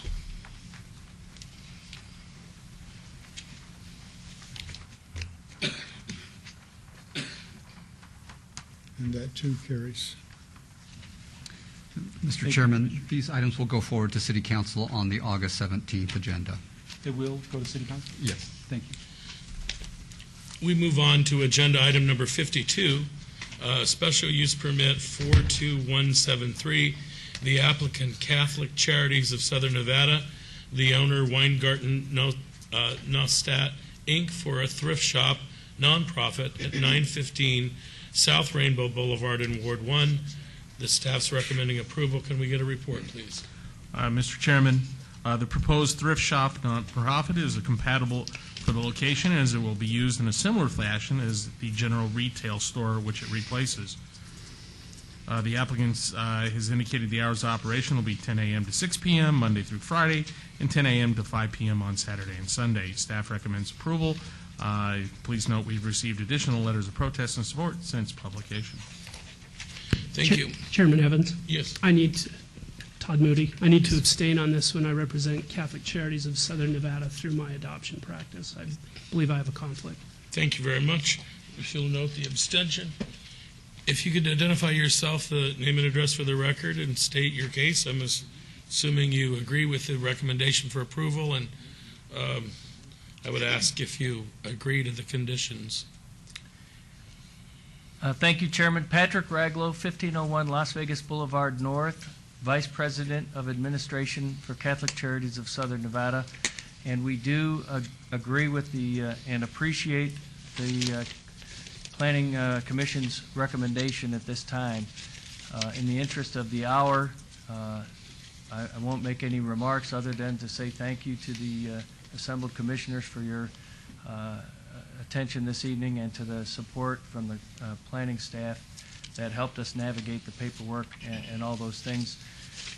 It will be very useful to Catholic Charities to have this opportunity to raise revenues to support the 23 social service programs we use to support Southern Nevada. Pending your questions. Thank you very much. This was advertised as a public hearing. Anyone wish to speak? Thank you. Todd Farlow, 240 North 19th Street. And through you, Mr. Chairman, I would like to say this. Thank you so very much. I mean, you are doing so much for good that needs to be, it's so much in demand. We thank you so much. There's no way that we can do thank you that. Thank you very much. We'll close the public hearing. Commissioners? If nobody has any comments, I'm ready to make a motion. My motion will be for approval of SUP 42173 following all of staff's recommendations. Thank you. We have a motion for approval of agenda item number 52.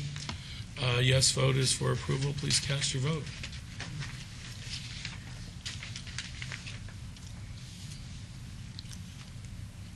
And that has been approved.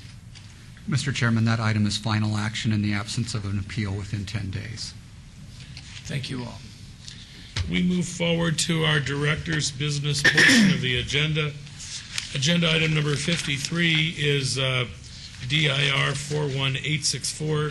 The applicant and the owner is the City of Las Vegas, and it's a presentation on the annual report on the Las Vegas 2020 Master Plan. In the interest of time and because of the late hour, I'll make this presentation in less than 1 minute. Second that motion. God, you're a winner. Nevada revised statutes requires the planning department to make an annual report on the implementation of the city's master plan. I'm happy to report that in 2009, all of the elements were adopted, and so we're in compliance with state statutes relative to the number of elements. In the past year, we have updated one of the elements to conform to recent changes in state statutes, and that's the historic properties and preservation element. Major accomplishments that we've made in the past year include the adoption of the Unified Development Code, which helps to satisfy some of those goals, policies, and objectives of the master plan. Also, a number of transit projects, which help to satisfy the goals, policies, and objectives of the transit element. Coming up in the coming year, we're working on 3 elements in terms of updating them: the conservation element, the housing element, the water element. In terms of the overall implementation of the master plan, 18% of the goals, policies, and objectives are complete and have been implemented. 13% are not complete, and 69% are in a state of ongoing monitoring, where we're required to continually look at and update relative to goals, policies, and objectives. That concludes my report, and I would ask for your support in accepting the report. Thank you. Do we need to vote on the accepting of the report? Actually, you do not. Well, very good. Which brings us to item 54, the text amendment, TXT 41987. Again, the applicant and the owner, the City of Las Vegas. And it is to amend LVMC 6.09 related to apartment houses and apartment house managers to update the definition of an apartment house and to amend Las Vegas Municipal Code 19.16 and 19.18 to address the conversion of a multifamily development or apartment to a co-op and provide a definition for a co-op. The staff's recommendation is for approval. And Mr. Rankin? Mr. Chairman, co-ops or tenants in common property ownership is a model not differentiated from apartments under the city business licensing regulations. Further, a change from a multifamily development to a co-op is not currently contemplated under the Unified Development Code. There are provisions under both Title VI and Title 19 to address condominiums, which are similar to co-ops in that they are multifamily buildings that are not rental apartments, but instead condominium units owned by individuals and where business is not conducted. The proposed changes will make it clear that a co-op or a tenancy in common development is not an apartment house for purposes of business licensing. Additionally, the proposed changes will provide site development review should a multifamily development be proposed to convert to a co-op, which is in line with the requirements of the conversion for condominiums. Finally, the proposed change will introduce a definition to the UDC for co-ops. Staff does recommend approval of this item. Thank you very much. This is a public hearing, I believe. Any comment? Seeing none, I'll open and close the public hearing. Commissioners? Seeing no others, I'm willing to make the recommendation regarding item number 54, text amendment 41987. Make a recommendation for approval. Thank you. We have a recommendation for approval. Cast your vote, please.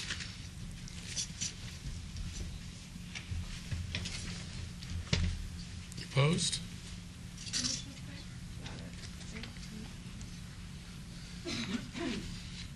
And that has been approved.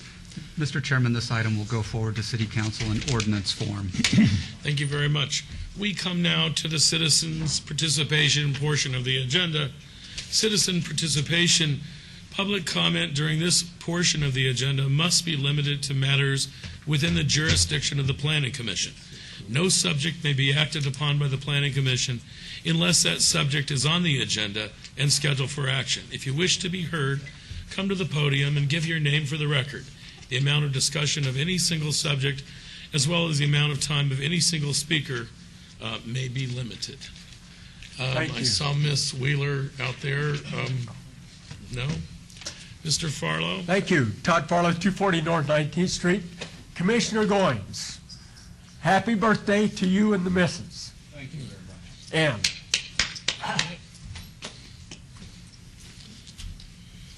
Gonna get the marshal, he's finna cry. Oh, I thought. Hit him with it.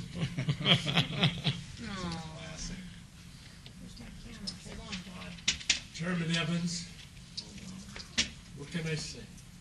It's been some great, great times. It ought to be in gold. Wait. Thank you very much. Hold it up on the screen.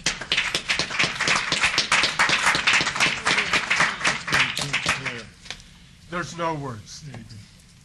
But Thank you, Mr. Farlow. You have been a great inspiration to me. Next. Yes, and we agree with all that, and we welcome the new people to board, and Mr. Fagg, we really appreciate your welcoming, being on board too. Item 11 was in the was in the one motion, one vote at the beginning, and I presume that item 11 was approved. Was that approved? Because I was not present. It sounded as though the introduction was to this portion was for things that are pending. Can I address this item that has been approved? We can't take any action on the matter. Well, yes. I understand that. I just wanted to read it, I guess, for the record. Did you want to make a statement? Feel free to do so. You know, it's a couple sentences long. Adamantly, we as public representatives of resident constituents of all ages, to those yet unborn who will be grievously affected by the three irresponsible zoning waivers here recommended for approval to be denied. These three requested waivers deny each of the three businesses the opportunity offered in the original standards to flourish and provide a living for the investors. We expect our elected representatives and their chosen planning commissioners to protect practices which are here in item SUP 41908, displayed as approving 0 foot feet when 1,500 is required, and 500 feet when 1,500 feet is required, and 160 feet when 1,500 feet Ms. is Clark, required. did you want to just maybe submit that to the clerk? You know, we already have. So. This is my last night. Maybe you can tell me what it is that you're arguing for or against. Yes. I'm not clear. I mean, nothing I can do about it. We've already voted. Right. But maybe right. just in plain, Right. simple terms, tell me what Right. your position is in the matter. The position is that when footage between businesses are shortened, that it does away with what originally those 1,500 feet was required to protect the public as well as the business owner, so that there would be more opportunity for the business to function, and we feel that has not been, that those two factors have been eliminated when those footage requirements are changed. Thank you very much. Thank you. And thank you for all of your citizen participation over these many years. Now, are you leaving the city? Well, this is my last night as chairman of the Planning Commission, as a member of Okay. this commission. All right. Thank you. Anyone else? Downtown Steve Franklin, hello. Hello. I was going to introduce myself as Todd Farlow. I was getting confused there for a second. 619 North, no. Steve Franklin. Do I have to give the address? 556 Ellen Way. Just wanted to stop by and say thank you very much for the years and years of just pristine dedication that you've given to this Planning Commission and to Ward 3. You've walked a tightrope of balancing development in neighborhoods and commercial businesses as well, and it's a difficult line to walk, and you've walked it just effortlessly. So thank you very much for your years of service, and continued luck to you, and success in the future. Thank you very much. And you are one of my heroes as well. Anyone else? Oh, there's my friend Margot Wheeler. Citizen Wheeler, property owner in Ward 1. My 3 minutes, Please. For nearly 10 years, I had the opportunity to work with Commissioners Truesdale and Goins and Chairman Evans. And never was there a single meeting that I didn't anticipate and look forward to with all good humor, knowing the outstanding work of all the commissioners that I had the opportunity to work with during that time. The quality of deliberation and debate has always been of the highest level of professionalism, and frankly, in my new position, I appreciate that even more. Chairman Evans specifically, on the occasion of your final meeting, you have always set a consistent standard of intelligence, diligence, and hard work. Your research has always been extensive and appropriate. You have never overstepped the authority of your office. You have worked through staff and with the community and have sought facts by which to make your decisions. You have always paid extensive attention to every interest involved, never giving one side more attention than another, and listening carefully to all aspects of the public hearings. You have provided real leadership, whether it's been through the various DRC committees that you've worked with, on other ad hoc committees, or with the Planning Commission. Your leadership has always been ethical, consistent, and attentive to all adopted general plan goals and city codes. You have been courageous in defense of what's been existing, the finest aspects of this city, and visionary for the future. I believe that I can speak for the city staff in saying that they are better for your involvement in city affairs. The city is a better place for your involvement in this community, and I am a better person and planner for having had the opportunity of working with you for so many years. I thank you on behalf of all of us who have benefited from your service. Thank you very much. Thank you, Margot. Anyone else? My friend Enrique Tinoco. How you doing tonight? Well, my name is Enrique Tinoco. I'm on 18 Fremont Street. Well, I want to thank Margot, by the way, for everything what I was going to say. She already said it for me. You know, but I want to really thank you for all that work that you have done in the city area. And now I feel happy, and one way then we can go party every night with no excuses, okay? Thank you, guys. Bye. Thank you. Anyone else? Bonnie Fogel, 2425 Palomino. I want to thank you for your years of service, your friendship, and I feel I'm a better citizen for having known you. Thank you, Bonnie. Anyone else? Director? I'm going to go ahead and take advantage of this time. What I would like to do is read a proclamation, and this is from the City of Las Vegas Planning Commission.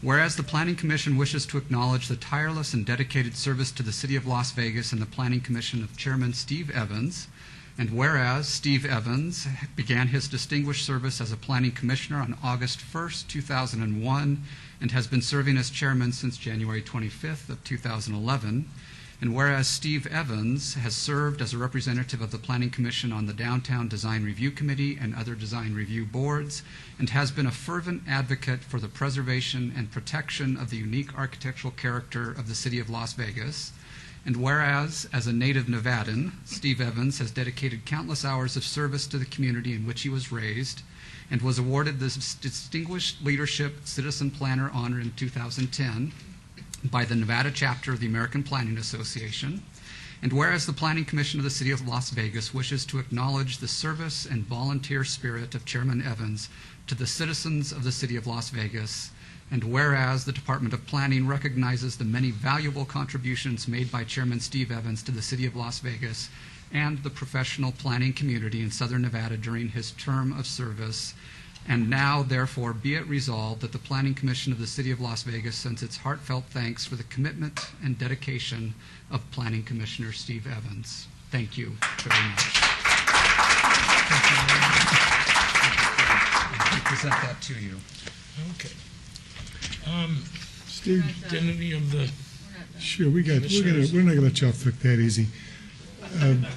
Steve, you've had a lot of people get up here and talk about your tireless dedication to such issues as historic preservation, the John S. Park Neighborhood Association, the fight for the neighborhoods in general throughout the entire community, and for your passion for the job.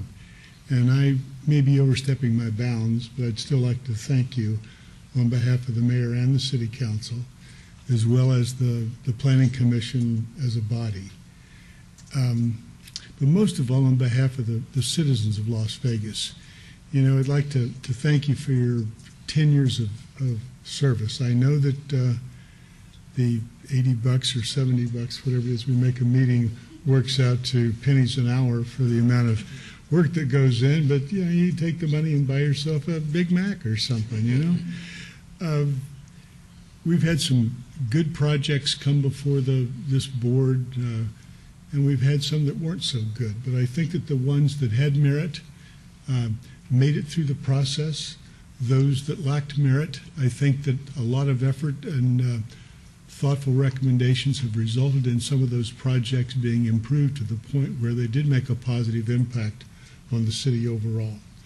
You know, I think that with your participation and the leadership of Margot and Flynn, we have made some recommendations to the city council to improve the overall planning documents and all the affiliated elements that have resulted in Las Vegas becoming pretty much a leader, not only locally and regionally, but on a national level. And we've been recognized with some awards that the city should be quite proud of, and each person that participated in the process needs to recognize that and once in a while be told thanks. And so on behalf of all of us, you know, thanks to you for your contribution. It's been significant. You know, your skills in running smooth meetings have allowed the applicants, the proponents, the opponents, the general public, the members of the commission, all to have their say. And with only a few notable exceptions, you've been able to do that within the 3-minute time limit. We have an attorney from Chicago that would like to present a counter argument, but we'll hold that for another opportunity. You know, we've got some treasures to give you. We'd like to see you display someplace. Commissioner Quinn has gone to the trouble to have them matted and presented. They're absolutely gorgeous, so I'm not going to step on her toes. No. I'm going to offer her the opportunity to present it. Go. You do it. So, this is from all of us. This is from all of us, but she's the one that gets to make the presentation. Thank you very much. But I think this is the most important one, because when Blackie Evans came to Las Vegas, he gambled, but we won because we got you. And I love you. Thank you, Vicki. A lot. Thank you very much. So I'm not saying goodbye. I'm saying I'll see you later. Sounds good. Deal. Thank you very much.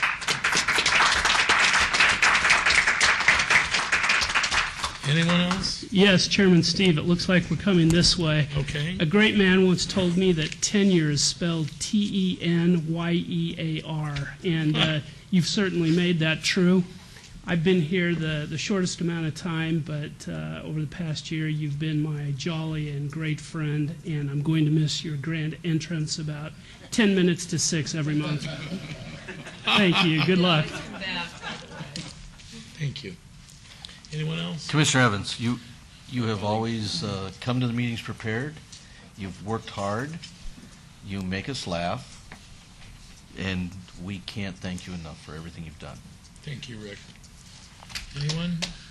Mr. Evans, my brother from another mother. Ward 3 and Ward 5, similar in their age. It's been a pleasure to serve with you, especially somebody that, like myself, has grown up here as a child, and like you have grown up as a child. I really loved, and I have a passion for moms, and I really enjoyed your mom, a jewel, to come up and tell the story. I can see why you are who you are and why you are truly a man's man. Respectful, great lady behind you, your mom. I know you're not going anywhere. I know we'll see you.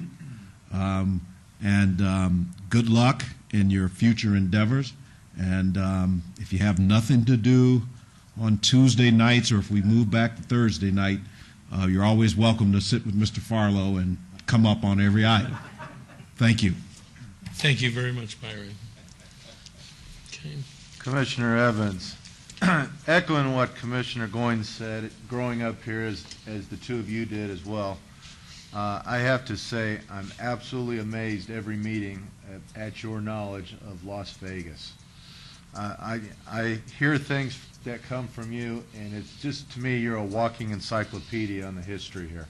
And it's about time you write that book, because I'm going to be your agent, by the way. So in any event, I thank you very much for your contributions. I've learned a lot from you. I've enjoyed listening to you, and again, I just can't say enough about your knowledge of Las Vegas and your dedication to the community. Thank you very much.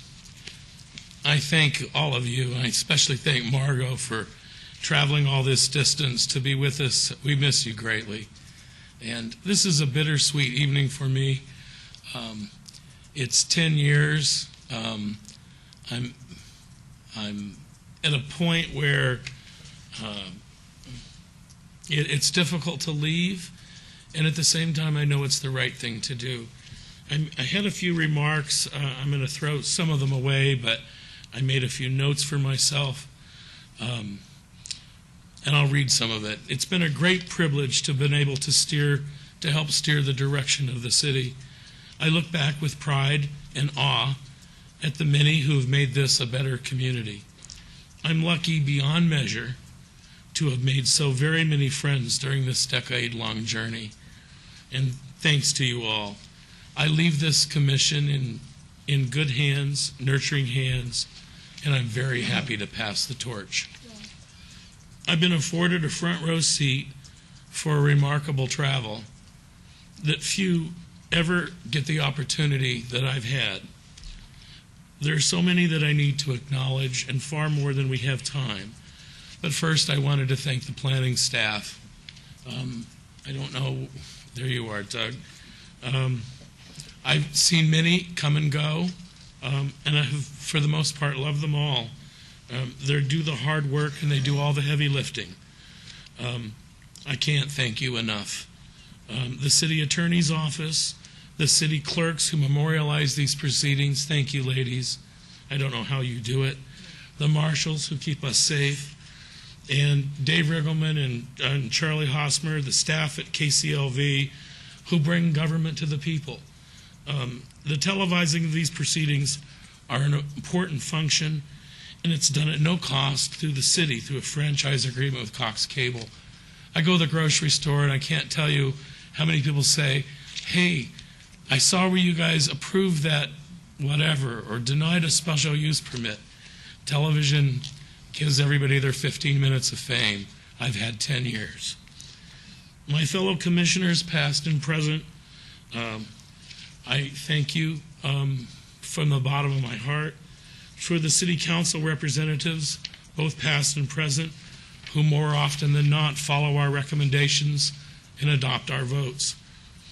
But most importantly, I want to thank and acknowledge my heroes who have championed good development and fought against that is not. These chambers have been packed with thousands of hours of passion, and you all know who you are. But just to shout out a few: Sam Cherry, a pioneer in downtown development; Trinity Haven Schlotman for believing in the urban core with his creations of urban lofts and now Artifice; Michael Cornthwaite, Alexandra Epstein, Art Ham, and all the East Fremont business owners, and my good friend Enrique Tinoco, who has stood by my side for all these years and fed me till I'm fat. Wes Miles, Brett Sperry, Cindy Funkhauser, and all the people who have created the Arts District. And then there's my peeps, Jonelle Thomas, Bob Bellis, Jack Levine, Brian Paco Alvarez, John Delacanakis, Greg and Jessica Brown, Lance Kirk, and all the neighborhood leaders. My Flamingo Club friends, I can't thank you and love you enough, and so many more. You guys are my heroes, and you have transformed a community. And Steve Franklin, thank you so much. You are one of my heroes as well. And finally, I want to thank Mr. Coffin. He defeated me in an election, and I gained a friend. I have high hopes for his administration, and I know that his appointment as my successor on this commission will be someone whose skill and integrity will far surpass my own. I will always be there for them, and I'll always be there for you. Thank you for this humbling opportunity to have been an instrumental voice in this city's great evolution. And my heart is so full.